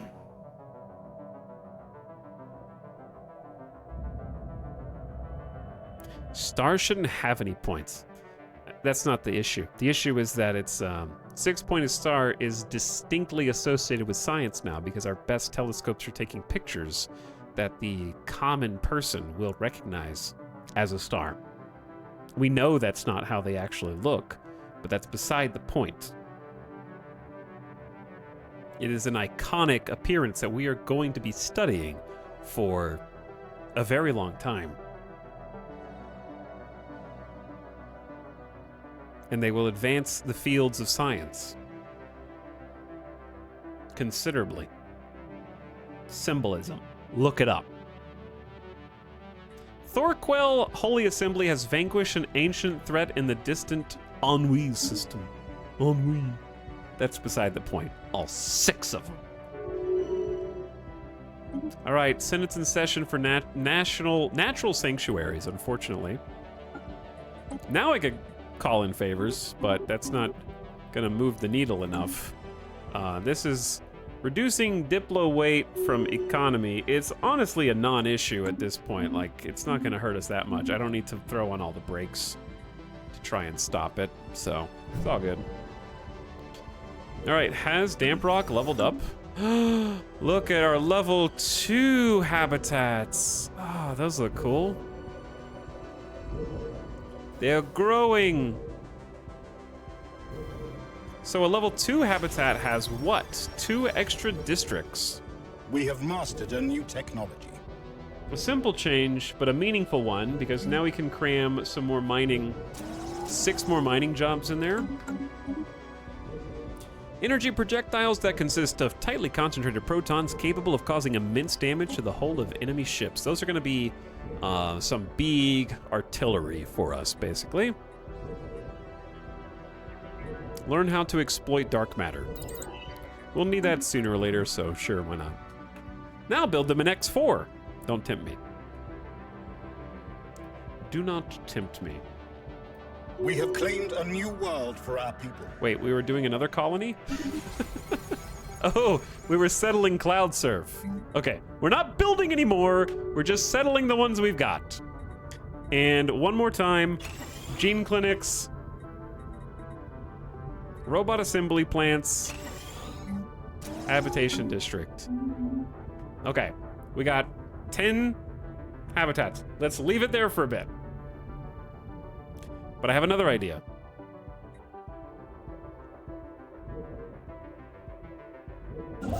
Construction ship? What if we build a hyper relay? We just need a little bit of crystal. I still need the damn crystals. And what are we gonna do with the other 5K alloys? Is there one left to be settled? Maybe, but that doesn't mean we have to settle it right now.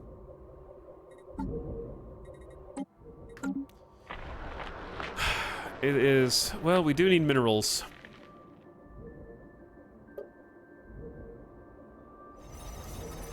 I guess we need minerals, but we don't have any food.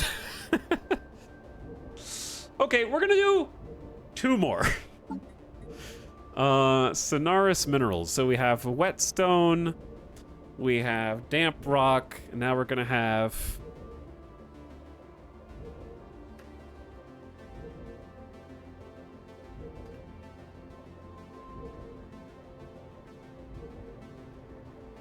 Glycogem.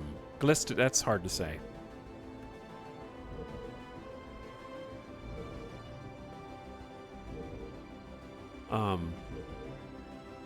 Gem sink. Sink gem. Buried treasure. Soggy. I like the word soggy. Soggy. Splash Mountain. Soggy Pearl. Okay, that's got a good seafaring name. Soggy Pearl Habitat. It's good. All right. I'm just gonna build. Let's just find a random ass planet.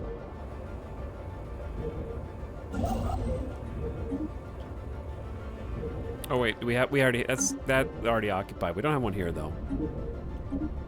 That's just a random planet. I need something dedicated to just farms. We have mastered a new technology. And food. Tech research. Ooh, ancient ramparts. We might use these. They're 45. This is a bit expensive. Oh! It's time to blow all of our minor artifacts on Secrets of the Voltom to see what we get to Gamba. I saw a lot of complaints on the Steam reviews for the new DLC talking about the leader cap being really low. Has that been an issue for you? It has not been an issue for me, but this is not the campaign to base an opinion on there. we have the smallest empire possible. That being said, I think that it's just a thing that people have to adapt to. Basically, I think that if the leader base was upgraded maybe 1 or 2, that would be enough. But I think that what the developers want is for you to have to choose to be science focused instead of getting... We talked about this yesterday. The Stellaris before this patch was you could go wide and expand as fast as possible and get unlimited tech because you could hire 8, 10, 12 or more scientists, put them each in their own science ship, and then explore the universe before anyone else can, getting the benefits of every single anomaly, which are almost universally positives. So you really didn't need to make any sacrifices to expand as fast as possible, while also teching with those bonuses as fast as possible. And also, building wide, I remember when Empire Sprawl was changed, and there was a similar outcry, where everyone thought Empire size was gonna kill building wide. And it's still very much the standard. And it's not even close, I don't think. And now we all acknowledge, oh, Empire Sprawl is actually not that bad, because the pace at which you can expand outpaces the penalties you're incurring on yourself. So I think the developers, in my opinion, correctly, whether the numbers are correct yet is unknown to me, but I think that the idea of making that be a conscious decision and not a given is a good change. Because especially now, we have a leader-focused series of ethics and civics and whatnot, right? Like, I have taken specifically civics to increase leader starting level, starting traits, reduce maximum traits. I do think that a couple of the leader-focused ones maybe should give you an increased leader to be more appealing. Maybe. Is it time? Not good time. It's always a good time.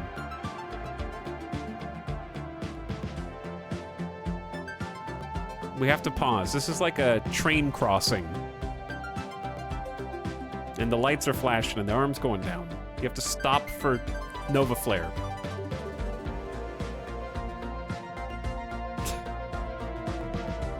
Okay.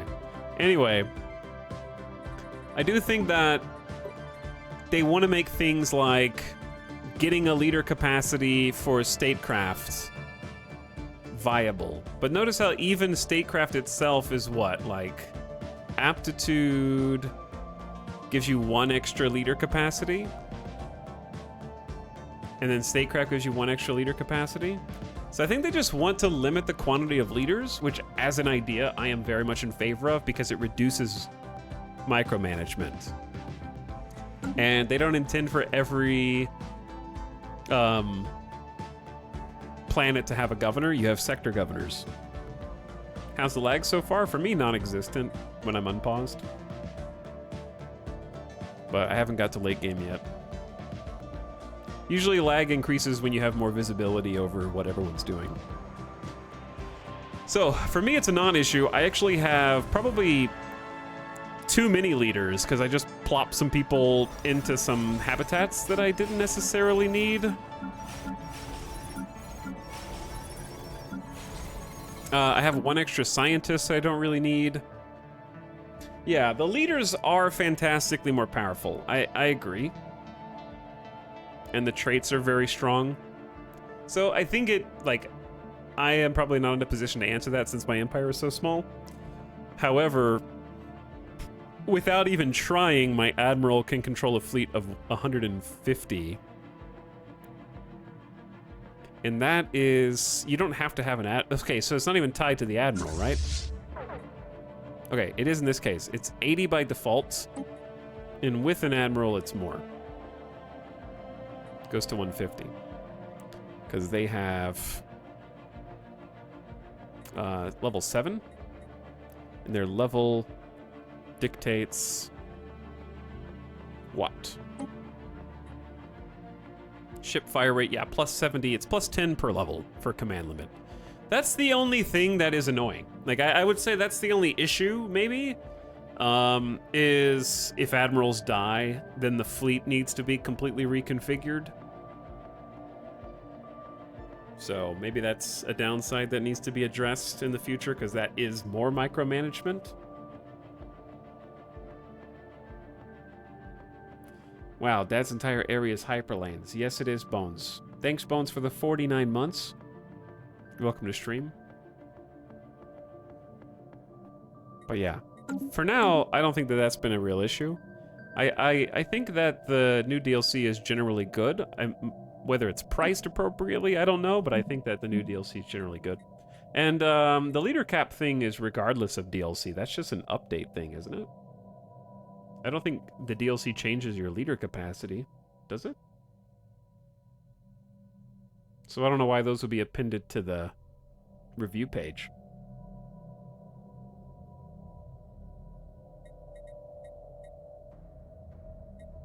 Building slots +1 and colony development speed. Bit late on the colony development speed, but that's all right. All right, I got distracted. What was I doing? Totally sidelined there. But we can unpause now. Or not. As this operation nears its conclusion, Spy Master Nona Calvicia has moved to secure our new asset in the Vivisandian Kingdom. Our remaining operatives are poised to facilitate any cover she may need.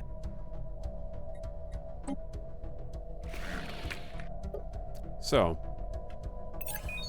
Spy Master Nova Calvicia reports a successful execution. We have won the loyalty of a Vivisandian rebel whose desire for disruptive change may easily be molded to suit our goals as well. We have a hacker, a skilled hacker. They work for us for pay and protection. +5 to max infiltration, and they can steal technology. Operation skill technology +4. Nice. Do you think having to build tall has impacted how you will play going forward? Like, in future campaigns? Or in this campaign? Managing fleet comps is annoying? Yeah, it can be annoying. I guess the upside is, depending on your tech, if admirals die infrequently, like we'll only have to do that every 140 years, and then the game will be over. I was playing without the DLC, and the big differences were fewer council slots and no level up choices. Yes, fleets are huge now, because fleet cap is very big. Very big. If we wanted to steal tech, it's still difficulty level 5. If we assign her up, then it becomes a normal difficulty operation. Are we gonna try and bite the hand that feeds? And steal tech from the Overlord, or is there something that we should do first? Armed privateers provide untraceable weapons and ships to subversive elements, giving them the means to spread chaos. I think stealing tech is very much what we would want to do. It'll cost us too much influence, so we need to wait until we build some influence, unfortunately. We've been using a lot. We're gonna go back into influence saving mode.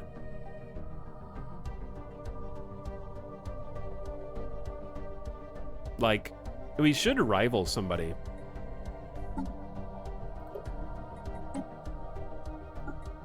I don't think we can rival them because they're too far away. And we also, they keep insulting us, and they are pathetic. Okay, you can't rival someone who's considered pathetic compared to you. They have to be like around equivalent to superior. We'd basically just have to make enemies with someone on purpose.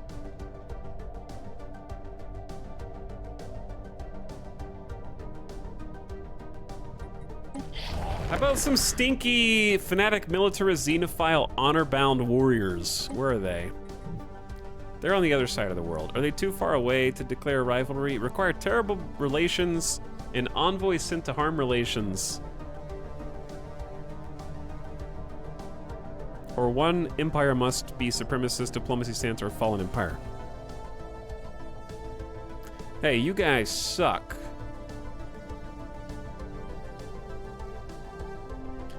Okay, well, we'd have to start by sending... Why are we improving relations with the pious Kroll? I literally don't remember.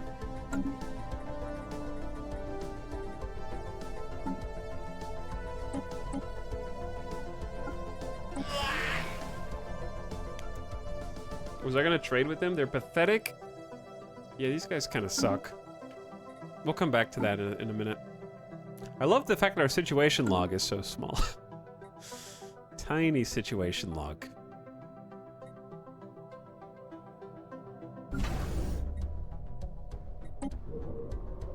We can upgrade this to a citadel for 3,500. Dear God, that's expensive. The galaxy is full of pathetic Xeno scum. More fathomless on the trade market. It's very sad. -2 amenities on our home planet. That's something. Construction complete. That. Oh, chat! I got distracted. Damn, a single hangar bay boost that up 2K power level. All right, that's pretty sweet. I remember what we were gonna do. Do you remember what we were gonna do? Let's find the secrets of the Voltom, our precursor civ. We have 750 plus minor artifacts. Special project. Discover the secrets of the people who were convinced they were inside of a simulation and committed mass suicide in order to eradicate their own civilization to try to create a bug in the code. Okay. No, I just activated it. I don't know why I clicked it. I had to click it. Something in the simulation compelled me to click. For an instant, the fabric of the universe seems to contort and then expand around the ancient Voltom relic. As reality as we know it slowly reasserts itself, a brief window appears where some of the rules can be rewritten. Shield hit points plus 40%. Oops. Well, all right. Anyway, what are your secrets? Our scientists have begun a special project to study the deeper secrets of the precursors. That's it? That's it? 3,000 physics research? I'll have that done. I will understand there's deep secrets in 4 months, dude. Or less. Or your money back. No problem. I do think there should be a confirmation box when you click those things, but yeah, it's very easy to accidentally start that. Oopsie whoopsie. We have mastered a new technology. Man, we're looking good. We're very looking bad up here, but we're gonna be looking good. Just wait. 10% metallurgist output. Hell yeah. We can run the forges hotter and longer, increasing production. That's just a flat bonus that just helps us out right now. Battle. Ooh, tier 5 armor. I will become unkillable. Give me the neutronium tech. Of all the things, you'd think perforating reality would have a... Special project complete. Minister of Defense, former unfathomable Gale Surge, has died. Our great General Gale Surge has passed away at the age of 145 while in service to our great empire. The people clamor for a memorial service to honor this leader's contribution to the Fathom sovereignty. A grand event will give everyone closure and bolster our ideals. Wow, they were there from the beginning. Snide kerfuffle, you gave them soft retirement to the council. A private procession will suffice. Keep it traditional, or a small commemoration. We have egalitarian or xenophobe choices. Keep it traditional. I don't know why that's xenophobe. A deep sorrow has gripped the public as news regarding the passing of Gale Surge spreads to the wider community. Countless mourners join the funeral procession on Eospor to follow the traditional funeral rites. The body is meticulously cleansed and appropriately decorated. Before the deceased general is laid to rest, a moment of silence is observed throughout the systems as a mark of respect. 5 years of monthly unity up for 15%, plus 5 stability. RIP, General Gale Surge, the former leader of our peoples. Despite the fundamentally flawed conclusions, the Voltom research into computing and virtual worlds was highly advanced and will dramatically aid our own studies. I'm sorry, is that 35,000 physics research gained? Then we get tech progress on Voltom reality computer plus 10%. Secrets of the Voltom modifier added for a permanent computing research speed buff, which is going to help a little bit. And then plus 10% to all immunities. Amenities, not immunities. That is a lot of months of chat. We're at 500. We're advancing past where we were before we became a Scholarium now. We have 1,500 research. I wish this number had a decimal. But it doesn't. Okay. And we now have an open council position. We need a old Minister of Defense, Heroics X. You will fill in. They're 150. I refuse to die. There is a 2% chance per month of death for Heroics X. We've brought them back.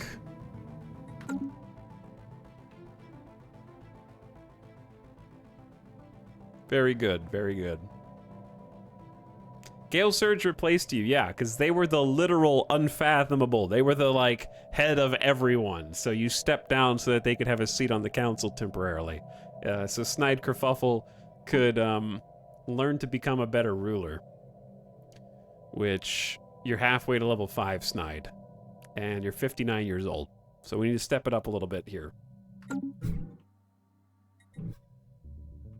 Incoming transmission. No. Go away, aliens. All right, we got 6 free jobs on Eospora. We're building robots at double speed, I think. Yeah, we have a tier 2 robot assembly complex.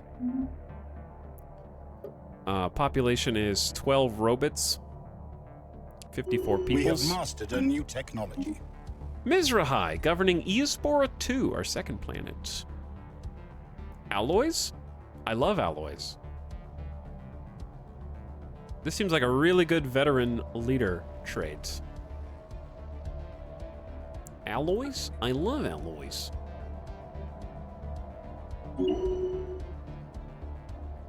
Mizrahai got the Forge Focus trait. We're up to 150 alloys a tick. We've discovered how to exploit dark matter, but we don't have any, so. This exotic substance has many properties that seemingly defy the laws of physics. Harvestable concentrations can only be found near black holes or certain nebula. All right, don't need this. We can't use this, but we'll use it later. I think let's just get advanced combat rolls. We can use those now. Put those on all of our ships, and it's really fast for us. 6-month research. We're becoming research gods.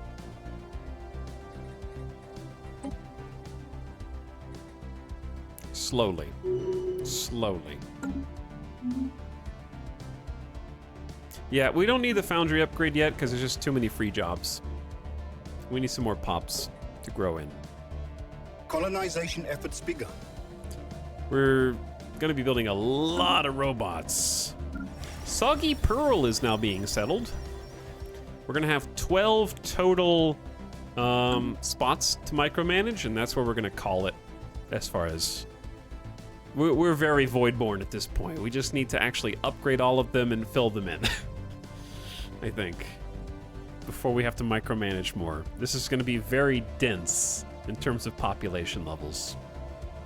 Which is good. It's what we want. Micromanage is made a little easier because you can just look at the symbols on the right. So this just means we have a free building slot. As long as we don't see... We have mastered a new technology.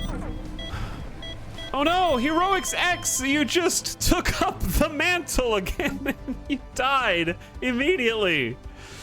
Our great admiral, Heroics 10, has passed away at the age of 151 while in service to our empire. The people clamor for a memorial to honor this leader's contribution to the Fathom sovereignty. Distress got to me.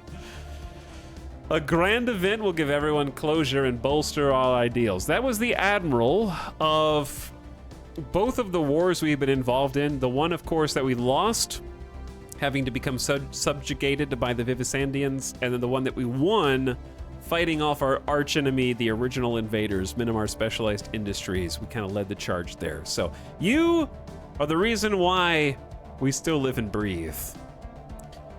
Let the masses mourn. 400 credits.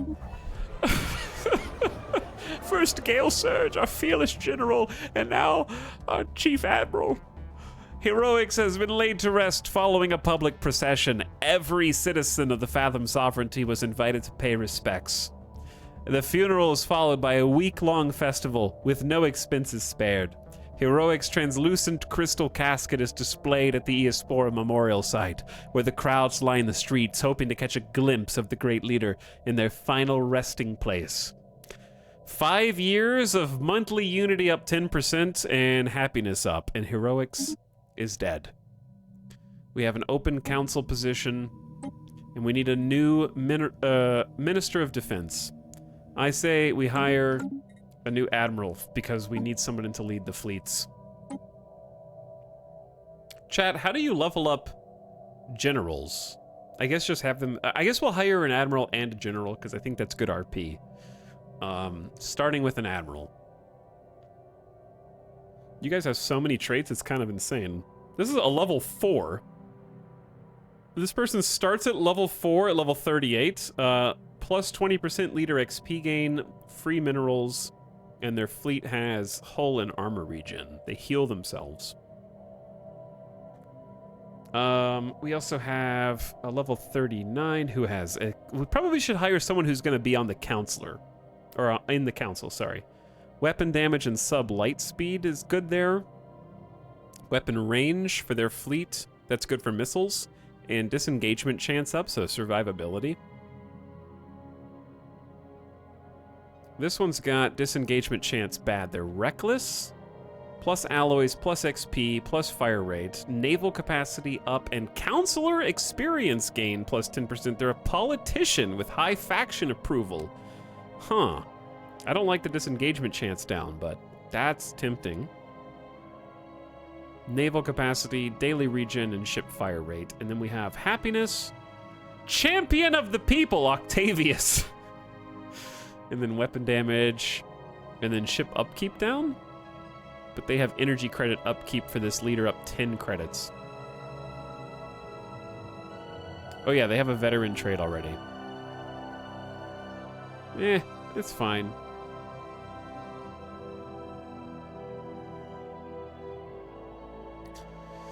Of all of these, the one that I feel most drawn to is the one that's also the most reckless. Because they level up fast, they make other counselors level up fast, they'll increase our naval cap and our fire rate. It's either that or the blanket level of happiness. But the energy credit upkeep is risky.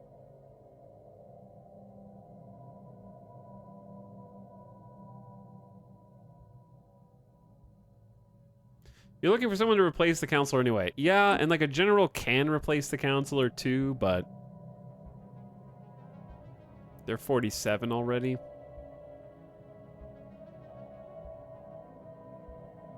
Infiltration speed. Ooh, wait a second. This helps us with spy stuff, and then this helps us with leader XP gain, and they get damage and morale bonuses. Let's throw this general on the council.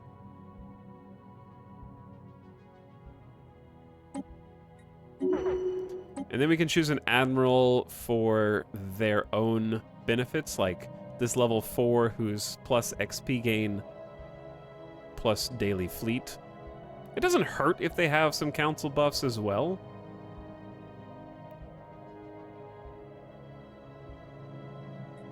But I'd rather pick my own veterancy.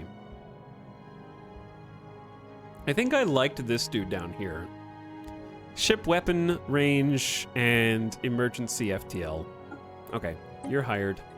Chat, we're gonna need 2 more leaders from chat. I'm gonna upgrade the name a leader command. So keep your eyes on the channel point redemptions. It's about to refresh.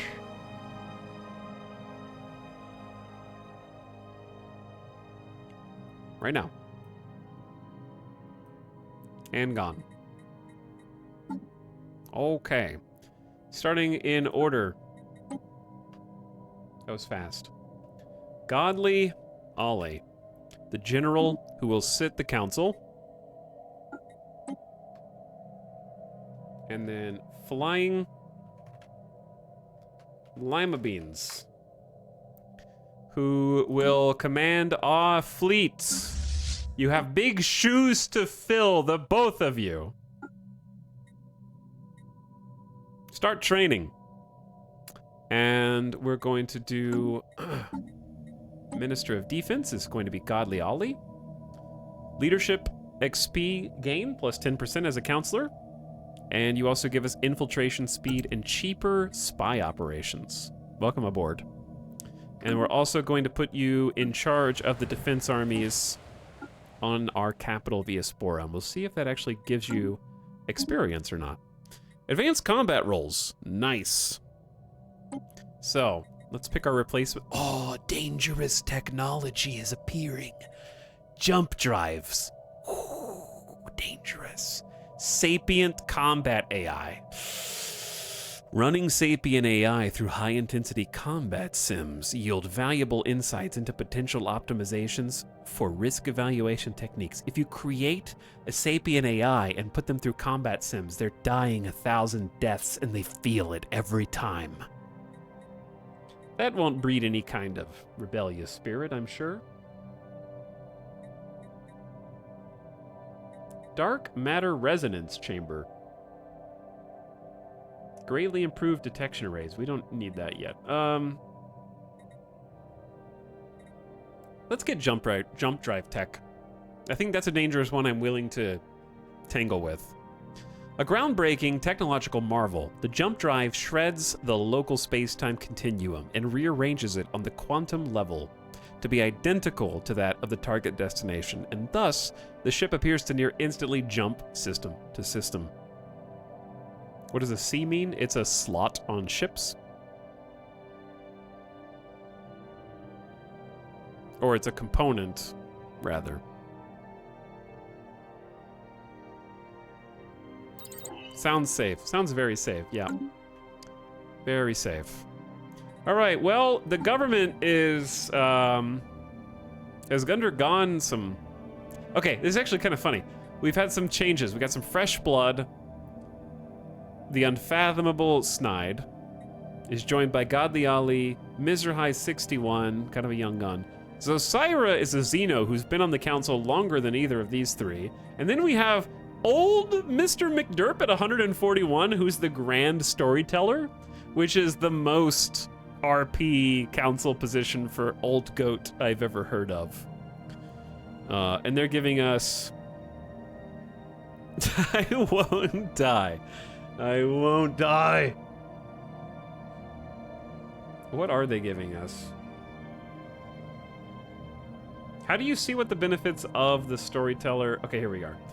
It's 2% leadership XP gains. You're basically giving us 18% faster leader XP. You're literally teaching the newbies.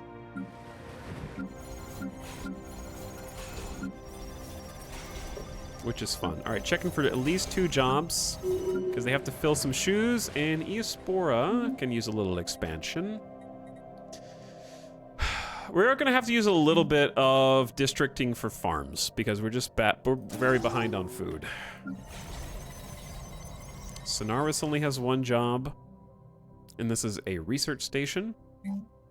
So I'll give you a research outpost. Vivisandian Kingdom has completed construction of their gateway in the Othana system. They built a megastructure gateway.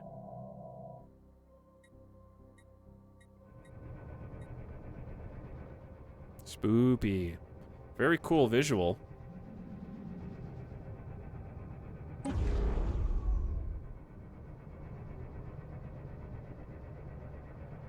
I like the graphics for this.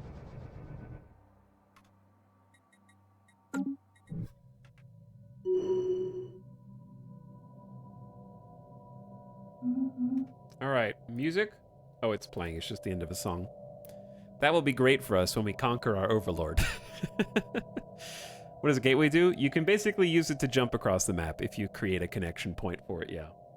We have mastered a new technology.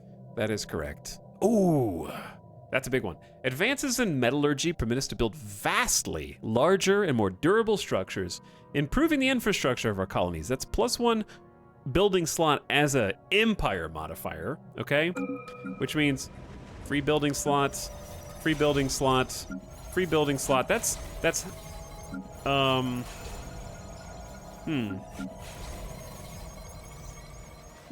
yeah, Eospore has one. Do we get free building? We got one on the Blowhole and Damp Rock. No, Damp Rock is a level 2. Is that why they got one? Chat, does that affect habitats?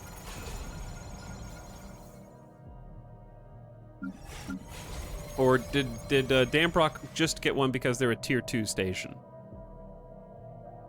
I'm not sure. But either way, it's nice.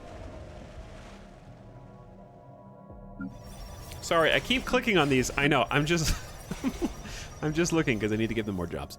Generator station. Oh, habitat. They just got to 10 pops. So habitat administration becomes a habitat central control. That's a really good one. Beeping and booping noises.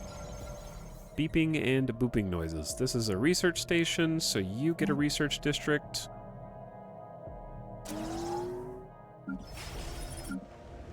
You get an agriculture district. You get a research district. And we're still colonizing. Oh, I need a tech.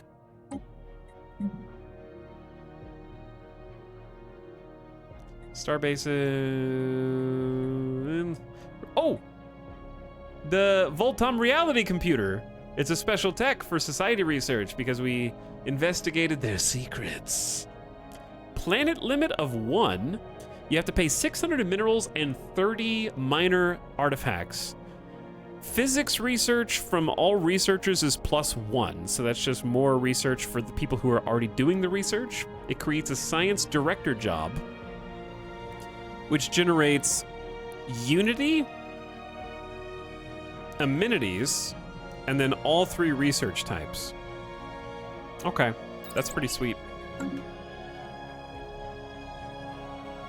Did your vassal lord allow you to build on the planet you discovered last night? Yeah, we changed the entire contract. We're Scalariums, and they're paying us now. We don't pay them. Mastered a new technology. We don't pay them taxes anymore, and we don't have to fight in any of their wars. So we have renegotiated the deal. Pray I do not alter it any further. Tier 5 neutronium. This incredibly dense and strong material can resist firepower that will turn armor made from any other alloy into slag. Yeah, they're paying us to be research guinea pigs, basically. We pump them full of research juice, and they give us every raw material possible. They match 45% of my economy that I make is matched by my overlord, and they pay me that as extra. So it's a pretty good deal considering the circumstances. We're just being nerds, and they're paying us to nerds. They're paying us to be nerds. So the larger we grow, the more we're draining them of their natural resources. Well, I'm curious if they'll ever try to negotiate the deal back. Like if they start deficiting. I don't think they will because their economy is very big. It's an overwhelming economy, but yeah. Okay, we need to upgrade all of our ships. Planetary build speed is fine. Armor, auxiliary slot. We need whirlwind missiles. Medium missiles. Augment the ships. And speaking of augmenting the ships, I'll do that now. So, we're skipping from tier 3 to tier 5 armor. That's 170 to 290 hit points. I usually do like shields, going shield focus more than armor, but it really depends on the guns. If you have intel on your neighbors and who you intend to fight, you can spec appropriately to what you anticipate bumping into when you fight them. Because some weapons are better or worse against shields. Yeah, we give them research back. We give them 35% of our research back. All right, advanced combat rolls is just like better combat computers. So fire rate goes up, missile tracking goes up, more of our missiles will land is a big deal. And we're balancing the books on the power. So basically you just can't go negative on power. You can do whatever you want to your ship design if you're willing to pay the cost and upkeep, but you can't go over that power limit without upgrading the reactor. And then we'll have the tier 2 missiles. We'll just wait on upgrading this until we have the tier 2 missiles. 35% is a lot considering how much you research. That's correct. We have claimed a new world for our people. But we wouldn't be able to claim all these new worlds for our people without that overhead that they're giving us. So we're giving them research, but we're getting resources and buffing research. We're already making more research than we were before we gave them the 35%. So once we get out of that contract, once we're self-sustaining, we're gonna balloon, but we have to get our economy in order before then, right?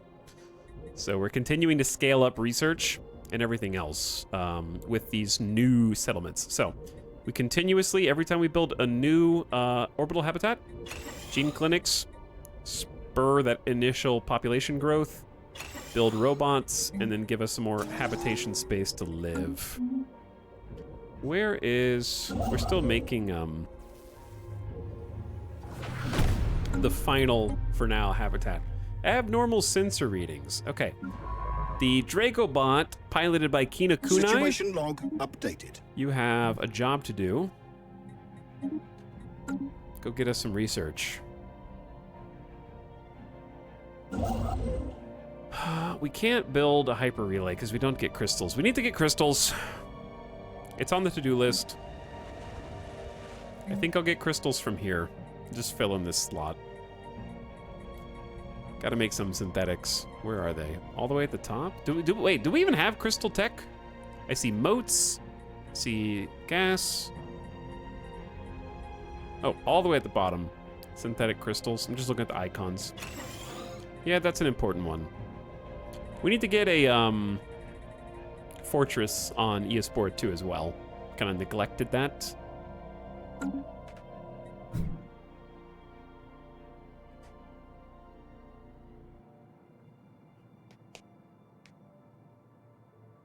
The Scalarium contract also gives bonuses to research. Correct, yep. That is right.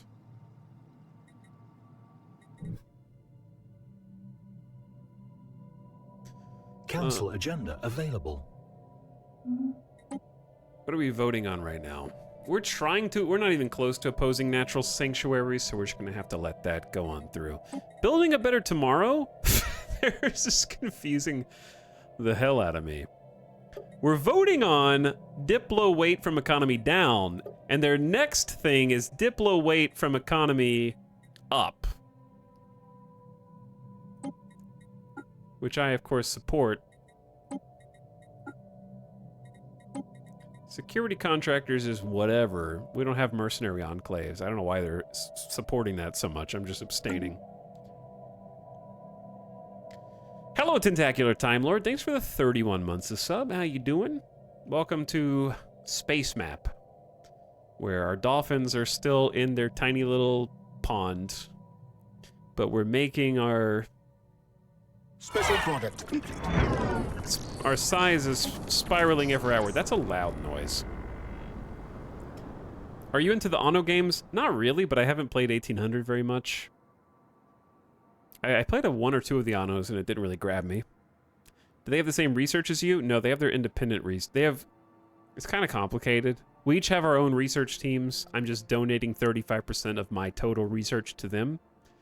And then we also have a research agreement where we're sharing research. That's giving me buffs as well. But yeah, I'm giving them 35% off the top, and then this is what we have after that. So we have a little over 1,500 research. Scalarium gang, hell yeah. We received a report from the specialist we sent to Doltari. All across the signal beacon site were pieces of hull and other detritus. So there was some kind of starbase here. 3,000 engineering research. Just a little injection of technology for us for our missiles. I'm curious how our science is looking on the galactic scale. We're at 1259. That is better than everyone except the top 3. Minimar, our arch nemesis, has 2,300 tech points. Wow, we're never gonna kill them. We can keep trying though. That's not my overlord. Maybe maybe I have to use my overlord to destroy Minimar. Maybe that's the end game.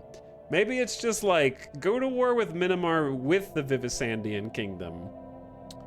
I need to figure out how to get out of this boxed-in location, though. That's the hard part. Unyielding, Bulwark of Harmony.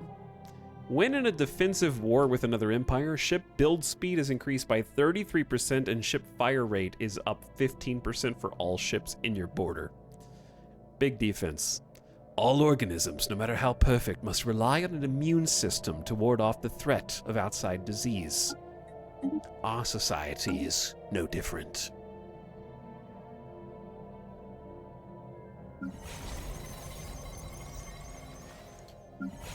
So,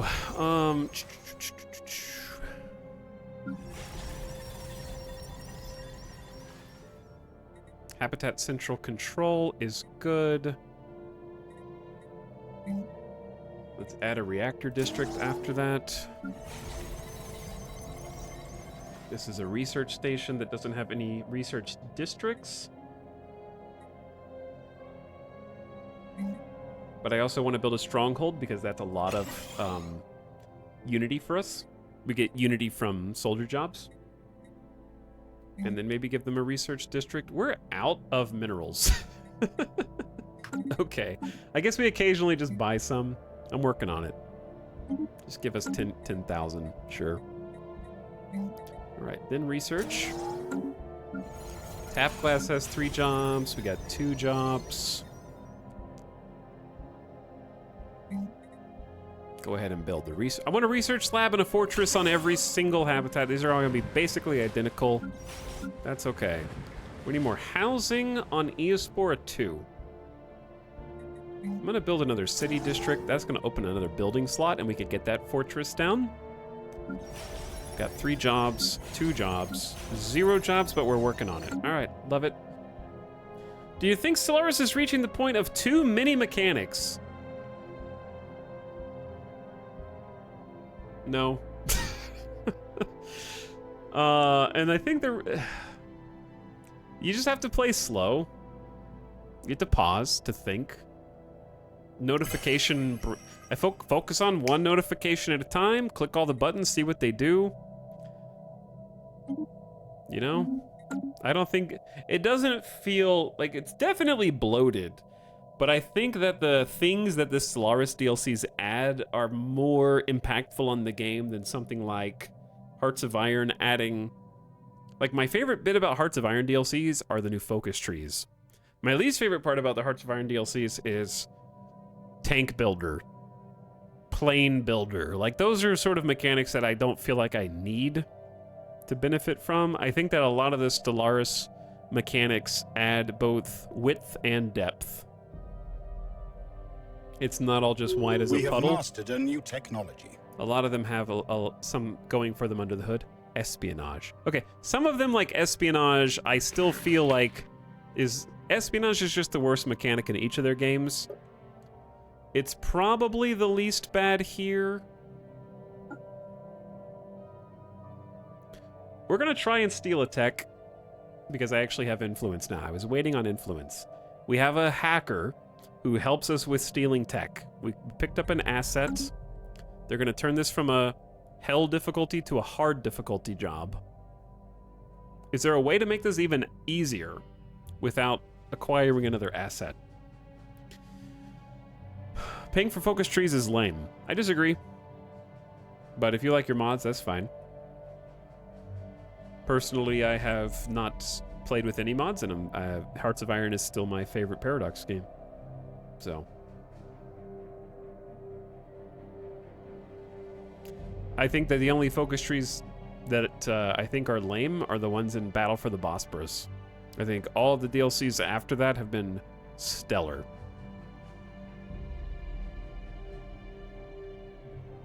And while there are a couple of mods that I would consider trying in the future, some of the ones I've looked at I think don't have a good grasp of balance and tend to make thematically dissimilar focus trees from the other ones that are in the game.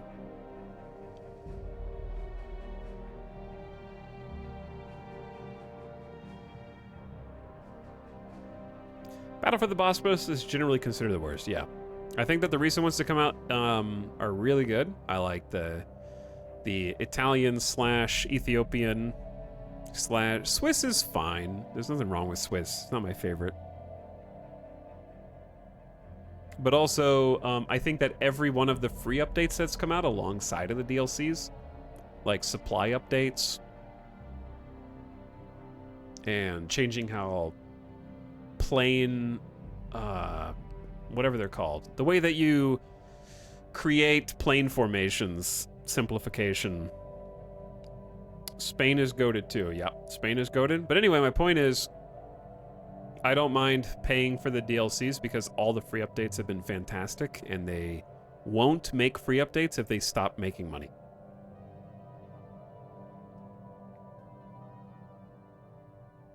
But personally, I think that each of the Hearts of Iron DLCs have been more bang for my buck than the Crusader Kings DLCs so far.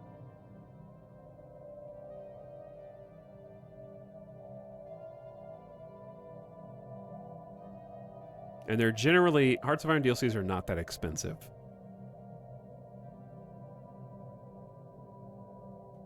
I see we are still as small as we were before. Yes, more or less.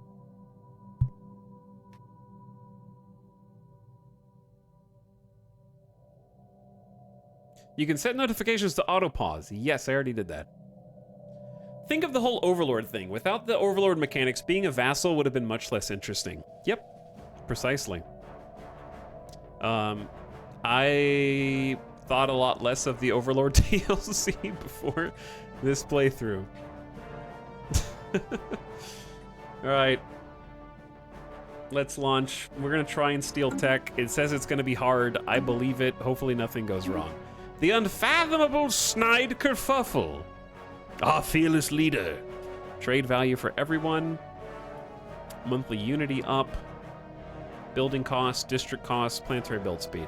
I think we need an architectural sense. This is a renaissance. The Voidborn Renaissance is upon us. The jump drive. Near instantly jump from system to system. Just a little dangerous. It's in our fingertips, though. Let's actually just do this real quick. Unpause so we can get whirlwind missiles. We're not actually losing physics research. We have mastered a new technology. It's just banking the excess, and it will unravel it over time. New miniaturization techniques allow us to equip swarmer missiles with powerful warheads and improved flight performance. We're going to equip those along with our new drives now, basically. Minerals from jobs. That is an end-game research, which I guess we're approaching that level. I guess let's go ahead and research battleships. We'll use them later. Gotta do it sometime. Neutron launchers is my top one there. Also for the artillery. Okay, sweet. Now, fix the ships. Jump drive tech. Go from 50% to 70% hyper jump charge time. Just a little dangerous and costs us a lot of alloys, but that's okay. These are already upgraded, but we're -4 on power. And I'm not really willing to concede. Maybe we just don't use jump drives yet, then. Not really willing to concede any of my tech. Now the destroyer, we're upgrading the swarmer missiles. And the swarmer missiles are pretty damn sweet. Like if you compare them, right? These are 61 to 85 damage, and they have 30% tracking. which is slightly more than quantum missiles. The other aspect is they're incredibly durable. They have 30 hull points and 15 armor points per missile, so point defense has a much harder time shooting them down. These are specifically designed to sort of counter missile defense systems. Whereas these have 6 and 6, right? This is like 5 times as much hull points, 2.5 times the armor. Much harder to shoot down. With that in mind, these are destroyers, right? Let's ditch the 2 small missile slots, add a gunship, and then have a second whirlwind missile. Let's get spicy. 2 whirlwind missile slots, right? We still have plus 100 power here. Give me the neutronium armor. Give me the jump drive tech. And give me the advanced combat computer for Picket. Medium range and an attempt to... I don't care about intercepting. What we're looking for here is whichever combat computer gives us tracking, because our missiles need tracking bonuses. So chance to hit, these are already 100% accurate, so we can't increase chance to hit there. However, there may be a fringe case where it's possible that we have 100% accuracy minus the evasion of the Corvette plus the chance to hit of our tracking computer. I don't know how the order of operations goes there, but we definitely don't mind the tracking. Tracking is always going to be good to kill the Corvettes. So we'll lock that in. And I think that's it. Good job. Now for the upgrade. I love that we have the same size fleet and we're just seeing how big we can make it. We have 10,000 alloys in stockpiles. That's pretty good. You know what we're gonna do with those? Just a massive Star Fortress upgrade spree for 5 star holds. You forgot the A slot on the destroyer. Okay, my bad. I don't remember deleting it, but it must have just gotten deleted. We can't modify it until the upgrades are done. I think I'd probably just use more chance to hit. But yeah, we can't save it until the upgrade's done. Okay, and then on top of that... We have mastered a new technology. Oh, we just spent all of our... We just went from 10k to 2.5k alloys in one. The reality computers of the Voltoms were unique processing units dedicated to analyzing existence itself, not quite through physics, but rather by trying to reverse engineer reality source code and find the glitch that would finally allow the Voltoms to take down the simulation where they believe they lived. We can build one of these per planet, and they're really good researcher. They have a lot of perks, really. New society. Doesn't help, doesn't help, doesn't help, doesn't help right now. Galactic Stock Exchange. If we pivot to trade value at some point, that'll be nice, but right now it doesn't really matter. Someone asked, why is Hearts of Iron your favorite? I like the brevity of the campaigns. I enjoy that you can replay Hearts of Iron. The best part of every Paradox campaign, no matter what game you're playing, is the early and mid game. And Hearts of Iron has the shortest quantity of time to get through a campaign since you set the goals yourself, depending on what focus trees you pick. The fact that there's actually an end date for... I mean, I know there's a technical end date for Hearts of Iron, but your campaign will be over in a position where you can officially say you won. You accomplished your objectives. Whereas Stellaris and Crusader Kings require you to actually get to the end date to have a win. I think it's a lot easier to make your own campaign in Hearts of Iron, whereas Stellaris, if you are not either seeing a victory screen or you've successfully painted the map, you haven't won. So there's not as many dynamic win conditions. And again, Hearts of Iron, you set your own. Like, I want to be New Zealand and invade Australia. Okay, that can be the whole campaign. That's it. It doesn't have to be more than that. So I think it's the scope. I like the smaller scope and the shorter campaigns. That being said, Stellaris is a close second.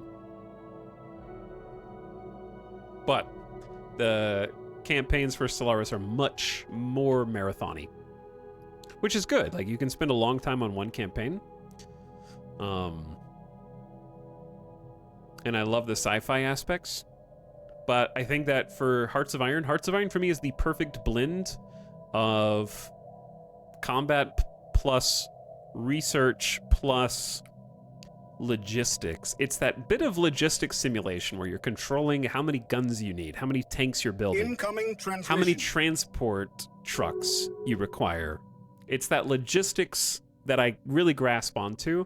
And then Victoria 3 goes so far into logistics that they lose me right now. I'm open to giving it another try. But it was very, like, that there wasn't... The Hearts of Iron has that perfect balance of logistics and combat and tech. Incoming transmission. And focus trees. Spymaster Nona Calvicia reports having lost contact with her operatives on active deployment in the Vivisandian Kingdom. They have missed their most recent scheduled check-ins. In accordance with standard procedure, we must now decide whether to track down our own operatives. Pause for about a month. Our chance of success depends on the target's encryption level. -10 infiltration. Silently cancel this operation. Any unspent assets will not be consumed. Disavow. I can't risk that they've been flipped to the other side. You miss your check-ins, you get lost.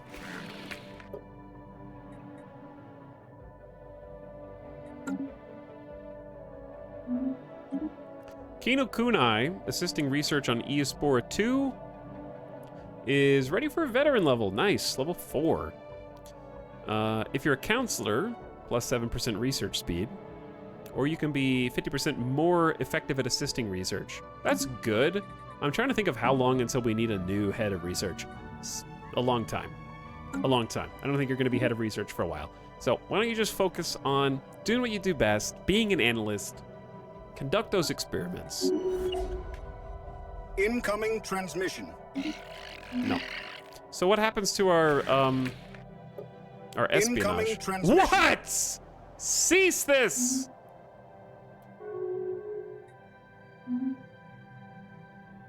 Like, I thought they got burned. Is this a different Nona Calvicia?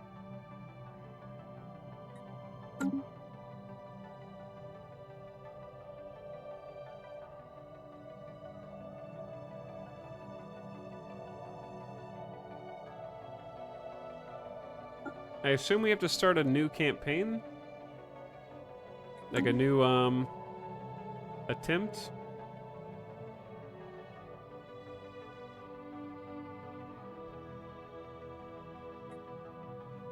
What does sleeper cells do? Okay, doesn't allow the infiltration level to decay. We already have an asset. Extort favors. Did you set back your progress? So this person didn't get burned, just their operative did. We could look for another asset. Okay, let's just look for another asset. Do these guys... This is hell difficulty to acquire an asset. So, I'm gonna say no.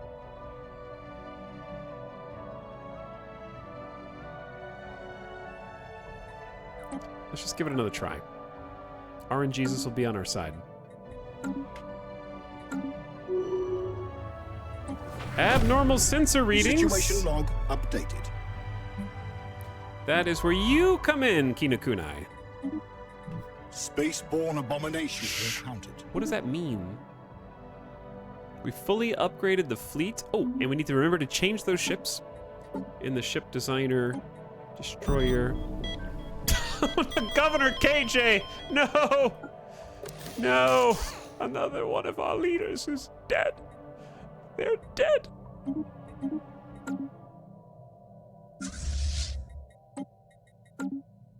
Our great Governor KJ has passed away at the age of 148 while in service to our empire. The people clamor for a memorial to honor this leader's contribution. A grand event will give everyone closure and bolster our ideals. Let the masses mourn. KJ has been laid to rest following a public procession. Every citizen was invited to pay respects. The funeral is followed by a week-long festival with no expense spared. 5 years of unity and happiness. KJ has passed on. So the blowhole needs a governor. The blowhole does need a governor. Focused on research. Can you see if the death changed anything about the special building? Yeah, I'll take a look. Gotta hire someone new. That means we need to bring someone else in from chat. The youngest has monthly unity, monthly food, clear blockers, stability empire-wide, trade alloys army, trade alloys ships. Yeah, let's just take the youngest one. Unity's fine, food is fine. We don't need clear blockers, but we just want to upgrade it. All right, chat, get your channel points ready because the channel point redemptions are about to update. You'll briefly, for the momentary seconds that it transfers to your computer, it'll open up one spot. And then I need to name the leader. Good luck to all of you.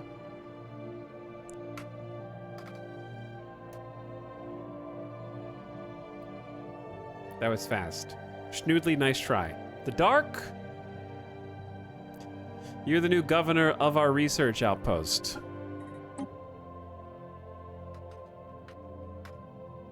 May you serve us for a very long time and lead us to many new discoveries.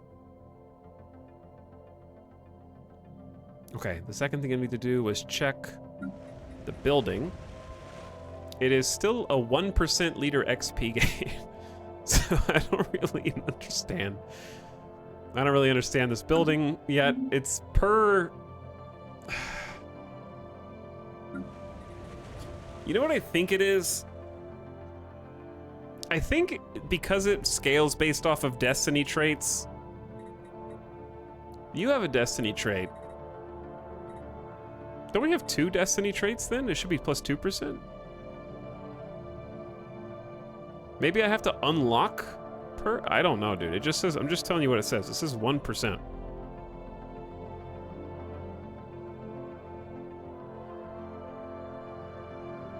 Production. What job is this? Does this even have a job? No, I don't think this has any jobs. I don't know. I built it because it's cool, I guess. Our ships have been upgraded. I am uncertain. This isn't the first leader that died premeditated. Might be listed on the Empire modifier.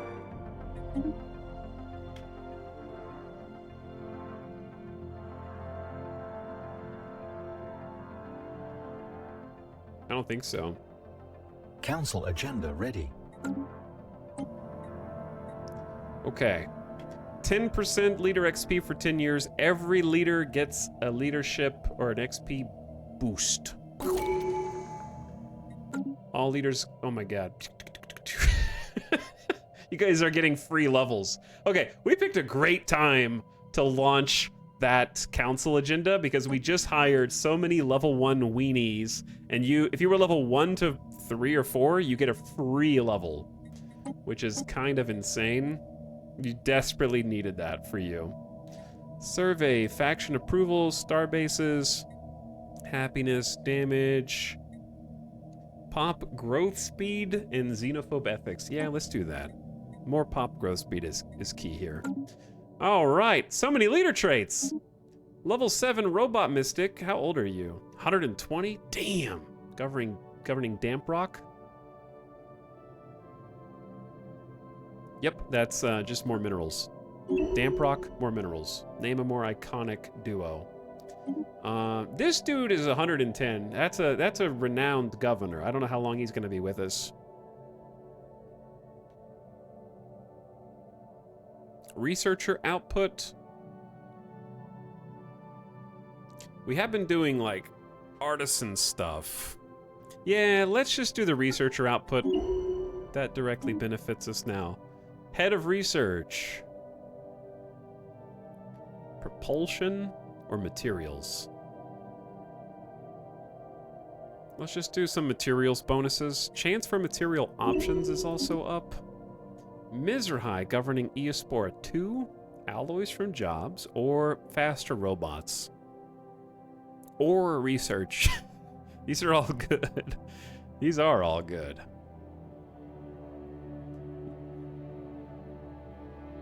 Let's do robots. And then Snyder, Fearless Leader, level 5. Level 6? Okay, you're going up pretty fast now. You're really filling in the shoes. Building cost empire-wide. Trade value. Unity. You are kind of a reformer. What's better, a flat 5% unity or unity from jobs? We get 272 from jobs and 600 total. So probably the total.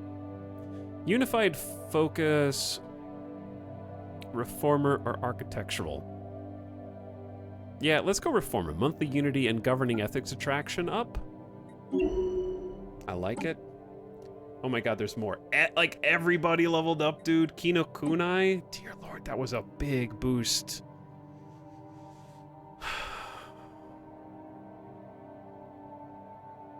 Kino Kunai. Assist research. Planet effects while assisting, build speed up while you're assisting research. That's actually pretty sweet.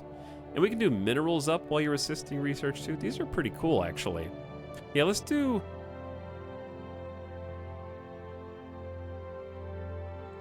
Let's do build speed just to do something different. Godly Ali, our new Minister of Defense. Empire effects as counselor. Leader experience gain. Eye for talent too. That helps everybody, right? Eye for talent is a classic. Flying Lima Beans! You are not a counselor. So we'll go with Trickster 2. Cloaking strength and combat disengagement chance up, and then the dark is the new blowhole governor. Food, I guess. I don't know. Those are kind of stinky, the dark. I'll be honest with you. We did it. So many bonuses. Every single person.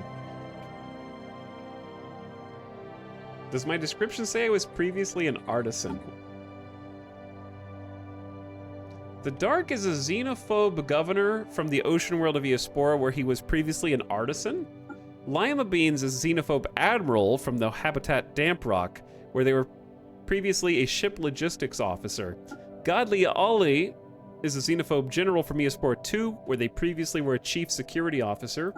Kina Kunai was previously a medical worker on Eospora.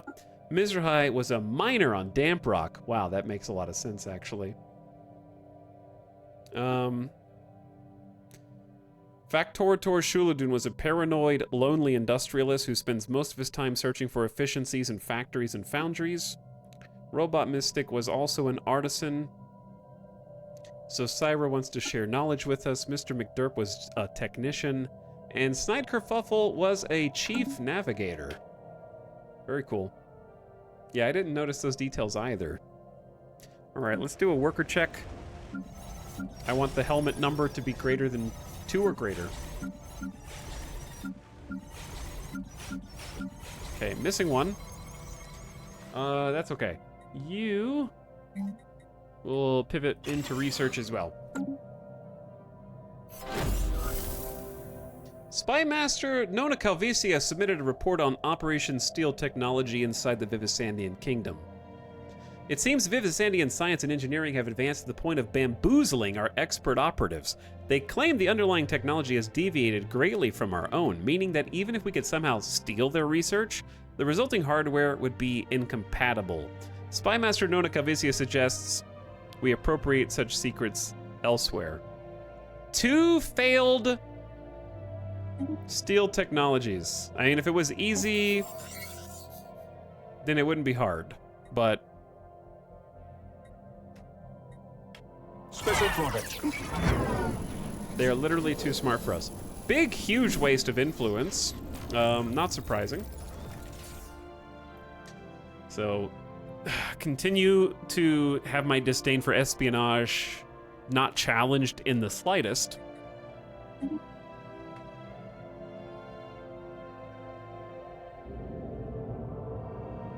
The Elysium habitat is now complete and ready for colonization. All right, this should be the last habitat. Sounds like they have enigmatic engineering, maybe, but that doesn't change the fact that it's a big ass waste of my time. Okay, we have, this is just gonna be a food world. What would an undersea farm be called? What should we name our orbital habitat farm? The reef? I like the reef. All right, colony ships are being built and will automatically fly over here and go to the habitat. The reef is cool. All right, chat, we're doing great. We're gonna keep We have playing mastered a new technology. for some time to come, but I need to take a quick BRB, bathroom break, dog snack, human snack, etc. Tier 2 neutron launchers. We can't use these, but those are for future big ships to drop bombs from afar. Energy Nexus might be okay for technician buff. Let's just get more encryption. I want to keep people from doing spy stuff on us. And then we unlocked battleships, which again, we're not building yet, but that's the kind of people I want to be dropping neutron bombs. Titans! Oh, mega engineering! Oh, mega engineering! Now we're in business. Build speed. Yeah, it's gotta be this, dude. Rare technology! This is a 56,000 point research. You can't have a mega base without mega engineering. To complete construction projects of truly staggering scale, we must first achieve fundamental understanding of both the engineering and resource storage requirements for such megastructures. Allow us to repair ruined megastructures. Wait, does this help us at all?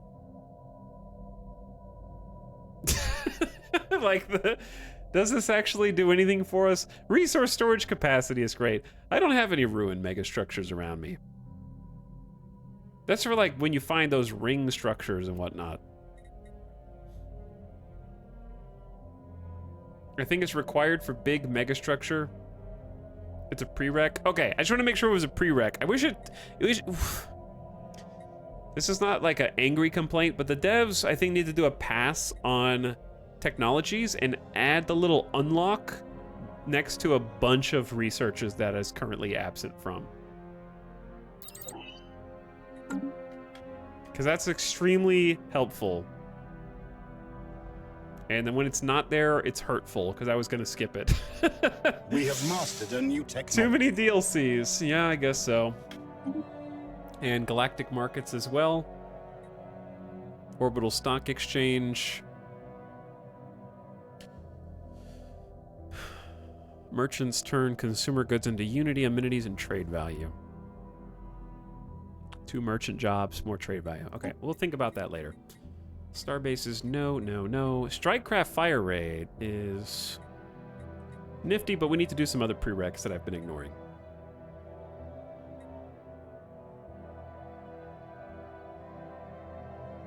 Let's do naval capacity again. I haven't been ignoring that. All right, and take a BRB. So, chat, keep an eyeball. Let's look at eSport 2 this time. This is a nice looking. Ooh, it's a bit bright, but there you go. There's our orbital habitats. The ring. Some of the brightness is gone. I'll be back in a few minutes. Thank you so much for hanging out tonight. Appreciate you watching. Hope you're having fun. And we'll be back with more after this.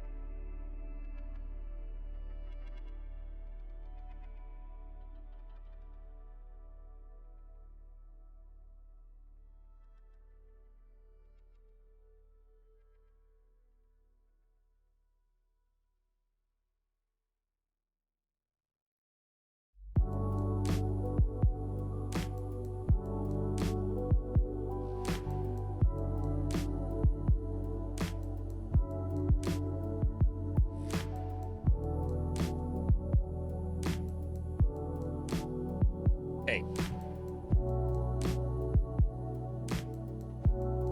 What's up?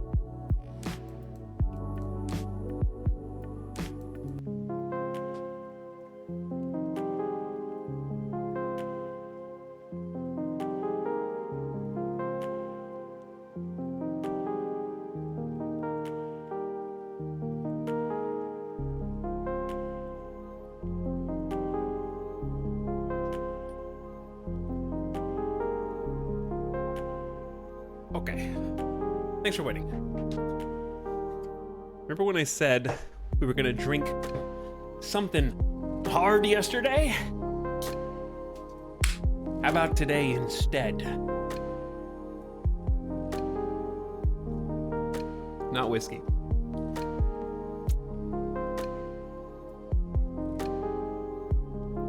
It's actually like a decent cider, which I didn't think existed from grocery stores.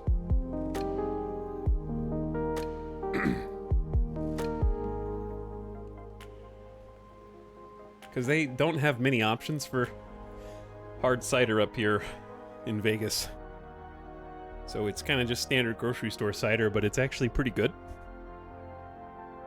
What brand? It's Blake's. One of the reasons okay. Hi, I can see you again. It's got two things going for it. Number one is bang for your buck. It's 8% ABV, which is very high for cider. And number two, you can't really taste the ABV. Blake's is so good, I used to get free samples when I worked for Total Wine. It's actually pretty good. I've been surprised by it because I was expecting like Angry Orchard style, which is average at best. Angry Orchard is like tolerable grocery store. It's not good. But yeah, it's like a very high ABV for cider, and it actually tastes good. So it's got both those things going for it. It looks like this. Okay, why don't I... There's a larger camera format. It looks like that. 8% ABV. Not an ad, by the way. But it's pretty good. It is actually good. I like this, the original flavor. We do interesting seasonal ciders too. What's that under the blanket? A monster. There's a monster under the blankie. Okay. Welcome back, everybody. Thanks, Prismist, for the 24 months of sub. Hi, Prismist. And Corin for 13. Thanks for subscribing, both of you. Very kind. Okay, chat. While we're kind of like paused here, I've been holding off on this rant for a while. If you're in the Discord, you may have seen me go ballistic about Marvel Snap recently. I've neglected to actually discuss it on stream because I forgot.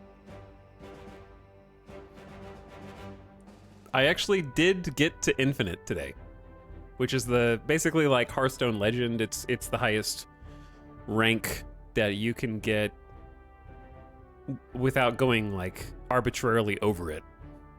It's the highest rank that matters. I played about 7 games of Snap to get there today. That took me from rank like 96 to 100 in like 7 games. I'm not exaggerating when I tell you 5 out of 7 of those were against the official bots.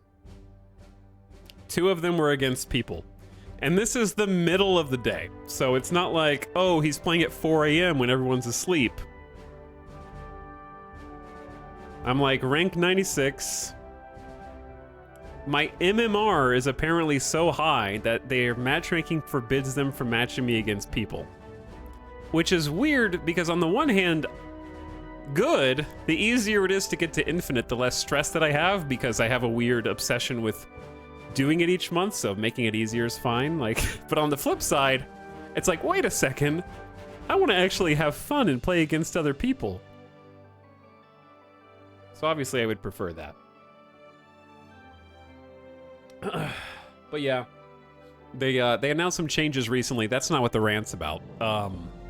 It's related. But there were some changes to Marvel Snap recently that I find fascinating.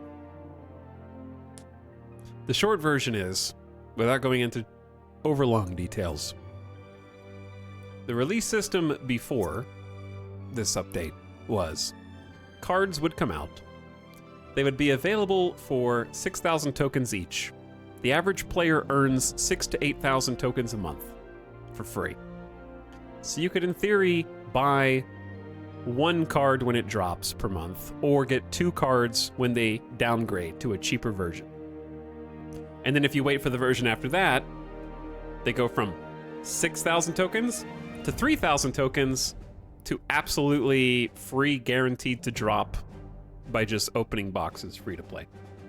The only exceptions to that were like a couple of big bads that never were supposed to drop, like Thanos was just permanently 6,000 tokens.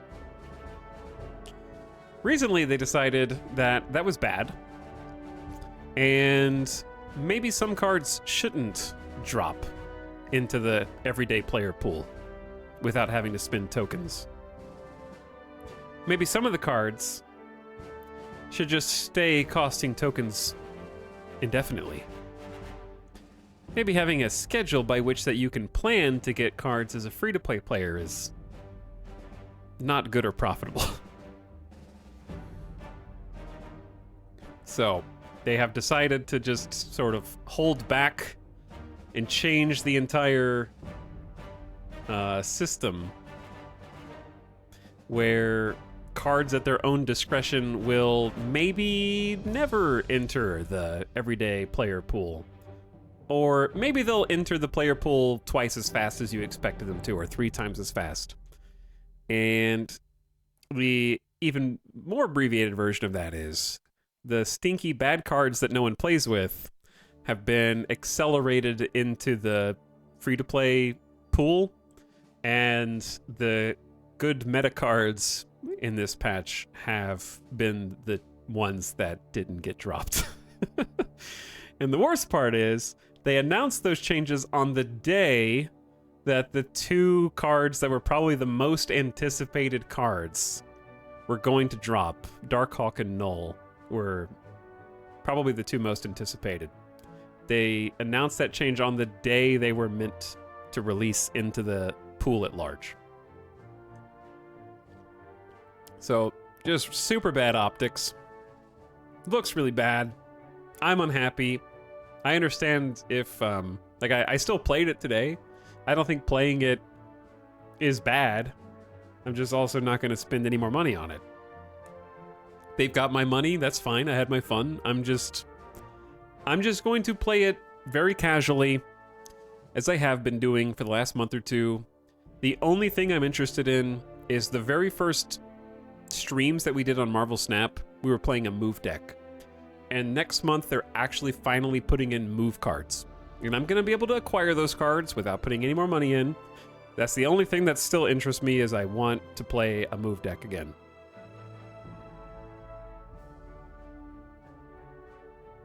But the things that they're doing to try to get more money are going to have the opposite effect. For me, anyway. And it's kind of sad, because I miss that feeling of, like, I'm talking about the first time we stream Marvel Snap. I can't imagine wanting to anymore. And it's very weird to think about and talk about out loud, like, how that has shifted dramatically in half a year, 6 months.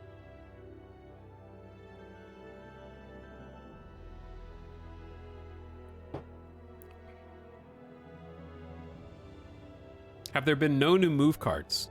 Correct. There has been one card called Stegron, who's still in Series 5, who moves an opponent's card, which can activate Miles Morales or something like that. But that's it. I mean, okay, there are cards that can move, but there are no move deck cards. Let's put it like that. I hate card games. There are no cards that enable a move deck right now. But you said that game would be big in a year. I put all my money in snaps. That's because the way that the developers talked was convincing, and I believed them, and I think it was coming from a place of earnestness. And then right now my belief is that there are some powers that be that really, really, really need Marvel Snap to make more money. And my headcanon, true copium or not, is that this is probably not what the developers want to do.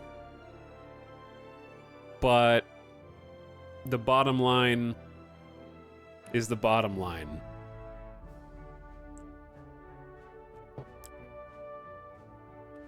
So, I still, like, the way that the cards were released and how things are being kind of rolled back. Shareholders want more money. What's up, Blade Drongo? Because, like, the way that they communicated before was filled with earnestness, and the way that they communicate now is very funny. Because I can see through the PR speak very clearly. I wish I had a transcript of the Discord updates that they put. Because it's not the official patch notes or anything like that. It was like the way that they wrote it in the Discord.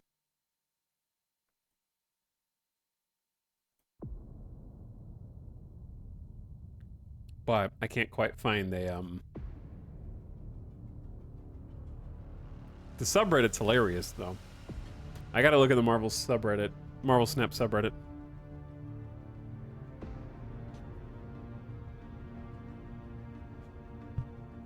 You were supposed to destroy bad monetization, not join them. Because it was honestly the most free-to-play friendly card game that there was. Like at the launch, at its inception, it was for sure the most free-to-play friendly. And then it didn't scale. And now I don't know where to put it compared to others. I would say that it's still free to play friendly, but it's not time friendly. Now it's like the most time unfriendly game, where the longer you wait to start playing Marvel Snap, the worse it gets, to a critical mass, where it's not worth starting, and that's what's going to ultimately kill it. The new, like the current player base is going to stay the same or decline, and new player acquisition is not going to increase at current rate. So it's only, that's why I say I think the game is dead for me. The reason why they're not going to get an influx of new players is because this card acquisition system that I just mentioned, where they have 4 to 5 cards per month that are entering a pool of cards that players have to acquire, and their new strategy, which is apparently, this is just my paraphrasing, not what they're actually saying, obviously, of putting bad cards in the pool but leaving the good cards where you have to purposely get them with tokens, means new players are going to have larger and larger and larger and larger, ever growing per month, pools of crappy cards that they have to wade through to get to the good cards that make competitive decks. And it's a escalating problem because you're adding 4 or 5 cards to the pool, and Marvel Snap is a time-gated game. So the later you wait to start playing, the longer it's going to take you to get a collection, by definition. So, yeah, free to grind. Free to grind. Hello, Brynjar Bjorn. How's it going?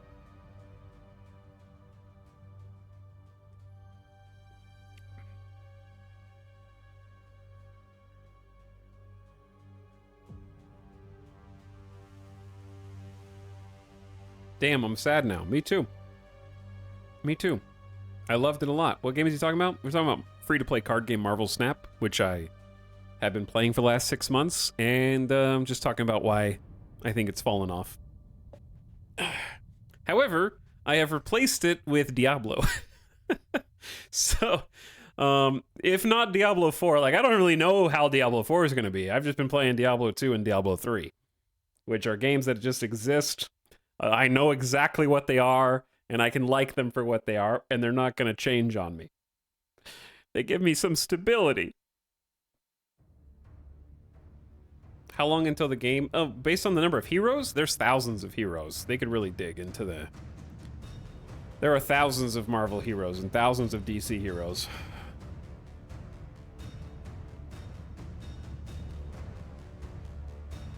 The rare sad stream. Speaking of Diablo, I've been having a great time. Let's get the lighting a little cozier in here. There we go. Been having a great time with Diablo 3.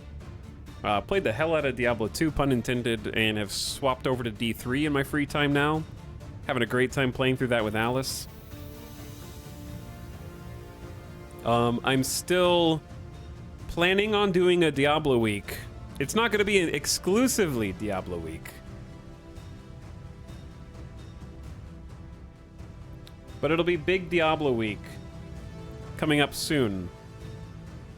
I want to play Diablo 1 on stream, the OG, going back to the beginning of an entire genre of games. So that's, we're gonna put like all these campaigns on pause. X4, Stellaris, etc. Put those on pause for a little bit. Do Diablo 1, do Diablo 2. If we have time, do Diablo 3. D1 is pretty short. That's like a 2-stream game. D3 is like a 2 or 3-stream game.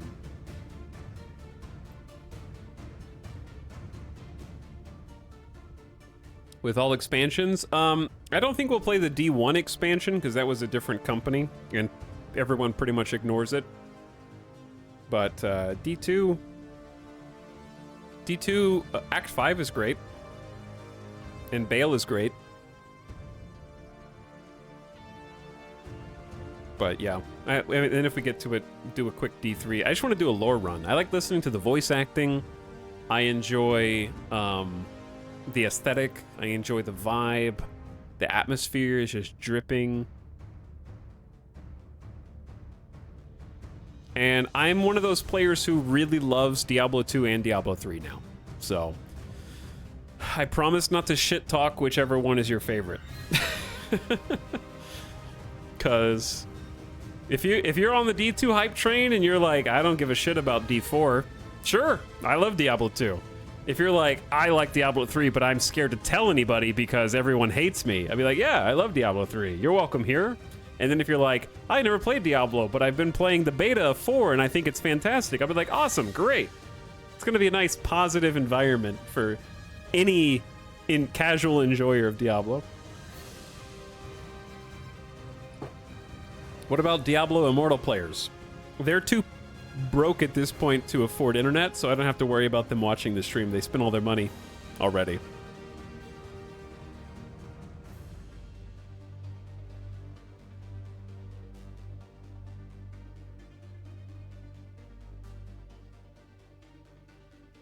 Anyway, that's what's coming up soon, so we might start that this weekend because I'm going to need some time. I am going to need some time to get through those, and I'd like to do them for fun. I think it'll be a good time. I'm not going to become a Diablo channel. This is just a brief sort of a side project, if you will.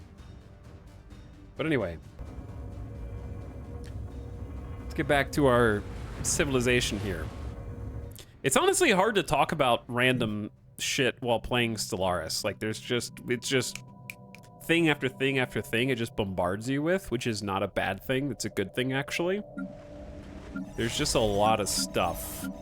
And I can't promise that Tipsy Etal is going to be better at this game once I drain the rest of this 8% ABV hard cider. All right, I think we're just good to go. I don't think I had anything like super outstanding. We have 98 minor artifacts. We need to accumulate more. Then after Diablo 3, we'll play Path of Exile. I would like to play Diablo 4. Again, I'm not going to become a Diablo channel, but I would like to do at least 1 or 2 streams on Diablo 4 and just kind of explore the game a little bit. Just kind of chill. There's guilds and stuff in Diablo 4, right? Do like a stream guild. Senate is now in session. Security contractors is mercenary enclave. I'm just gonna abstain. I don't think we need to do any of that. Like, I played a little bit of D4 and it was really good. I didn't play very far, but I enjoyed the voice acting. I'm in it for like the story, the voice acting, and the level of detail. Like, Diablo 2 and 3 are super impressive to me because of the level of attention they give to all the side characters and all the people that you can talk to and how their dialogue changes depending on your character class and where you are in the story. Like being able to come back to town and talk to people and just kind of get their backstory, and they all have like interesting, like the Templar in Diablo 3 has a super interesting backstory.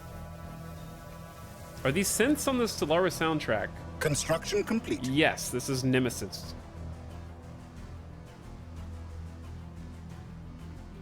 Oh my god, we just have 5.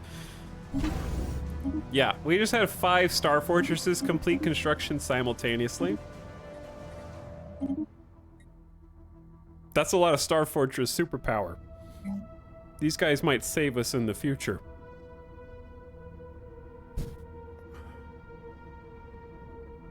Eventually, we will probably do Ancient Rampart, but right now that just costs too many relics.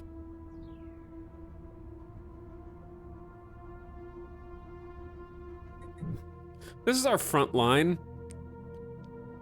Are we just going all in on hangar bays? Like, I feel like that is one point of failure is a little spooky. If we do gun batteries, we've never upgraded kinetic weapons at all. So I guess we're going all in on hangar bays. And then for buildings, ship fire rate up. It's pretty good. Disengagement chance down.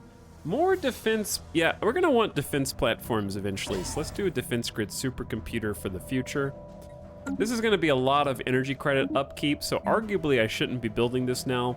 However, by the time I remember we need it, it'll be too late. This is Deneb? Okay. Deneb is kind of like an occupied... What's wrong? Oh, hangar base? Yeah, we have like planets and stuff here. If we have planets and stuff... I'm gonna put down a couple of shipyards. More shipyards will be good for when we want to mobilize. And we have hydroponics, transit hubs, so we can transfer people who want to move to a different area to fill jobs. Something that's a little bit more beneficial to... It's like stability and ethics. This is a jam. We may want to station ships there in the future, so maybe either crew quarters or I guess a fleet academy if we're going to do the double shipyards. And then this is our anchorage spam, which we actually don't need. How do I get the thing? Is it off-world trading company? All right, let's actually try doing trading. Trade hub for you, trade hub for you, trade hub for you, trade hub for you, trade hub for you, trade hub for you. 6 trade hubs, okay? And by default, those trade hubs don't do anything. They increase collection range of the starbase. But once we add off-world trading company, it converts them all to produce 2 trade value per trade hub. So that'll be 12 trade value, which is effectively 12 energy credits for our purposes, which is weird because that'll cost energy upkeep. So we're only getting 5 energy. Okay, how do you make trade hubs worth it? I don't understand, actually, now that I think about that. Let's do that again. But if we do that again, I need to get rid of the anchorage building.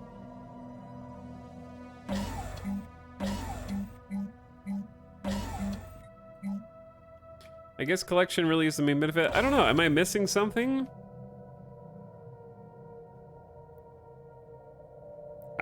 I'm just gonna try it out and see what happens. Colonization efforts begun.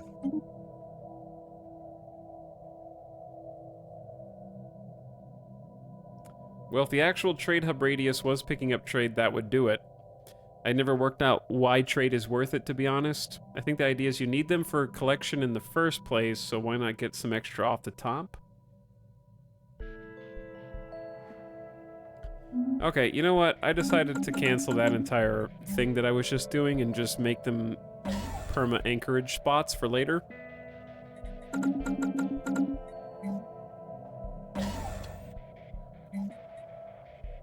Because I don't understand their value. Then we're just gonna do probably resource silos until we find something better to put them in. Have some more space so we can stockpile. Like, I know what trade is for. Also, this is a different game. Alright, Stellaris Complete soundtrack is over, and Grand Storyteller Mr. McDerp just retired due to failing mental conditions. What? You didn't even die, you just retired, and you're gone. Okay, bye. Now we need a new Grand Storyteller, I guess.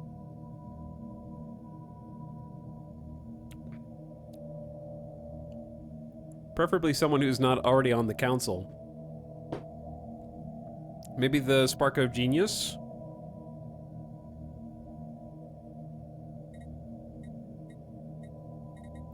Robot Mystic, you're level 7, and you're a governor. Can you be a governor while sitting the council? Yeah, you can. You are also 121 years old. But you don't have any counselor bonuses, that's the only thing.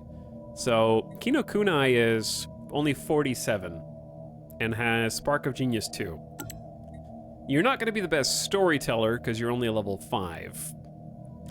But your Spark of Genius is useful to us. Your retirement functionally equivalent to dying. Yeah, I think they just disappeared. I think they're gone. Let's listen to the X4 soundtrack while we play Stellaris. It'll be super confusing, but also beautiful, because they have a great soundtrack.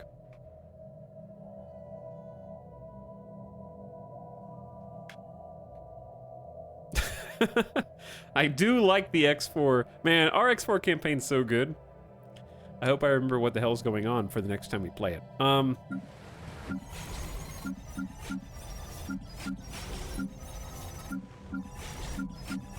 right, those are all perfect. They have at least 2 jobs. I'm not making the noise for fun, I promise.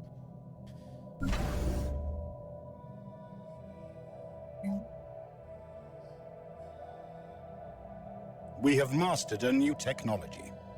I need you to pull out of retirement for one last job. Encryption 2. Latest advances in encryption exploit recently discovered quirks of physics to require inputting a specialized key before it has been generated.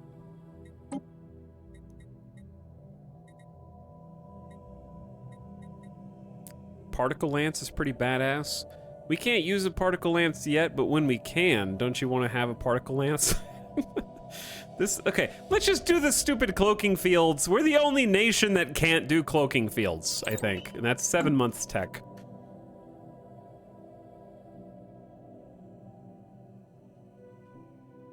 Look at all of these outposts, dude. What was the Empire population at the beginning of the stream? Situation log updated. Situation log. Kino Kunai? You need to research it. Why is one of our science ships not doing anything? Oh, there's no scientists in it. Oh yeah, because they Construction died. complete. Yeah, they died.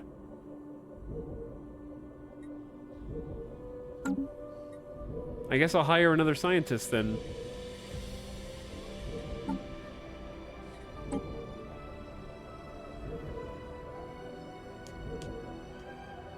$150 sounds old, but there are sharks on Earth that live to 250.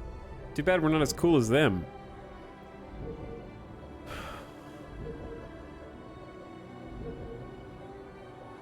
Our empire is still small. Yes. We're small, tall, and ready to ball, as chat put it before.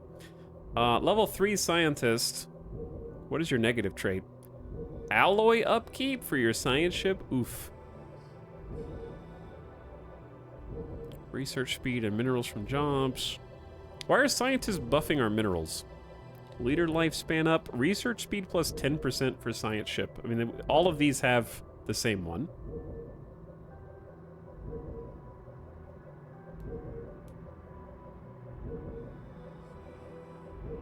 Those are useless.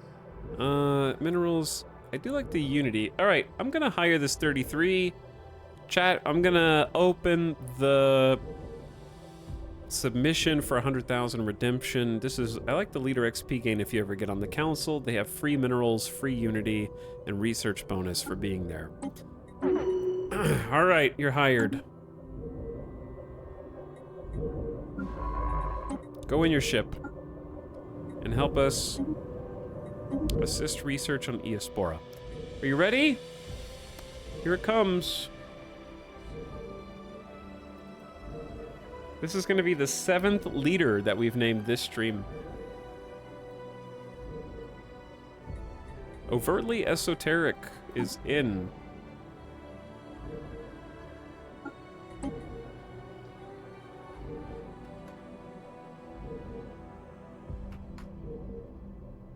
Good luck on your assist research job.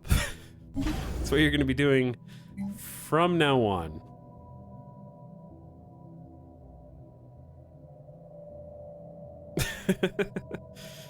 It's not a bad thing. It's a good thing. It's fine. All right, all in on Anchorage is there too. It ain't much, but it's honest work. Hell yeah. Don't insult me. Our mental network is vast, giving us access to thoughts and ideas from every corner of our empire, but not a single entity has ever seen anything that would lend merit to your tragic existence. Pathetic fleet power, pathetic tech, pathetic economy. Shut up, you big nerd.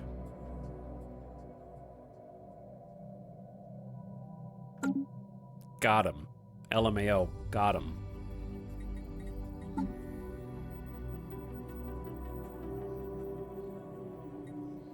Well, we'll know how cloaking works, I guess. We have mastered a new technology.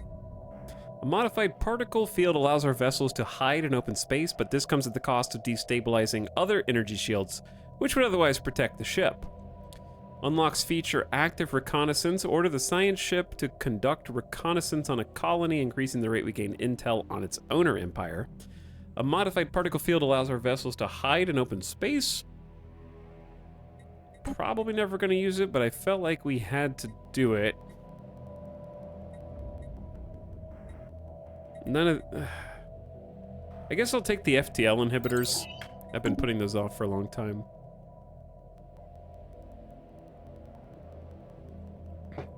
We have claimed a new world for our people. Yes, we have. Also, New Voltamar is 10 pops. That's an easy habitat administration to capital building upgrade. And this is the last colony, okay? This one's the last one, chat. The Reef. The Reef. This was supposed to be for food, but we actually can't make food. How did we never learn how to make hydroponics on orbital habitats? Shouldn't that be the #1 thing that they're able to make?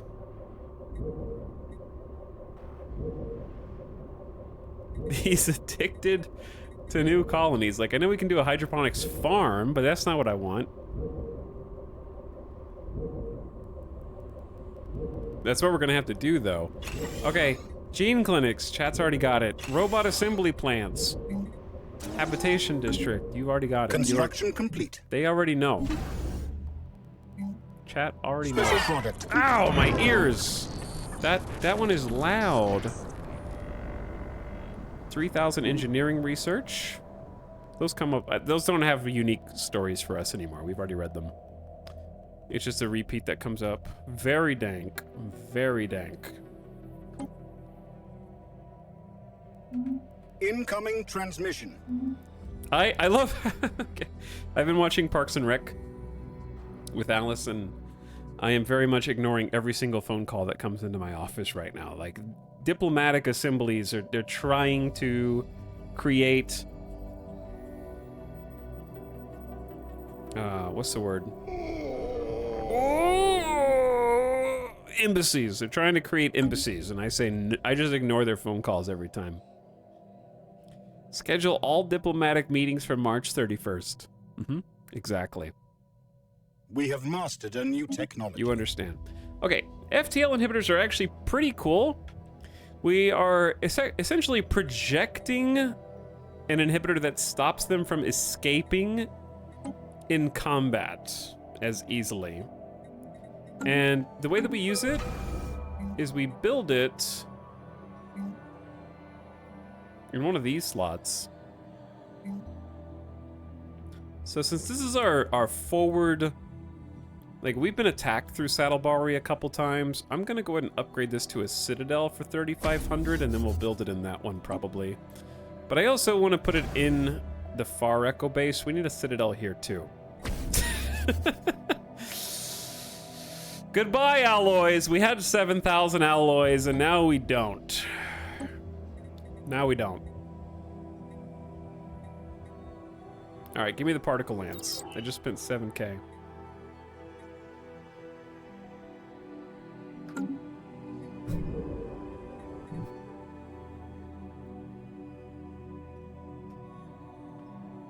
So we're gonna make it to at least 2330 today for sure. We have mastered a new technology.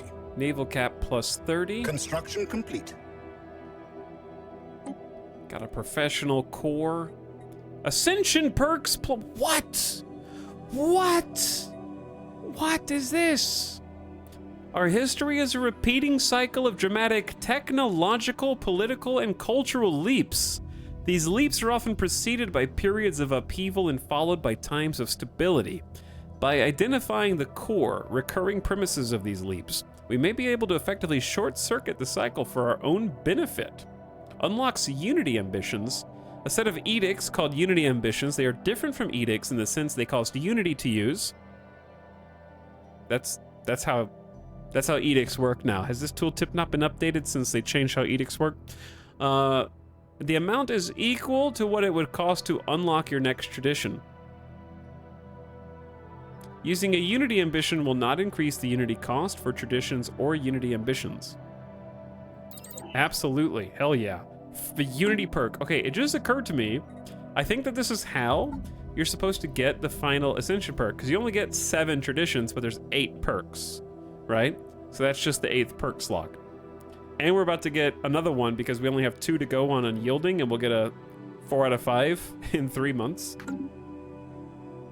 So that's actually super sweet. Chat, look at, even we're giving, by the way, 40% of our naval cap to our overlord, and look at our naval cap. This is after the 40%. The reason I'm not building ships is because our upkeep is also up 40%. So if I build more ships, we lose energy credits. Like a lot. So that's why we're working on filling out our orbital habitats before we make any moves. There's the tradition on queue. Defensive zeal. When it comes to the defense of our territories in existence, our fervor will surely be felt by our enemies. Star bases, defense platforms have their hull points and damage increased by 33%. And then we got 56 months till the next one. We're almost up to 400 Unity. Looking good. Champs, looking good. Neum fast time. By the way, Tur Steak, thank you for the Prime sub. Hello, Steak. How's it going? Construction complete. Skivs says, my sub can almost drink. Who's here for 20 months? Sorry I missed you a few minutes ago. But thank you for subscribing. Nonetheless, man, our bases are getting chunky now. And Kilo says, never played Snap, but it's mid. Okay. You're not wrong. The worst part is you're not wrong. Alright, blowhole needs... What does a robot assembly cost? Crystals? We do have extra crystals. More robots. Give me more robots. We're out of housing. I don't want to make another habitation district.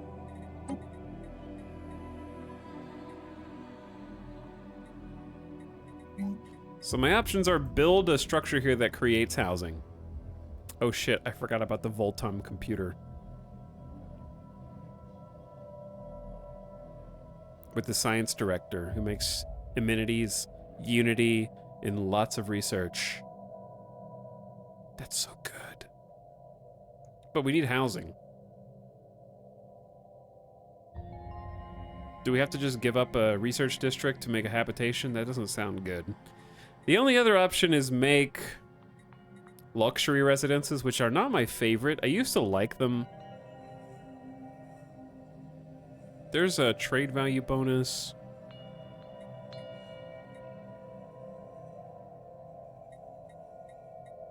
None of these have houses, so it's, yeah.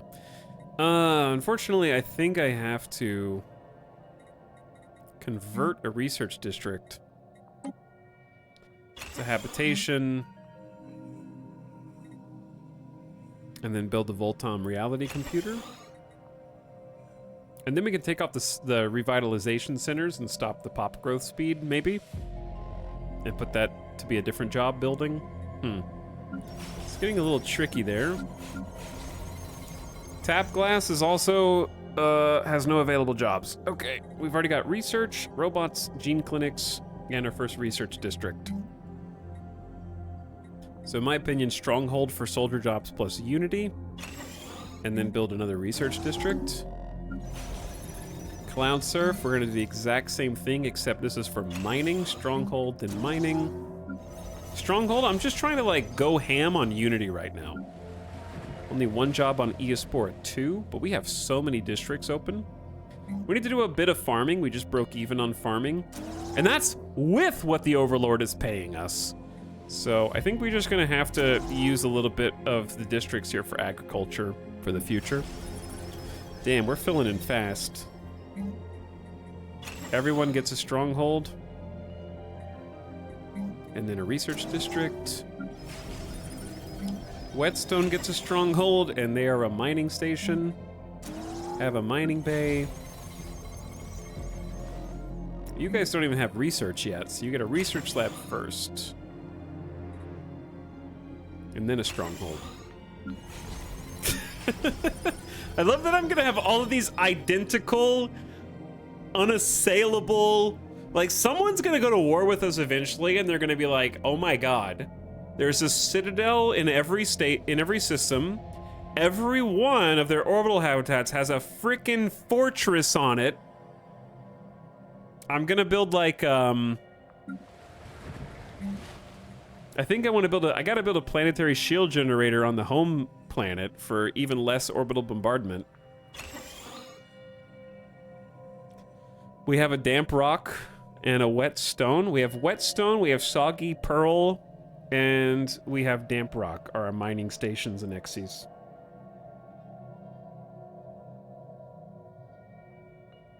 Are any of our bases more powerful than our Overlord's Death Fleet? No, the Overlord is too powerful. They are too strong. We don't even have a fortress here yet, so stronghold, agriculture district, then stronghold here. Every single place is gonna have a stronghold. We actually get a shit ton of unity from stronghold and soldier jobs. Godly Ollie, what are you commanding? Armies? Yeah, you're the general. This is your level 4 veteran level. Army damage and morale up. Focusing on invading. Focusing on defending, that's health and army defense army damage. And then army cost as a counselor. You're actually on the council. We may want armies in the future, so I'm gonna give you the ability to marshal them for cheaper.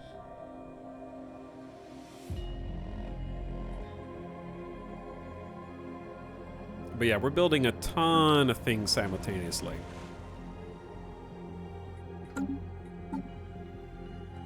Research is getting up there. All right. I remember this being really loud. Situation log updated. When we click on this, or no, when it's done. All right, Dracobot. That's why we hired a third scientist to keep researching these things. Can Tapglass get assisted research yet? Tapglass Incoming transmission. doesn't. I don't think it has as much science. Because they have what, 50? And Eospore 2 has 100 to 140?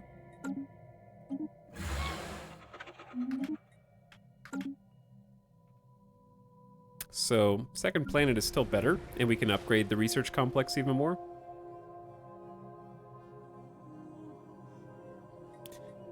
Could pay for another, like, a leader over the soft cap. I don't know if that's a good idea.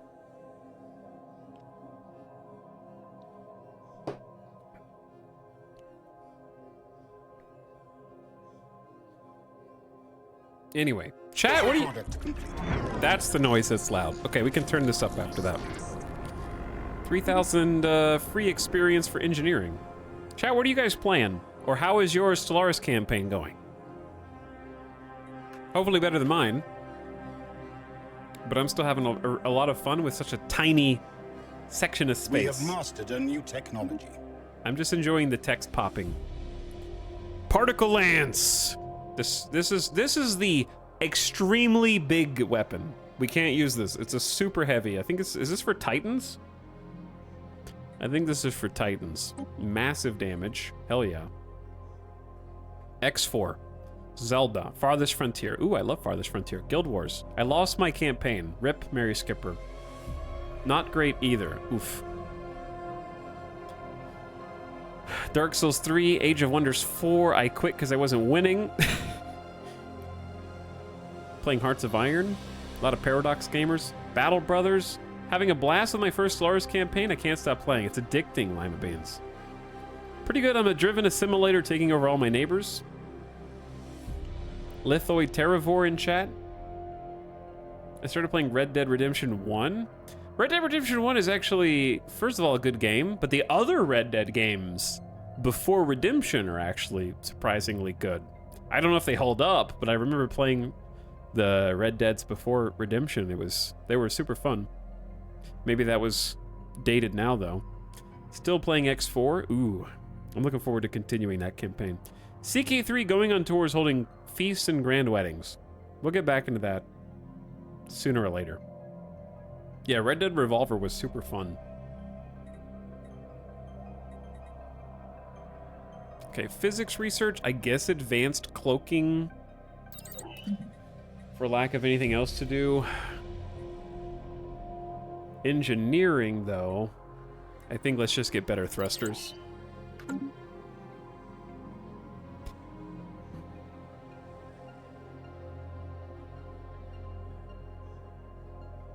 $56 days. The ruler election. Okay.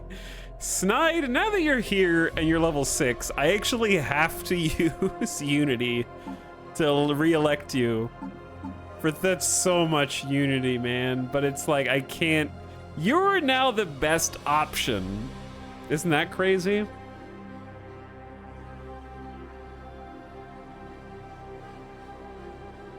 Incumbent advantage. I have to keep I mean, you're already there. I gotta put my thumb on the scale. Nice to Josh. Good luck with the science research. Battletech. I haven't played that in forever. Doing my first Stellaris campaign. It's going good so far. Playing Aquatic. Hey, I see a few first-time Stellaris players. That first campaign is special because it's just a constant barrage of, oh my god, you can do that? Or what is this? Stellaris is a great power trip game. They just make you feel awesome. Obviously, unless you lose, but I mean, like, however you end up specializing your civilization, you have no shortage of ways to feel like a badass and to do things you didn't think you would be able to. All right, they're in recess. I thought about grabbing Stellaris today, but became overwhelmed by the number of DLCs. Well, that's why we have the DLC tier list. Sock Thief. Exclamation Stellaris. If you get base game Stellaris and the at least the first 2 S-tier DLCs, if not 3, you'll have a very big game with lots of content. We have made contact with mysterious aliens who we have codenamed. Finding new aliens at this stage in the game is very weird.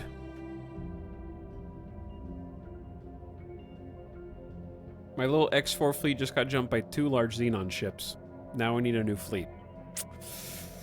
The Xenon are like that, yeah. Xenon doing Xenon things.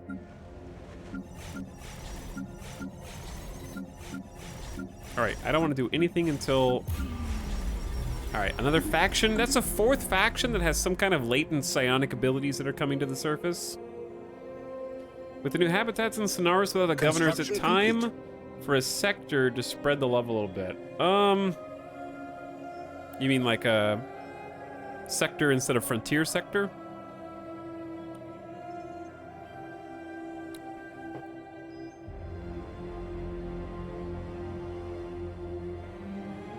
I'm definitely learning what I would do better on my next playthrough. I'm new to grand strategy games, so they're very overwhelming when I first start out. Yeah, it can be like that. Stellaris is good in that you start off very small, and you only have a few decisions to make, and then the game gets continuously larger, and it can kind of ease you into it.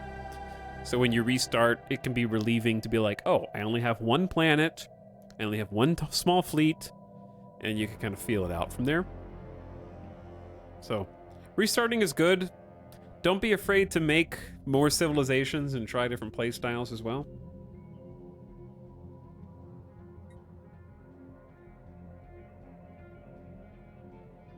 But yeah, the I guess for the sectors,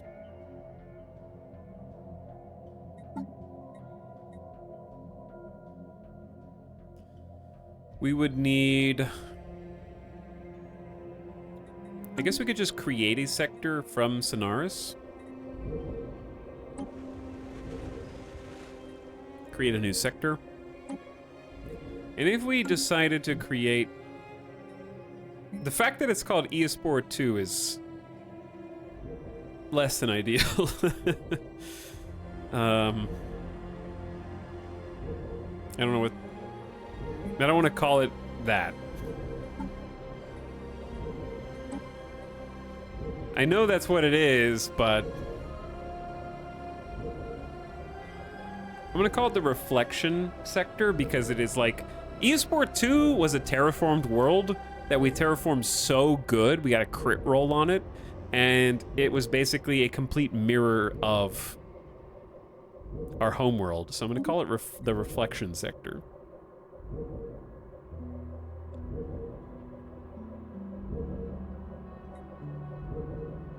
Hi, Talk Some Chat. What's up, Zap Guy? As far as that goes, do we have to add planets and we have to add people to the sector? Or do I have to unpause? Okay, I have to unpause. And now that we have a sector, it's gonna automatically grab the other stations that are inside that reach. Right? And so at this stage, with eSport 2 being part of the reflection sector, we want to go to the planet and sector kind of... How do I close that?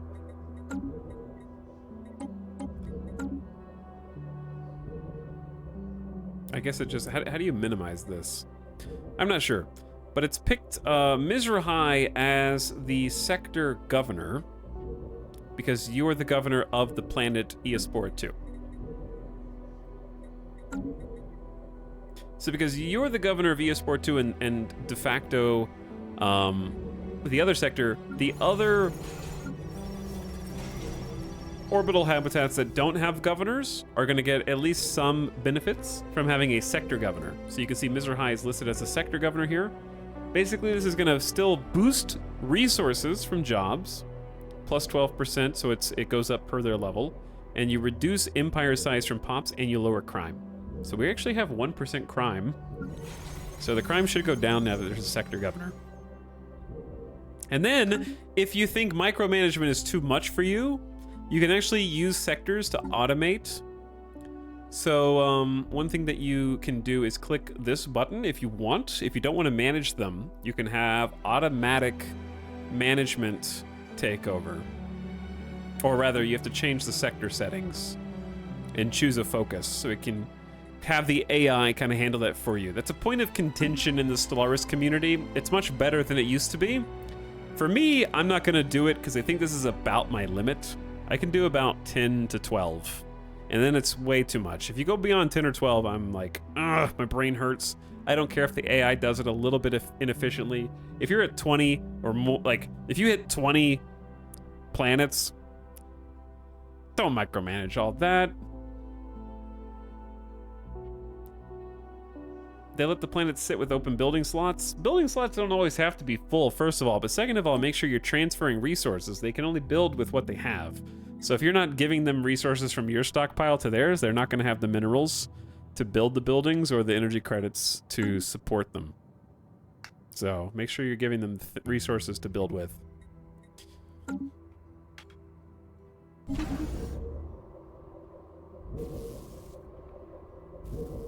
Yeah, you can do monthly ones also. So check this shit out, chat. We have a proper citadel.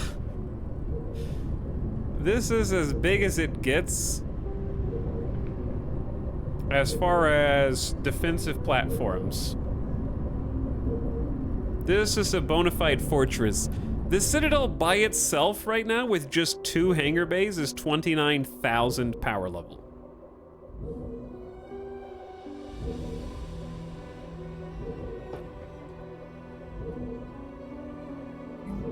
So it's very strong. And that's why we plop it in there. Now we have the final building slot. That's twice as much as our actual fleet, which is hilarious.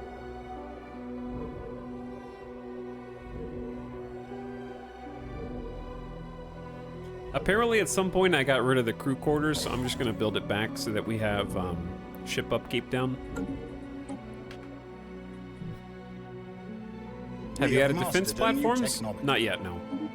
We just upgraded the Citadel. I think upgrading that is always better than doing defense platforms. Then once you've maxed out, then build defense platforms.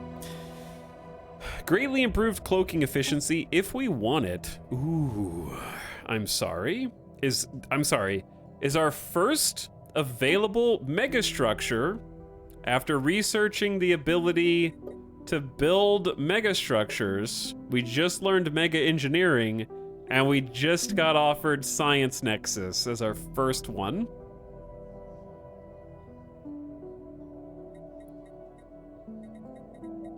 The game loves us. Science Nexus is a megastructure research lab with databanks that generate an immense flow of raw, undiluted science. We just got impulse thrusters. Okay, I need to upgrade those. Build speed. Let's just get defense platform hull points because we are going to start. We got just science things. 3 rare techs at the same time. Save now? Sure.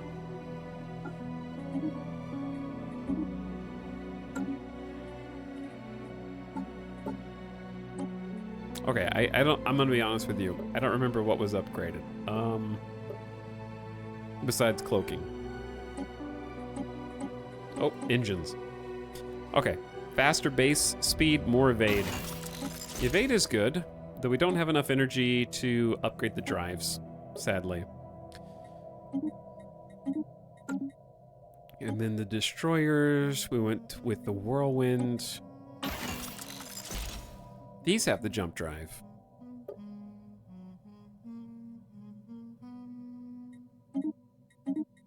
We can design a cruiser if we want, for fun.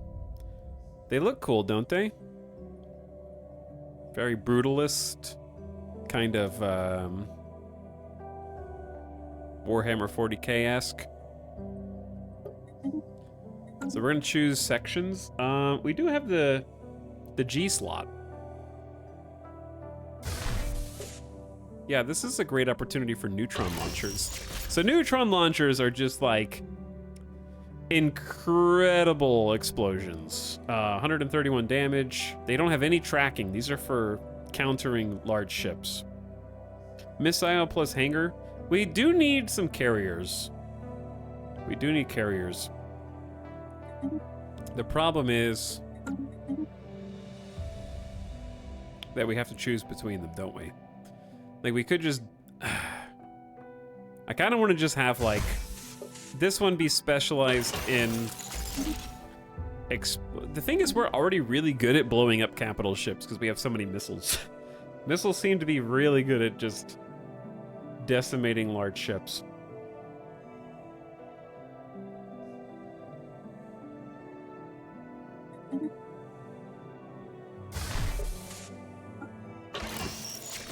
Is there such a... I do want to make, like, specific carriers / point defense. But in this case, we're just going to make the Boom Boom cruiser first.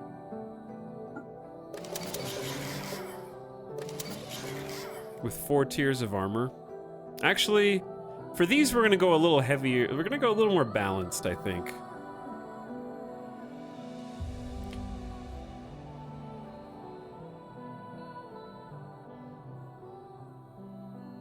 Raw, undiluted sewage is my favorite drink. Very interesting. Yeah. No, I agree. Sure. I wonder what music this is. That's X4.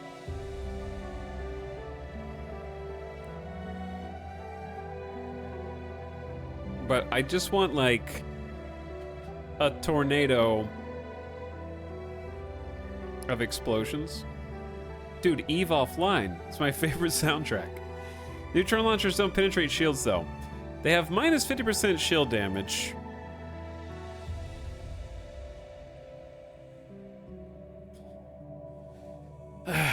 Yeah.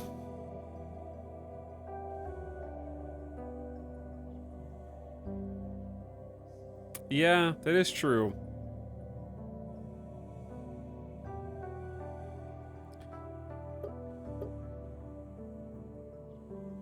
We'd have level 1 mass drivers. How close are we to breaking out? The answer is no. Okay, well, we need to change this up then. And I think I know just what to do. Infinite whirlwind missiles.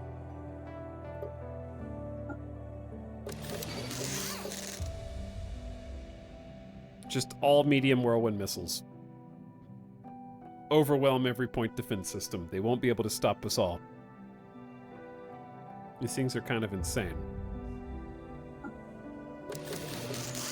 Get super shields, some armor, and give me 2 to fire control for extra chance to hit. Jump drives, level 4 impulse thrusters, highest tachyon shields. Explosive weapon damage is good, but plus 20 fire or plus 20 to tracking is better. We need a name for these. I'm gonna say like whale. I'm gonna call it the Moby class, like Moby Dick. The Moby class cruiser.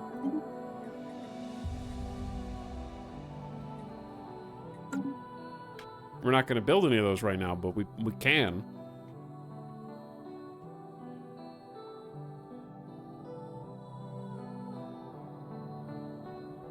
We've been playing a bunch of X4 recently, Vor Cobra. So you're spot on. The pitiful Xenos have banded together in a federation. The Vivisandian Kingdom joined the United Academy Partnership. They stand together against their enemies. We got a Federation invitation.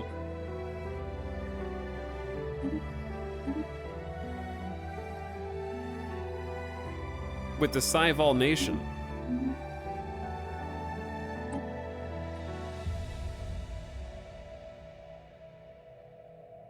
The Saival Nation is weak as hell, but they actually made a research cooperative?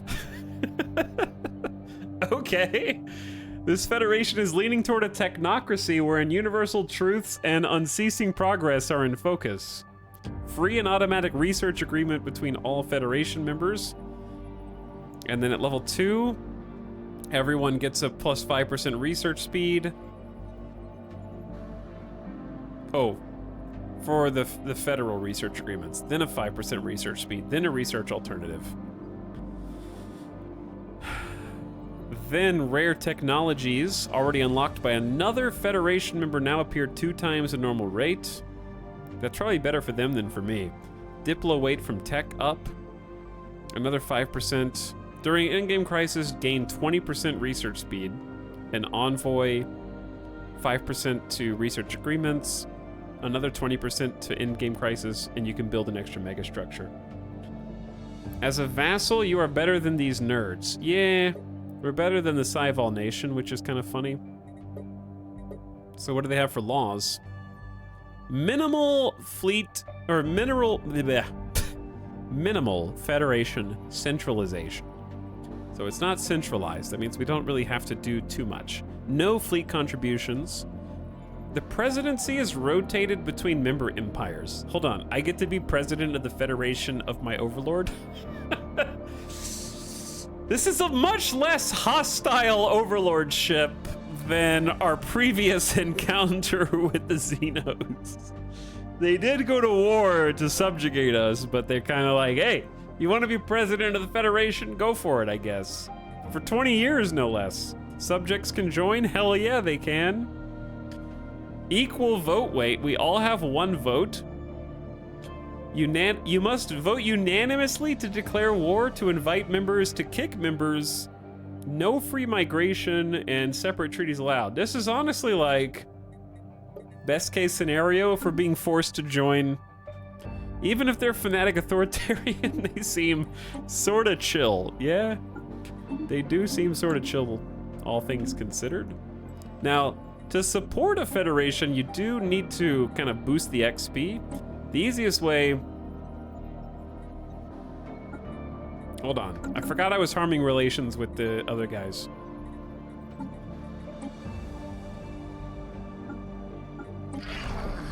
I was gonna try... Oh, wait. They have overwhelming fleet power. Okay, I was gonna declare my rivalry just because we actually do need the influence now, and now that we've declared our rivalry, I'm going to assign that envoy to try to bolster Incoming the transmission. Federation, I guess. No. I got another... This is a 42,000 power level defensive bulwark with 5 hangars. I need to lower their chance. Yep, sublight speed and combat disengagement chance down 20%. That's the one that I want. I don't want you to be able to escape. When we do build defensive hulls, they'll be 10% stronger now, with reinforced framework and blast shields. Synthetics, highly advanced robots that are stronger, faster, and more durable. Upgraded neural processors, that seems dangerous. I don't think I want that. Either tier 5 missiles. Yeah, let's just make our boom boom the boomiest. Construction complete. The most satisfying part of this game is seeing starbase numbers go up. I kind of agree. That's one of my favorite parts. I love the starbase mechanic. I love the starbase capacity mechanic. Okay, we should gain a bunch of energy credits because we're now docked with a station that has 25% reduction in upkeep. I've noticed that our numbers have gone up. Like, we're starting to advance, and we're hitting 10 pop on a lot of our orbital habitats and getting the prerequisite habitat administration upgrades. Council agenda available. Do a quick check. We're looking for, yeah, if there's one job, we need more jobs. 0 districts, that's fine. Oh, the alloy building, it's finally time. So the alloy building costs motes. We have 5 motes. The biggest benefit of this is you're probably gonna watch an insane alloy jump with this one upgrade, to be honest. Because it's going from like, oh, I make 15 alloys to every single metallurgist will create 1 additional alloy. And we have 3, 6, 9, 12, 15. We have 17 metallurgists. That's just 17 alloys by itself. And then it continues to scale and can upgrade again, I think? Pretty sure it can just upgrade again. We're making the first Voltom reality computer, which is pretty sick. 2 jobs on the reef. We've been meaning to add research labs. Every single habitat gets a research lab because we want our research to scale up to, we're approaching 2,000 research. Yep. Exponential growth is fun.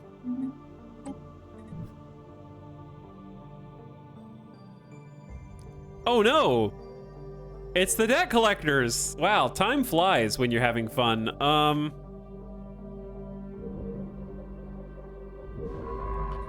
We need the scientists to leave.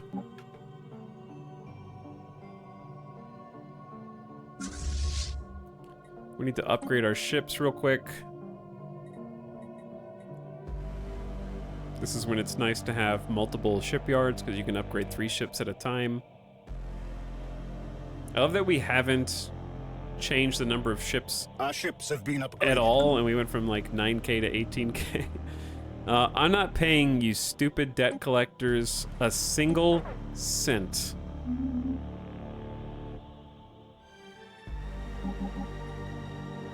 One of our spaceports is under attack. One of our spaceports is under attack. Chat, watch how fast we kick their ass.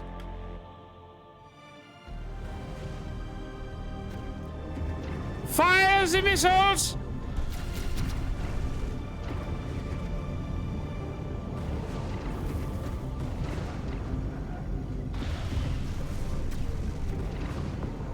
And they're dead.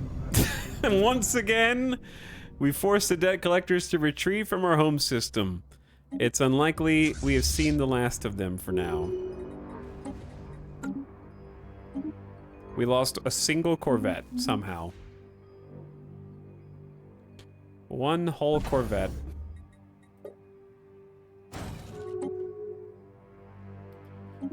We Senate have mastered a new is technology. trying to build a better tomorrow. Diplomatic weight from the economy up 60%. More worker output? Hell yeah. Alloys? Yes. Minerals? Yes. Planetary build speed? Yes. And We've researched ascension theory. We're making leaps and bounds. A new ascension perk. because we're so smart. We're so damn smart. Mega art? Oh, Omega art to the mega. What does Omega art do? Chat, what does an art installation do? Is that actually Unity? Is Mega art Unity? Do they keep coming? I guess they just keep coming until we win. Unity is good. Let's research that. We got 2. Where's my mega structure limit? How do I know how many mega structures I'm allowed to build? All right, it's fun time. It's Ascension perk time. Let's see what's available. We're just gonna pick an RP choice. Engineered evolution. Gain access to the genetics tradition tree. Gene seed purification. We have been doing some modifying of ourselves. Psionics. I don't think this is a psionics run. Archaeotech weapon damage. I would have loved to have done Archaeotech weapons, but we just don't have enough minor artifacts. Lord of War is Merc Enclaves. Cloaking strength and encryption. Unlock rating. Naval capacity. Damage to endgame crisis. Starbases. Eternal vigilance. Starbase damage. To display weakness is to invite attack. This is probably good RP, but probably doesn't help us that much, actually. Diplomatic weight and Fallen Empire damage is not really a good RP. Clear blockers is unnecessary. Empire size from planets unnecessary. Edicts funds unnecessary. Leader capacity and experience gain is probably okay RP, but doesn't feel like it moves the needle right now. We don't really need that many leaders unless we just wanted more governors. Probably master builders. We've built so many damn habitats that we've got to be an amazing megastructure super builder, which is fun anyways, and it makes a lot of sense based on what we've done so far. We've built like 10 orbital habitats, and we've reverse engineered alien battleships into a research superstructure. Because there's a +1 to megastructure build capacity, so there is a limit. And then arcology turns the planet into an ecumenopolis, increasing housing, resource production, and pop growth, and unlocking special arcology districts at the expense of the planet's natural resources becoming inaccessible, preventing further construction of generator, mining, and agriculture districts.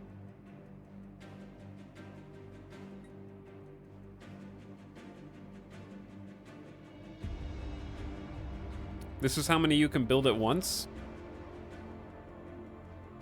I think I do want arcology, but because we're researching 2 separate megastructures right now, I think we get Master Builder and make them faster. And then get arcology maybe after that. And we still got 4 unlocks. That's only our 4th one. And we're about to get unyielding. It's 64 months away because I had to re-elect you, Snide. But other than that, okay. It's okay. Tap Glass is also ready for a habitat upgrade. Fleet is repaired. Fleet is going strong.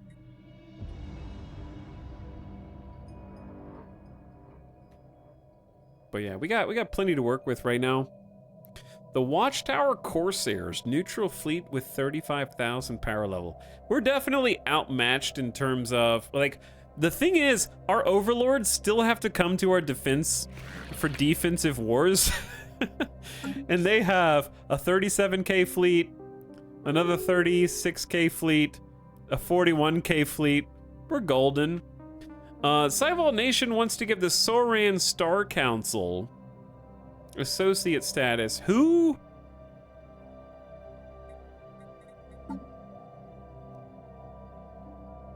I can't believe we are in a fanatic xenophobe federation. All right, they have superior fleet power compared to us, but who doesn't? Equivalent tech and equivalent economy. They are egalitarian xenophiles. I vote yes. The League of Evil. The League of Evil. Dude, we're losing a lot of XP every month. No one is sending envoys for cohesion. How do you see how many envoys are even being sent? I already assigned an envoy.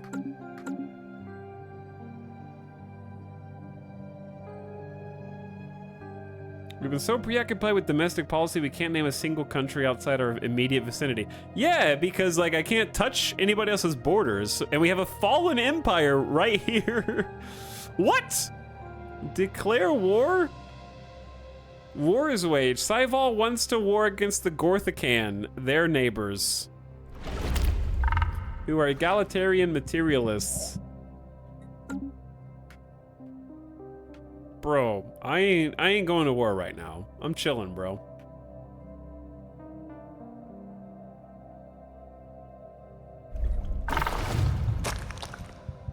Let them fight. They actually have a lot of diplo weight. Gorthican, where are you at diplomatically? Gorthican is not as high up as I thought. They're right there. We made it so our overlord can't call us into wars. Now they can't even declare them without our permission. They voted yes. All right. That's fine. Go ahead, big boy. Go ahead. I'm just gonna send my fleet down here and just chill. Or actually, no, we can just stay. Let's just make sure that we don't have... I don't want to encourage you to follow me. You guys go do your own shit, okay? Go do your own shit. I don't know who's the overlord at this point, me or them. Oh, we actually have unemployed pops on the blowhole? They should be resettling automatically somewhat. Incoming transmission. Incoming! All right, let's have, I need Voltimar. I need Voltimar Starbase to actually, let's ditch the resource silo in favor of the transit hub, so maybe we can receive some more of those unemployed pops. What is this? Integration prohibited. Vivisandians are gonna, oh, if I can't decline, then I lose influence. That is spicy. 250 influence to decline this. They're lowering their holdings limit. They still join me defensively. They want to restrict my voting.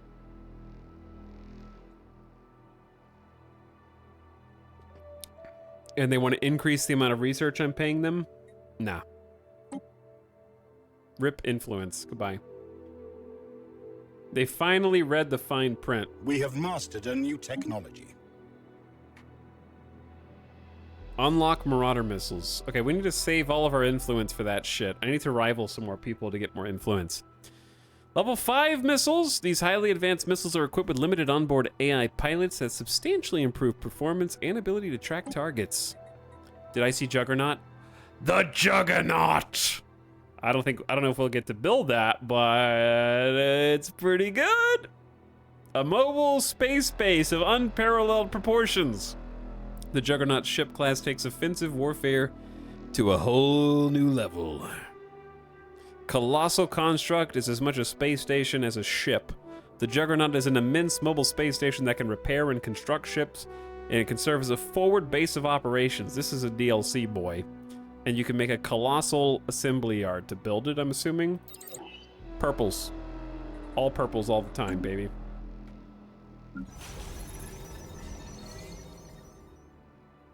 I need to be able to upgrade these. We could probably just ditch the Cyto Revitalization Center, to be honest. Because this is pretty full. We have 47 pops, for goodness sakes. What's another thing that would give us a lot of jobs? We have 6 jobs at the Advanced Research Complex. I guess just another research lab is good.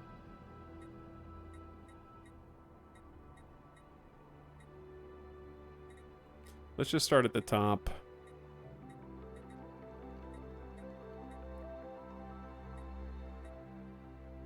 Yeah, I think... No more gene clinic? Is there anything else that's worse? I guess we could just get rid of the robot assembly complex first and just stop making robots here. That'll give us some crystals back also, which we have 1 of. Yeah, let's replace the robots first.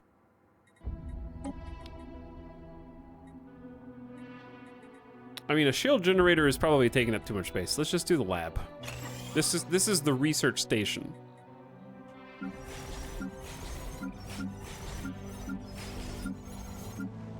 Only 1 job here. Okay. If there's only 1 job here, let's get the stronghold upgraded.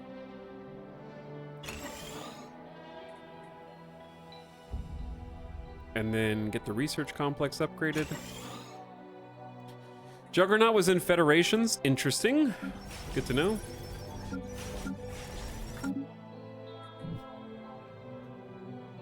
Dude, we're gonna be building some big-ass mega structures. I'm a little bit concerned about... Let's do a couple... Let's do something with our spying. Ah, X4 is in my bones. Let's do prepare sleeper cells. That way we can preserve our spy network for the future. Oh, damn, it's gonna cost me 45. And it's hell difficulty. You know what? Forget about the spy network. I can't steal technology from them anyways.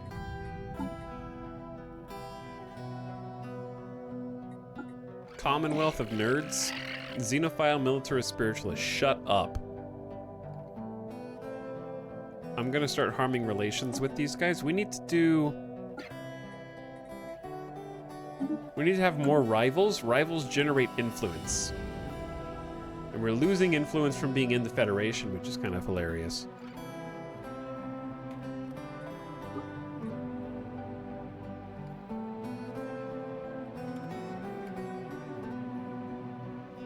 Are they stealing our research? They were trying to renegotiate the contract, slight inconvenience, to try to make us, we're already giving them some of our research because we're Construction complete. we are a scholarium subject, like a scholar subject.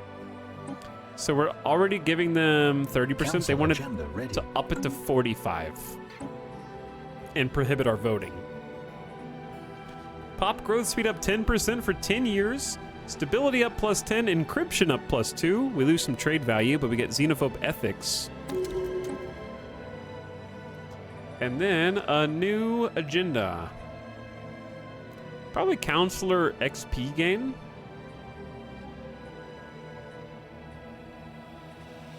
Or we could do, rivalry influence gain. We haven't used this before. Through political procedure and streamlined bureaucracy, we're better suited to manipulate our rivals. Up to 50% influence to rivals. Let's give that a try since we clearly desperately need influence to avoid bad terms. Head of research, Zosira is still chilling. Material research is okay.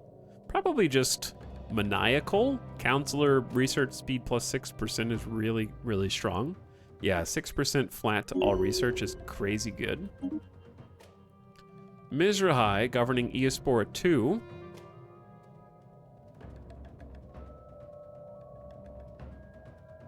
I think let's just go alloys from jobs because you're going to be super industrial. Kino Kunai is assisting research. Let's make you more efficient at assisting in research.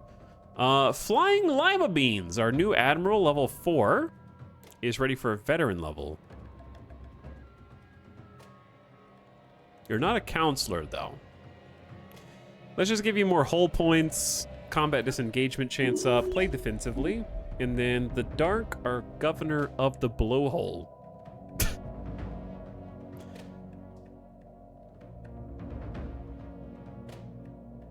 Resources from jobs is fine. What a title. Yep, that is definitely a title.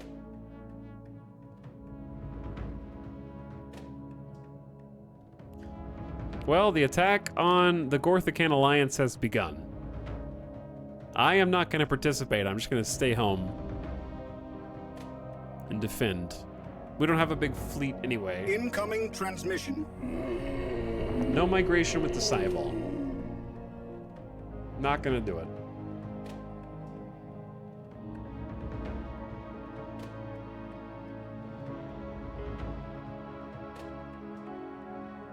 What does governing the blowhole entail?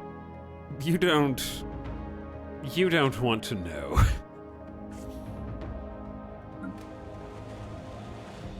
Let's upgrade some things. Chat, we're making 200 alloys, and we can upgrade this to a +2, but it'll consume even more motes. Research upgrades will consume more of the gas that we don't have. Sadly. I think I know what to do instead. We can... Oh, we already have all 3 habitation modules. If we had... Oh, we can't do anything without... Oh my god, the influence is going to be rough. We need influence for all these upgrades. Influence is hard in short supply right now. Alright, take the rest of the motes. Give me the alloy superforge. I mean, we have a stockpile of exotic gas. We just need to start producing more.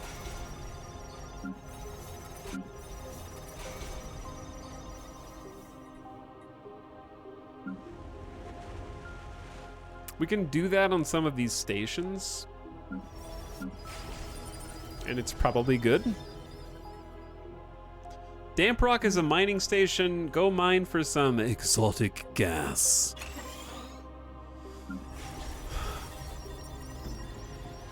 The Sargasso Sea.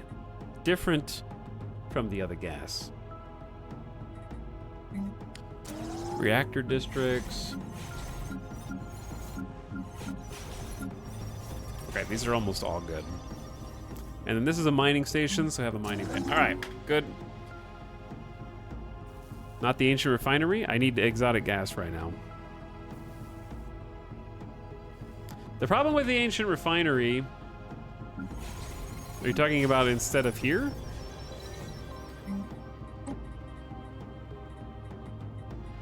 Where is it? The issue with the ancient refinery is how many minor artifacts do we have?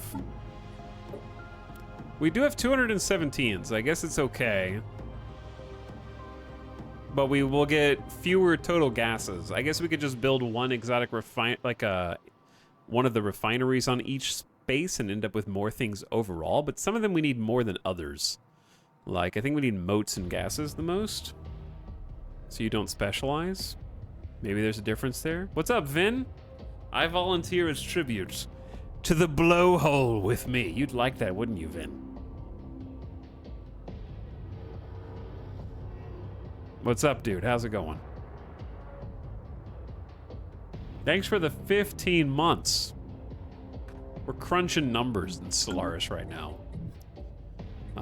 My overlord decided to go to war. We got subjugated really early on, but I talked my overlord into allowing me to stop paying taxes, and my overlord pays me taxes instead. So I think it's a pretty good deal. But now they're trying to change the terms of the deal.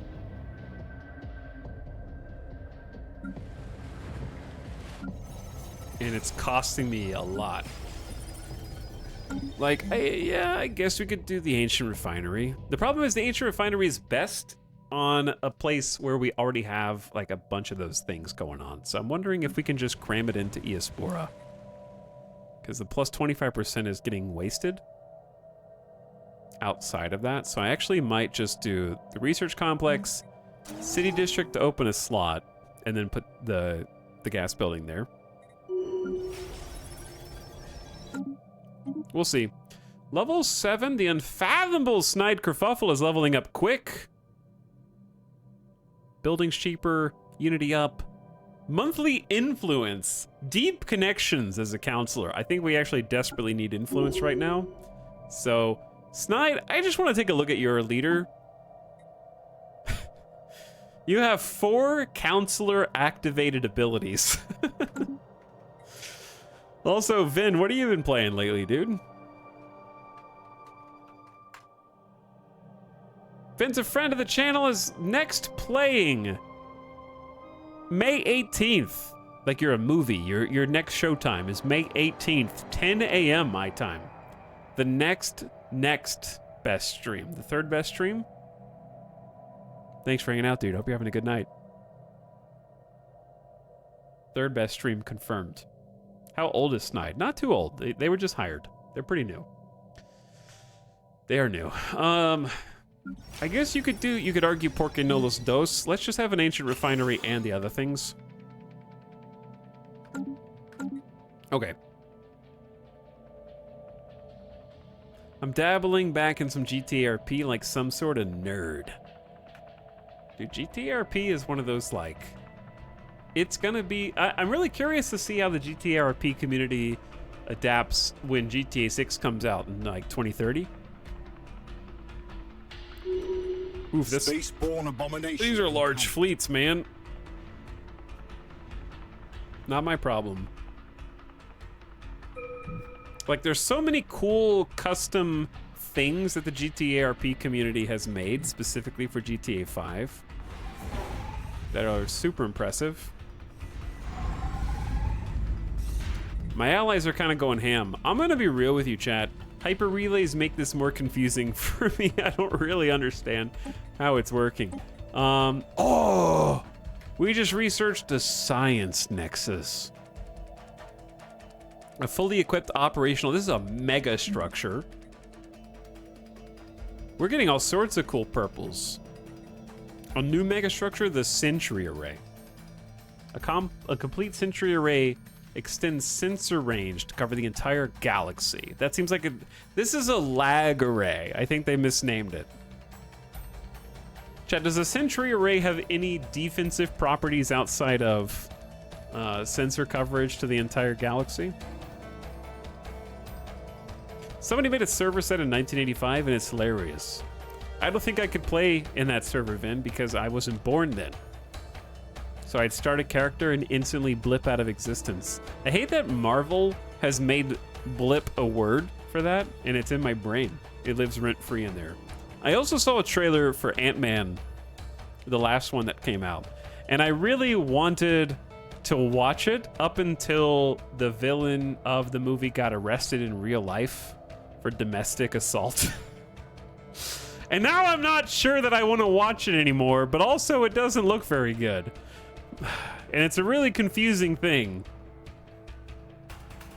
Like, I just want to enjoy a dumb superhero movie. And now I have to feel real life guilt weirdness. It's not, like, the whole point of the movie is an escape from reality. The Sentry Array also gives you intel so you can see what their diplomatic attitudes are and shows you their research, economy, and naval strength.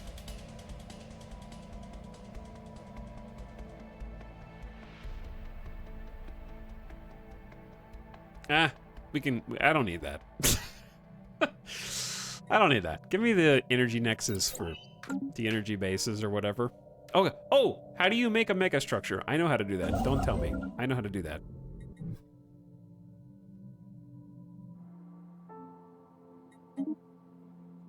I can't afford it.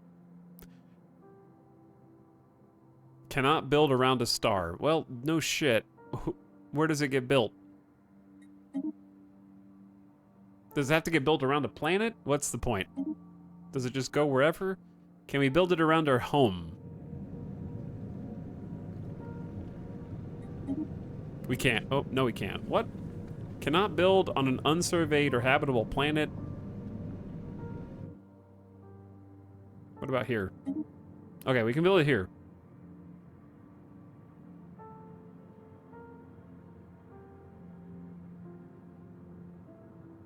The research labs and databanks of a science nexus generate an immense flow of science. 5,000 Alloys, 5,000. Oh, dude, hold on.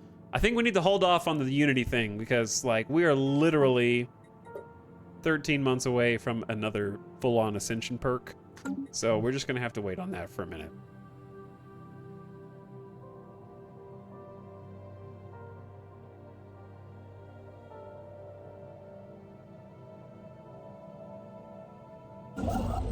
Oh, I forgot the science ships aren't doing science shit. I had you guys run away from the debt collectors and then I forgot to bring you back. You need to be assisting research. Very important. We're probably losing out on a bunch of research from that. Technology. Energy Nexus. All right, we'll be using those. Quantum Catapult. A linked cage of torsion lenses around the star ensures optimal throughput from energy being captured to its release as a means of interstellar transportation.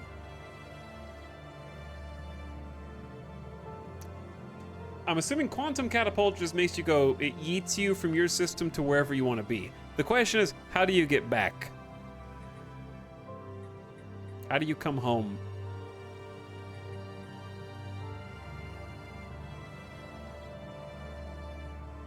You fight.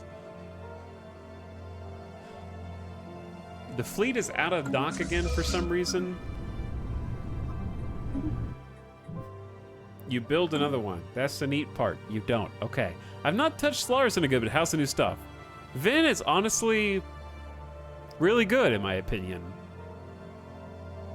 Like, the new DLCs are okay. I still think the last best DLC was Federations. But I think that the free updates they've been doing alongside the DLCs have been generally good and moving the game in a nice direction. Some things like consolidating the amount of scientists you need. Like, there's one scientist who's the head of all science, for example. They've really consolidated the number of leaders. They've introduced a new leader cap mechanic. They have a Crusader Kings-esque government council. There's just less there's less RP events that happen, but you get, like, put people on the council. They give you various bonuses. They've lowered the total amount of leaders, but made the individual leaders way stronger. They have, like, meaningful perks. If you get the new DLCs, the Renowned Paragons.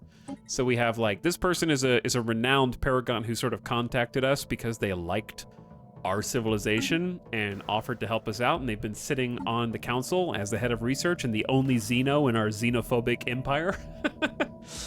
And they have these really neat, like, combo traits.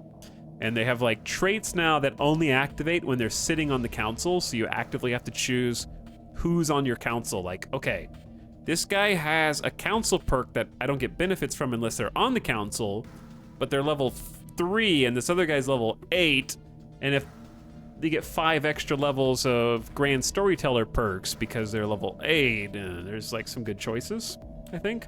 There's also this feature called Agendas, and you get, like, 10 years of whatever bonus you choose.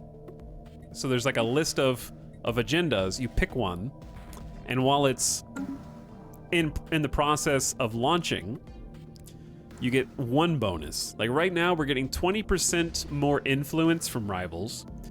Then when it's ready to launch, we click the button. It launches the agenda for 10 years, and then we get the launched version of the bonuses for 10 years. So you're basically using the council to choose different, interesting bonuses for your empire. Like, the last one we picked, and we actually have some bonuses that make it last 12 years for us, so some of them are overlapping right now because we created modifiers that make them last even longer. So we have one that's like pop growth speed. We have another one that's massive leader XP gains. We got another one that's like counselor experience gains, so these guys level up faster. Some of them buff happiness. Some of them let you survey faster. So you kind of like choose what are we working on right now and what do we want the council to work on, and you just get bonuses for it. So it's a pretty good system, and I like the renowned paragons. Like, we have a special unique paragon who is... There's got to be a better menu to see him. It is this guy, Factoritor Shuladun, who is like a hardcore industrial guy who is like, you guys are xenophobic, Me too, bud. I also hate aliens. I want to come work for you. And he's this amazing... They have destiny traits, which are like unique specialty traits. In this case, every single population I have gives me unity, society, research, and trade value. So when he dies, we're like really gonna feel it. So they're making actual big imprints. They just tried to make leaders feel more interesting and unique. So when one dies and you have to replace them, it is actually a meaningful thing and not just like, oh, well, one of my 15 scientists died. I guess I'll get another one. So I've enjoyed it. How much influence are you getting from rivals with the agenda now? Well, two things. Number one, I think we need to rival somebody else. How do you see where your envoys are? It's wherever the heck my envoy is. United, no, Commonwealth of Posk. Commonwealth of Posk. Declare rivalry, that's 0.6, so we're getting an extra 20% right now. How about the guys you're at war with? I guess I could do that too. 0.6 again. So we're trying to buff our influence right now because my overlord is trying to change the conditions of our subject contract, and for me to say no to their new terms, we have to spend a boatload of influence. So we need to just jam out some influence real quick.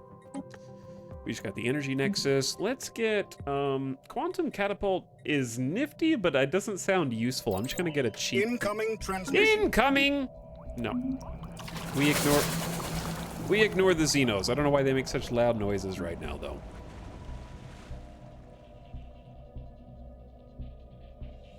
We have zero. We have mastered a new technology. What are zero available jobs here?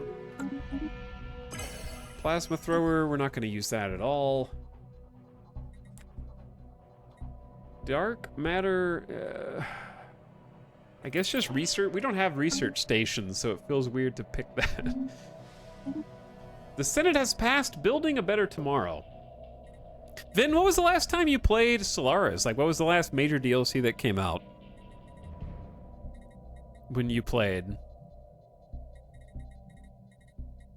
Building a better tomorrow is incredible diplomatic weight from economy, and our workers are putting out more alloys and minerals. Guardian Angels Act is up next. That would be great. That lowers diplomatic weight from fleet power, combining all the words there. So I'd be very happy with that. I want to say before Federations. Oh. Federations is like God tier. Federations, like, I have a full tier list of DLCs, and Federations is on the S tier. So, I highly recommend trying a Federations run, because the Galactic Senate and the Galactic Council is one of the coolest features they've added to the game.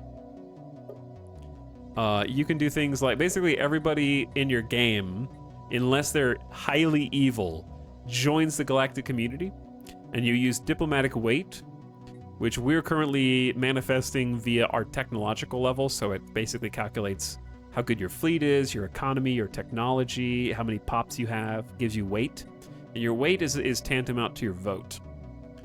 So, first of all, holy shit, the Minimar, dude, our arch nemesis is #1 in the galaxy, and it's not close.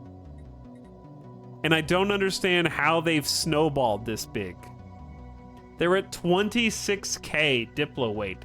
I've never seen an AI this powerful before.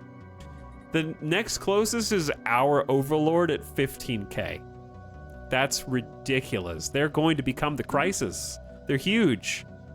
Anyway, the reason why it's cool is you can go in here through the resolutions, and you can actually, like, pick from very interesting things that not only help you, but give some really cool RP, like forming the Galactic Council. So if you form the Galactic Council, the three most powerful members in the galactic community will join the council, and they'll be able to, like, veto different bills that come up, or propose sanctions on individuals or denounce individuals. And then you can finagle it so that you actually become the council. I don't know exactly which tier that's under, but you can basically use your own diplomatic weight and convince the rest of the galactic community to reduce the council size from 3 to 2, and then from 2 to 1, where you become the only counselor and the de facto head of the galactic community at large and can veto and propose whatever you want and like pass laws that help you directly while also sanctioning others or creating guidelines for when the like crises appear and try to like mobilize efforts against the crisis and stuff like that. It's really cool. I did that, but I was benevolent. Yeah, you could do it benevolently as well. I don't understand how Minimar is that strong, but that's scary how strong they are. We have mastered a new technology. Okay, don't pay attention to research station output. It's normally a great tech. Doesn't help me at all right now. Unfortunately, it doesn't help us at all, but I have to keep researching it because there's not anything else. Okay, I'm going to click on all of our things. We're looking for anywhere with 0 jobs, and we need to up them. The trick is we are running out of special resources. So I'm going to go ahead and give both our research complexes an upgrade, but we need to go ahead and procure some more specialty resources to compensate for that.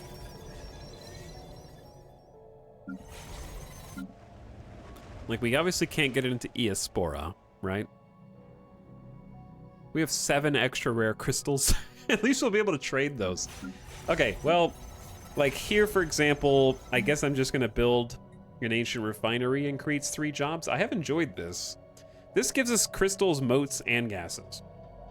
It's fine. It's a little pricey. We have mastered a new technology. The Juggernaut.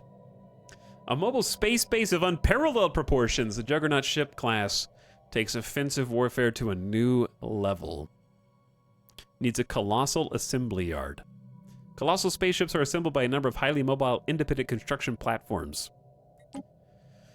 Whew, that's gonna be fun. Let's start getting some of the stuff we've ignored.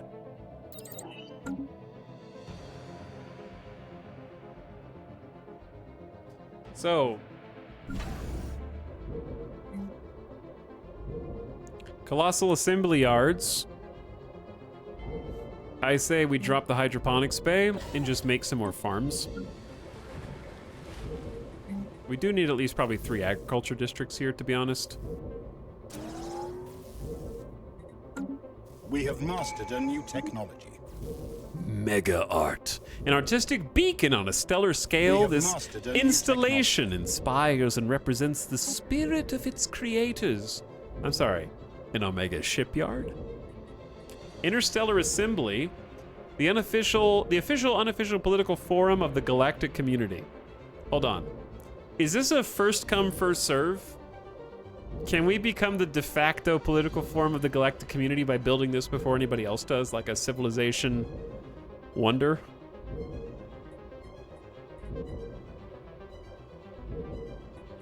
All the mega stuff's popping out now. Oh my god, did we just finish every research simultaneously?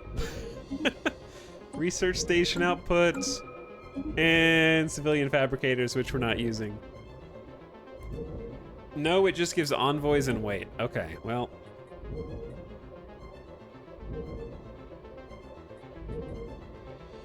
I say cruiser cost and build speed. For society, let's get the mega shipyard. For physics, elite cloaking? I don't know. None of these seem directly useful to me, but I'll just take lasers, I guess. I don't know. Somebody uses lasers somewhere.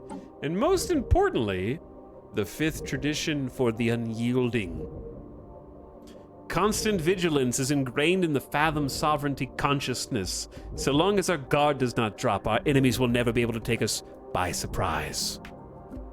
We can have more star bases, which we actually can't use. It's cheaper to upgrade. Oh my god, I forgot about the cheaper to upgrade. We should have probably waited on some of the upgrades we did until now. Oops. It's still gonna be cheaper to make these citadels. Which I'm gonna do now. Boop. Boop. Boop. Boop. And we still have 10k alloys left over.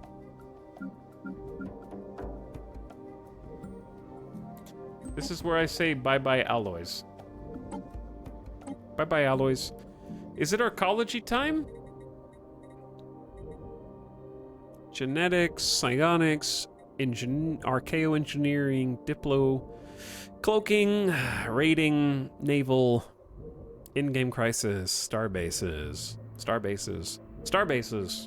but different. Diplo weight, blockers, size from planets, edicts, leader capacity, envoys. Yep, it's arcology time. Hell yeah. Thus shall we make a world of the city, and a city of the world. Arcologies are from Megacorp. And they allow you to make a decision on a planet that turns your planet into an arcology project, but I forgot that it takes 200 influence. So we're gonna pretend that doesn't exist until we get much more influence and much more minerals.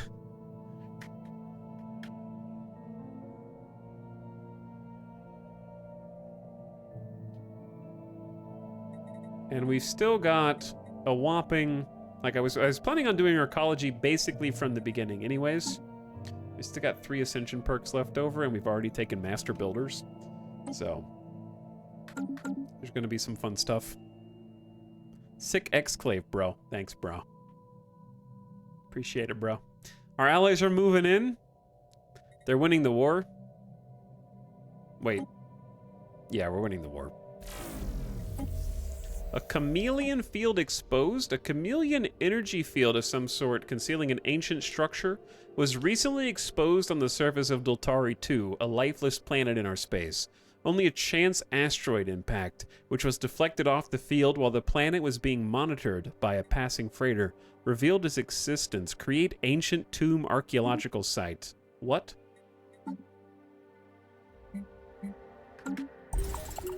Where did it go? Oh shit. Send a scientist there immediately.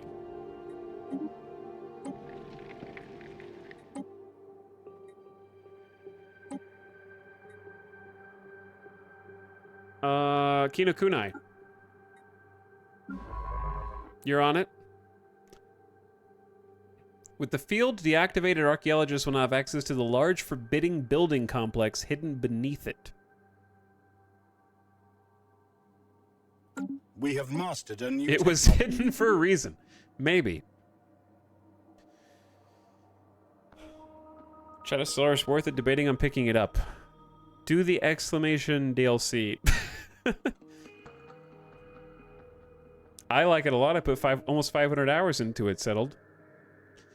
Establishing new standards for the modeling and construction of cruisers greatly improves the efficiency of our pipeline.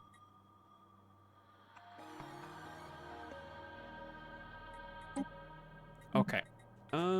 Defense platform damage, cruisers. Let's do advanced afterburners. Afterburners are nice. Give us evasion on our ships. As long as you don't mind losing massive amounts of time. That's also true, yeah.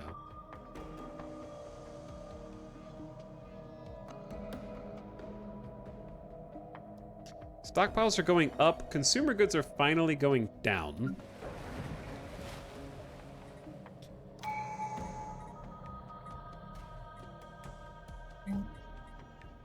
We have mastered a new technology. Let's get exotic gas refineries here. Not that we need more jobs.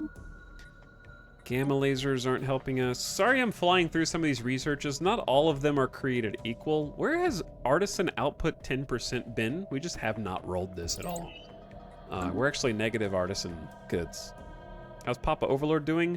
Papa Overlord and their friend Cyval Nation are currently going to war in the Gorthacan Alliance, and we just voted. They actually joined a research federation. We have mastered a new technology.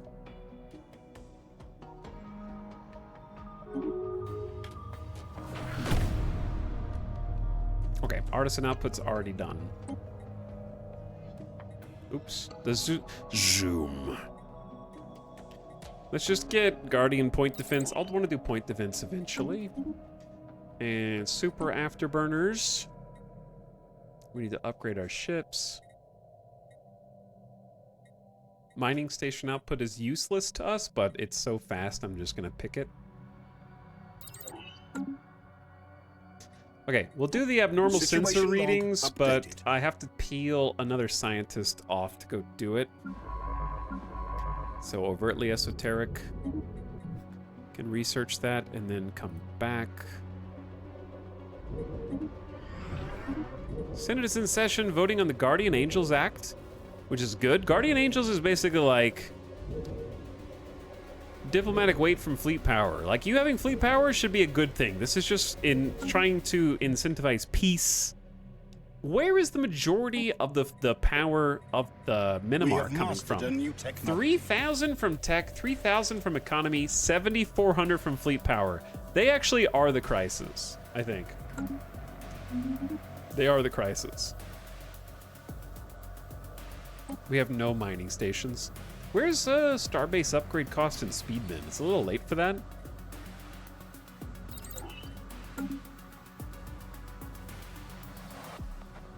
They have 3 envoys assigned to the Senate. I'm not surprised.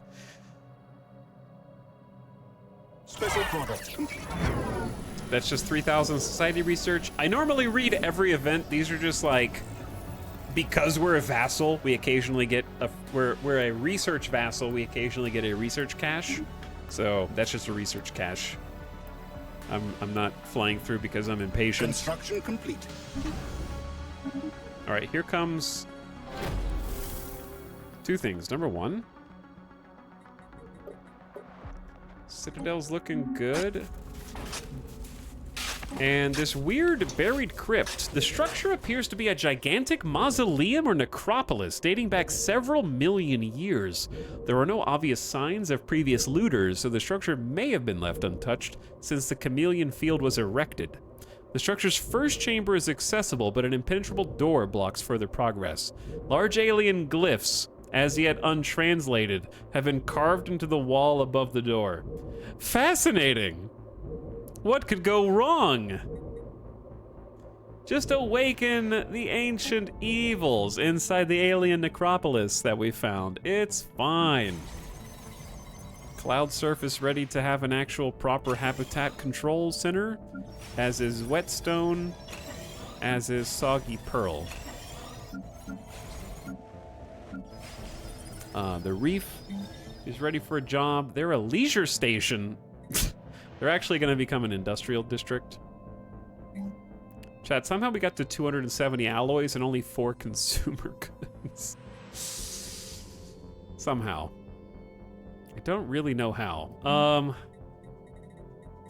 Let's build a stronghold here too.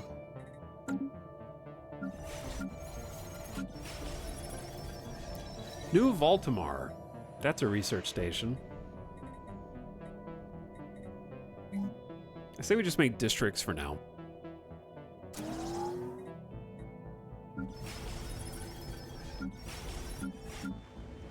Looking good. Opening a spooky ancient tomb that was sealed away has never historically resulted in anything bad. Correct, yeah. No, I think that's reasonable. Overtly esoteric, you've recently been hired. You're assisting research. You're going to continue to assist in even better research. 50% better, in fact.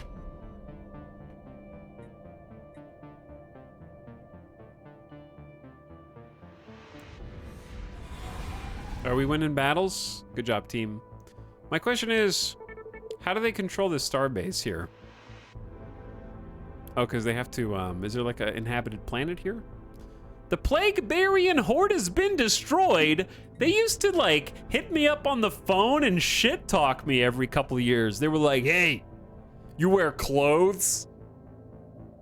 Why, because you're ugly? And now they're dead. Good, I'm glad they're dead. We lost a rival. Mastered a new technology. Or Fathomless. Listen, Fathomless are on the slave market. I free you. I free you, come work for us. Guardian point defense. Eventually, we're going to make point defense boats.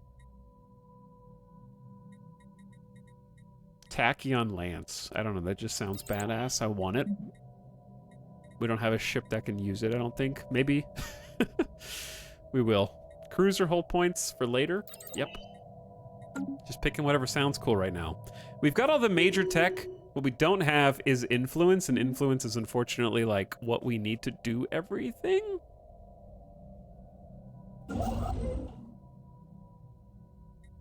Yeah. I can build a hyper relay. I've been wanting to do this for a while. It's only 25 influence. So we can do that, and then we'll build another one here. Because we're getting like 4 influence at a time, and we can definitely rival someone else, but they have to be like spoopy. They have to be close to us in fleet power. Fleet power overwhelming. I don't know if we can rival them.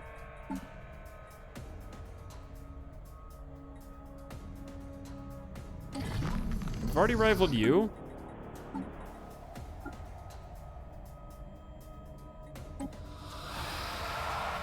They have inferior tech, overwhelming fleet power. Are they too strong to be our rival? Have you checked new edicts? Do we have new edicts? I can try harming relations here.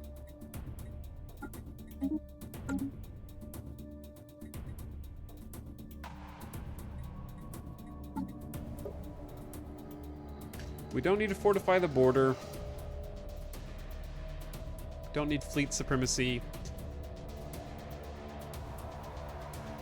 We're good on mining subsidies.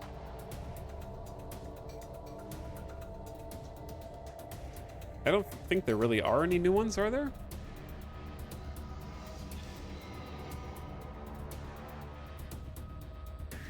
Just like other resources and stuff, like sensor range, weapon damage, armor. Oh, ambitions. Yeah, what unlocks the ambitions again? Scientific revolution, a brief yet highly productive golden age of scientific discovery, the combination of fearlessness, ingenuity, and unbridled optimism. Ascension theory tech, huh? So how much does this cost? Chat, are we using 441 influence out of 200? I'm sorry? How did that happen? Is it Snide Kerfuffle's fault? Okay, let's turn down. All right, goodbye, Envoy. We don't need you. We're not doing spy stuff. 200 is... Yeah, I know 200 is free. I understand how it works. I'm wondering why the number changed. No more farming subsidies. No more capacity subs. All subsidies are canceled. Only pop growth speed and research is allowed. And these are way too expensive right now. But now I have 50 that's free.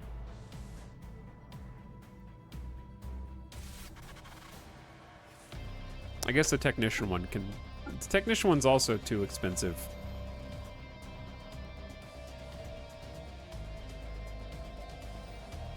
All right, whatever. We need more edicts. Incoming transmission. Intel falling. All right, never mind. I decided I liked the intel. I forgot that it was useful. My bad. Yeah, I do like the intel. Bureau of Espionage, you stay. Now we have almost 500 unity. That's pretty cool.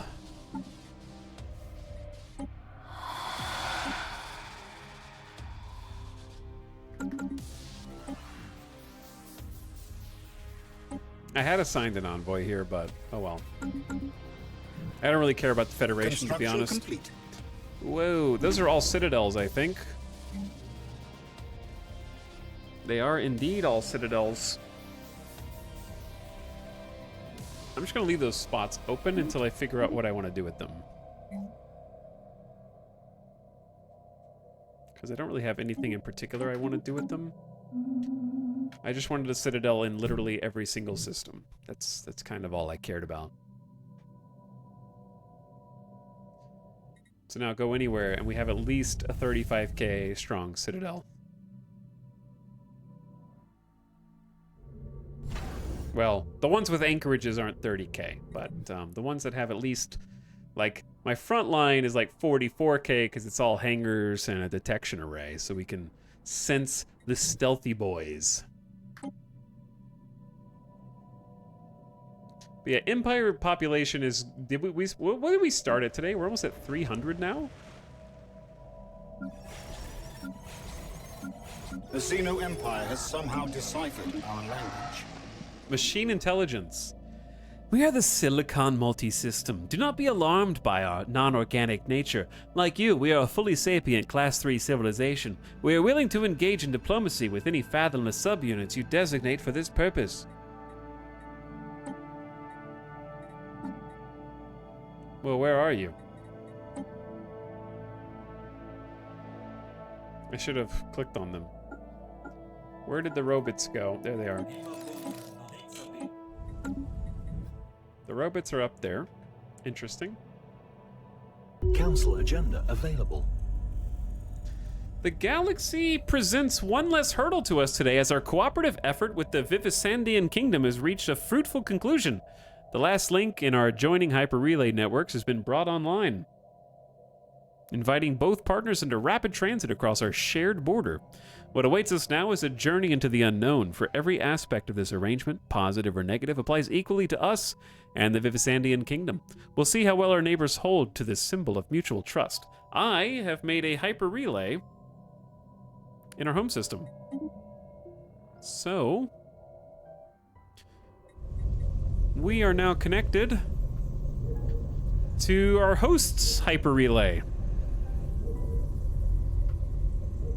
And they can get to our capital immediately. Silicon Multisystem has joined the galactic community. Interesting.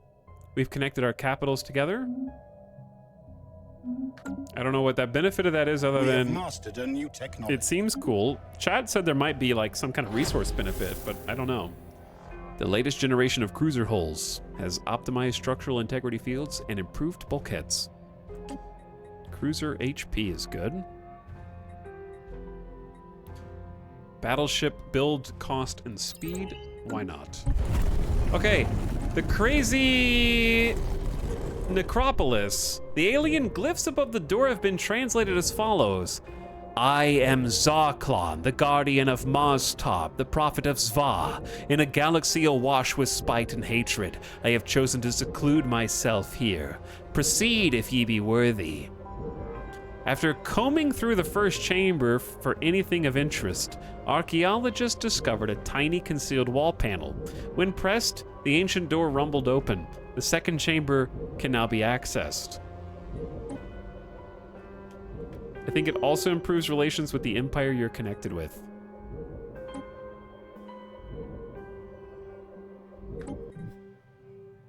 Let's find out. We have positive relations. We have mastered a new technology. Trust, Federation subject. It doesn't say it on here, but I don't know. Mega shipyard. Perform several spaceship assembly projects simultaneously. Hostile force simulation bastion. National security and military planning. I don't know if that's actually good. Ooh, global production strategy gives us some nice edicts for... Chad, I think we have enough alloys. But you can never have enough alloys, because we can just trade alloys for other things. But yeah. I think we have enough mega structures right now.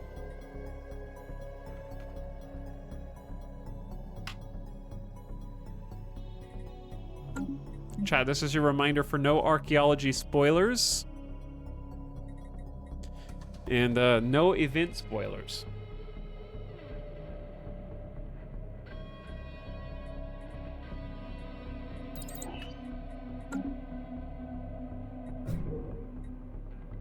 Okay, I need to check a few things. So let's look at the planets. What soundtrack is this?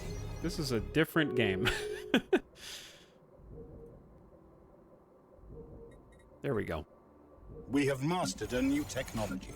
We have mastered the technologies. Still got tons of jobs. Tachyon Lance is an X slot. Battleships, baby.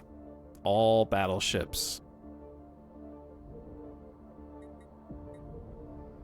I think let's just get wormhole travel. In case we come across wormholes, may as well just have the technology to get through them. I want to start building a megastructure. The problem is... Oh, damn. Yeah, we could do the science nexus. We said we were going to hold off because of the Unity costs. Let's begin. Research labs and databanks of a science nexus generate immense raw science. And we should be able to build 2 at once.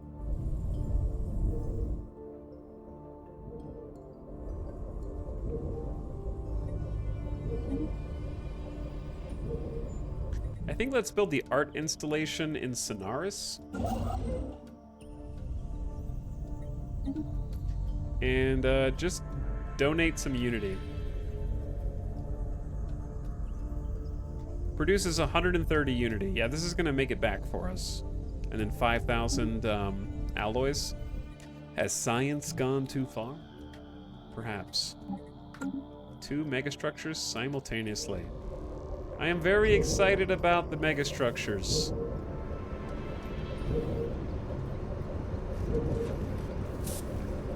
It has begun.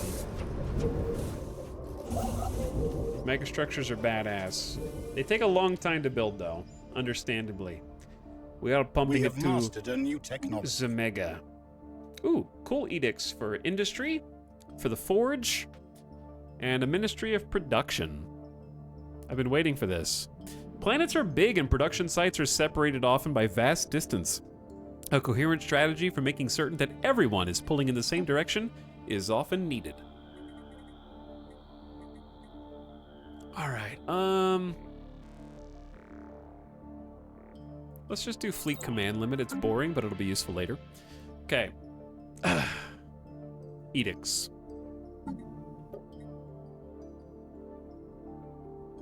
What can I afford to part with? I think I can afford to pop with the part with the pop growth speed, maybe.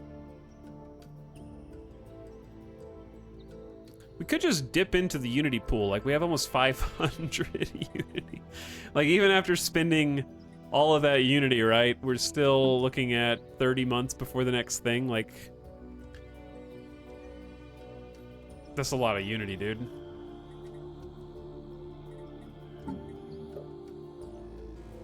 What we're looking at gaining... Automatic resettlement chances, nifty. What we're looking at gaining is industrial... Like, we're negative 23 on consumer goods. That's bad, right? So... pump it up. We're doing great on alloys. I don't want to be negative on consumer goods forever if I don't have to. We have won the war! The Saival nation has claimed some systems. Our ally is expanding. Good job. Good for you, Saival. I'll still be here. I'll just be the tiny baby right next to you who's better than you in every way because look at the Federation. I have more economic power than you and you're way bigger than me because you're stinky.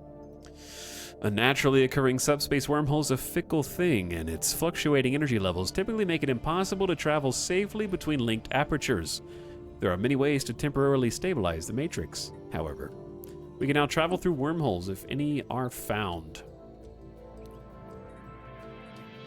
I want to do the same for gateways, just kind of to have the knowledge. Did you activate the Bureau of Espionage? Yeah, we have espionage on. And we are presently using... We need to be using the third person. I guess we can just put them in the galactic community for now. Boost our own Diplo weight a little bit higher. And then who are we harming? The Neranian regime. I want to declare a rivalry and get some, basically, tell them I hate them and I think they smell so we can get extra influence, because we're actually doing okay on influence. Chat, what was I saving influence for? I think it was to upgrade. We need to do some ascension tiering as well. I'm just gonna do it now. We're in between tradition trees. Ascending a planet reduces its effect on empire size. It increases its planetary designation. So right now we're getting amenities, ethics attraction, resources, and all that. Let's just try this.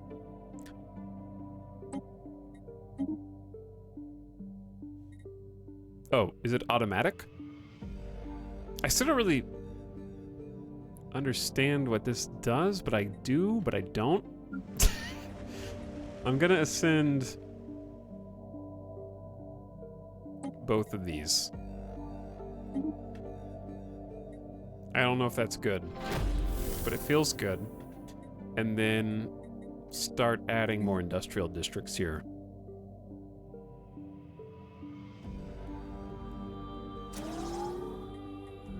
And then a fourth agriculture. The second chamber is unremarkable. Aside from another set of alien glyphs above a closed door, they read, "Petty kings issued edicts in my name. Empires waged war in my honor. Fools sang my praises. I would have none of it. No secret wall panel has yet been found that would provide access to the third chamber. We'll keep looking." Yeah, I understand that the designation bonuses. Is that really like the main thing? It's just like now Industrial World is even better for artisan upkeep and district build speed and whatnot? It just goes up by 25% each time. We have mastered a new technology. So if I change designations, like to say Forge World, does it reset the level? We can build battleships faster and cheaper. That'll be useful. I don't think you guys understand. We're getting to the point where we basically say we don't want to be giving you free research anymore. We want to reduce the restrictions on our naval cap, and then we're gonna use the alloys that we're hoarding and we're gonna make an Omega fleet. That's sort of the plan. Yeah, archaeology stuff is really fun. I like it a lot. This is for helping with artisans, which we may want if we keep running a deficit. Difficulty 6. You're a level 6 Kinakunai? Decent scientist. You gotta get some clues. Omega fleet and see if we can take a swing? I mean, I have to take a swing at my Council overlord. agenda ready. I don't know if that's possible, but we'll see. Launch the agenda. Rivalries will give us 50% more influence for 10 years. And then we gain 300 XP per leader. So Godly Ollie leveled up to 5, commanding our ground armies on the capital. They're also on the council.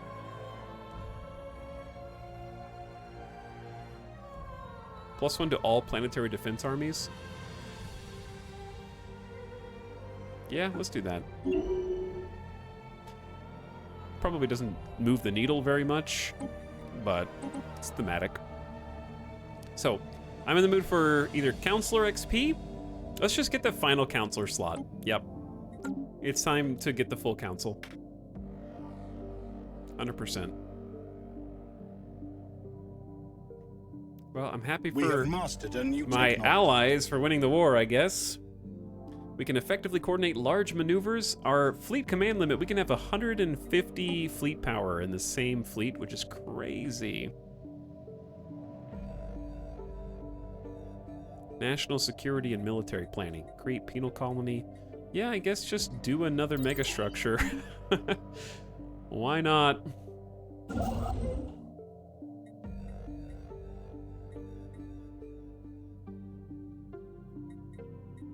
Hyper relays are kind of neat. How old is the head of research now? We have 88. mastered a new technology. They still got a long 40-year life ahead of them. So this boosts consumer goods and artisans if we choose to build it. Titans. Is it Titan time? Yeah, it's Titan time. We're going to have the entire fleet available to us. Unlock station ion cannons, massive defensive platforms that can be built to orbit a starbase, blasting enemy ships with deadly fire from long range. Long range. Yeah, they're just a baby. What does a 6-point star next to your planets mean? These are not planets. These are star bases, and they happen to be citadels. So the shape denotes the type of station, in this case, citadel.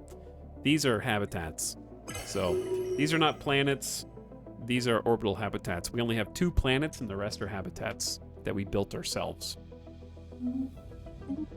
We've passed the Guardian Angels Act. It's a good one. Reduces naval capacity from fleets. We're very much in favor of that. High consequence protection is for mercenary enclaves. I don't know why they're so interested in that. We just don't have the diplomatic weight to move the needle.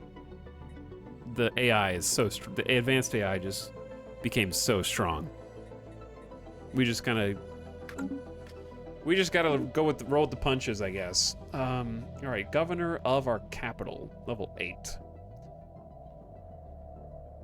Researcher output and researcher upkeep down. I think that's good. We do have a decent amount of research on Eospora.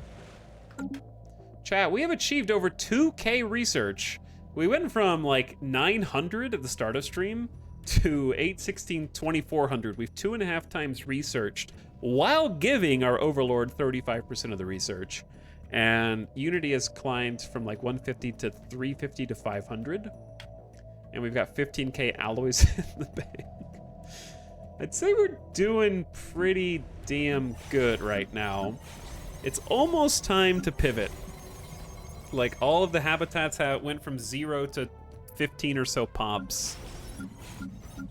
Not quite pivot time, but it's so... we're getting there.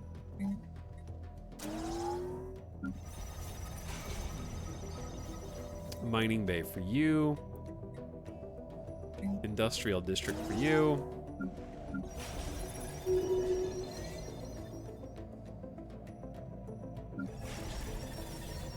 This is a mining station, so mining bay for you. Probably just 2. We have mastered a new technology. This is a mining station, so 2 mining bays for you. Yeah, we're starting to get the infrastructure we need. What we don't have is food. If we ever found gateways, we can now activate them. They're scattered throughout the galaxy. They can travel to other gateways. Artisan output up 10% is actually very helpful right now because that is what we are. Food and artisan output is where we're the worst right now. Hi, Attacks, do you have Paragons? I do. I have 2 Paragons, but we're playing Fanatic Xenophobes, so we've ignored a lot of them. But one of them also hates other aliens, so we employed Factorator Shuladun inside of our capital, and they're helping us because we are totally industrial, and they love pollution and industry. And then the other one is actually sitting on the council right now as our head of research. They're incredibly gullible, and we're using them to our own ends. They're very smart, though. They did fail some experiments. Concerned about you turning on your overlords considering they were in a federation. Well, what happens... Here's the thing. Their fleet power is not going to be a problem. It's the overlords that's going to be a problem. Ooh. Yeah, indeed. But we got 2 megastructures going on. Let me see if we can see what the progress is like on those. 70% done with the Science Nexus. That's just tier 1. They have multiple stages that they go through as well. And then, so these are just the platforms upon which they're founded, basically. Do you have room for the Ministry of Production on your industry worlds? Well, the thing with I only have 2 industry worlds. And right now,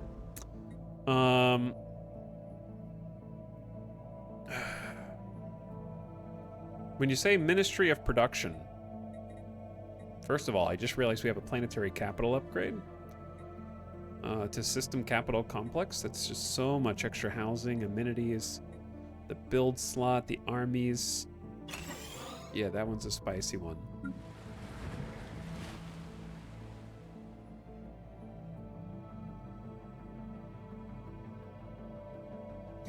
But yeah, the Ministry of Production we just unlocked. I'm going to unlock a building slot on Esport 2, and I'm contemplating getting rid of the...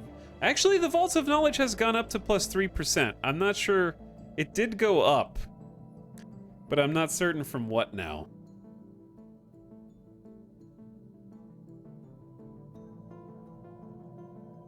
It did go up.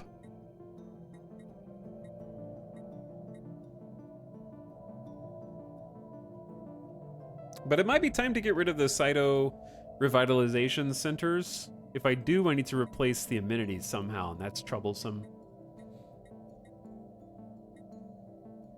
I could also just stop making robots on the home planet. Like, we're making robots everywhere. And we're ballooning population. I think let's just wait until this robot's done.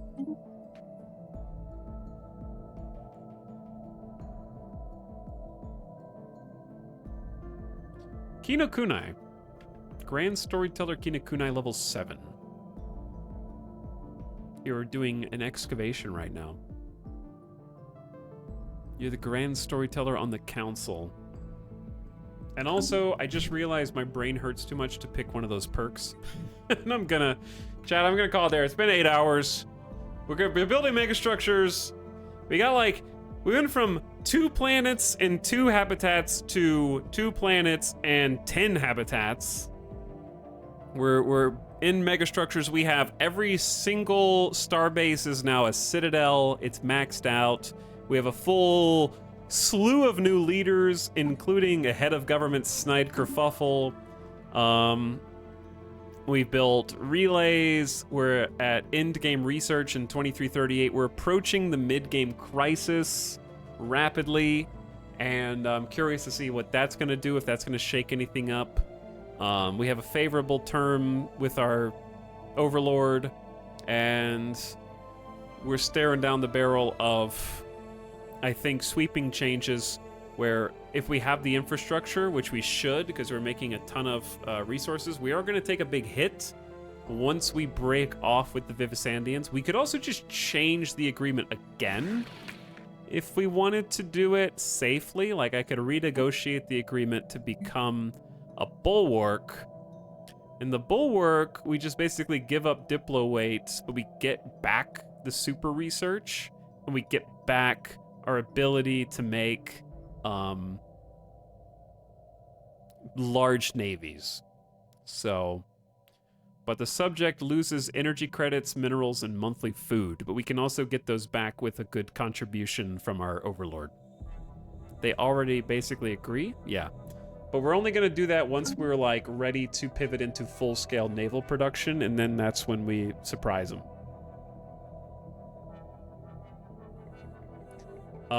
But before that happens, we need to make sure we have great energy credits, because when we build the fleet, we're going to need Omega energy credits. So our generator stations are going to have to be bumping, and we're going to need things like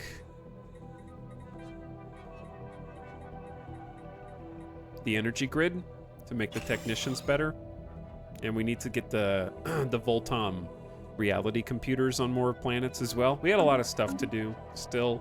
I'd like these to be more than the 5th. They're at 15 pop, which is good. They're 12 to 15. They're growing. Some of them are at 8. But yeah, it's getting there. Mega structures. Mega structure marathon. I'm excited. I'm excited to continue this campaign, and we will do so again soon. Dyson Sphere? Dyson Sphere would be sexy, yeah. 100%. I don't know where the crisis is going to pop. Hopefully not here. But yeah, I'm tired, chat. I'm going to go. I will probably be back for tomorrow's stream. Okay? gonna get some sleep, get some Z's. We'll probably take like we just did 2 X4 streams, we just did 2 Stellaris streams, we did a lot of X4, a lot of Stellaris. We might get something else on the table, just to do something different for a little bit. And I might start Diablo soon. I don't know. We'll see. I don't have to wait till next week. But I kind of want to do like Diablo 1 and 2. Go old school for a little while. The campaigns will continue. We might put like just a brief bookmark in the X4 and Stellaris. And I fully intend to play more of this campaign. So it just might take a slightly extra amount of time, okay? So don't worry. I'm very interested to see, like, we've done too much in the Stellaris campaign to leave it hanging. And I'm still loving X4. So I'm gonna send you guys on an end of stream raid. I hope you had fun tonight. Thanks so much for watching. I know it can get a little rapid at the end when we're just like tech, build, tech, megastructure, this, that. I know, it gets a little crazy, and that was only like 35, 40 years in-game. But let's go say hi to Arch, playing some V Rising. Give him a nice strong raid. Maybe check out a content creator that you haven't followed and toss him a follow. Thank you guys for keeping me company. I've enjoyed all the streams this week, and indeed this month. The new computer's been very invigorating, and I hope you're enjoying. This is the best losing run ever. How dare you? Thanks for stream. Hey, Blood Drunko, thanks for hanging, dude. Just some old guy. Have a good one. Bubba Zanetti, later. See you later, Taco Bell, Robot Mystic, Snide, Bucky, Killink, Shaboba, Bye Godly Burrito, Chaotic Kiwi. Thanks for stream. Looking forward to the return. Yeah, probably be a stream tomorrow. So check the !stream command tomorrow and or the Discord. And if you haven't joined our Discord, I highly encourage you to do that. We got a lot of fun channels in there, from game discussion to movies, TV, people that are making servers for things like Valheim if you want to play with some other people, or you can just anonymously lurk and enjoy the memes. But also get stream pings for when streams go live. But check that out. And if you miss it or need the link, you can just type !Discord in chat whenever. But go over there, give Arch some love, and I'll see you guys again either tomorrow or the next day. Okay? Probably tomorrow. Good night. Come back. Hi. Hi. What's going on? Help.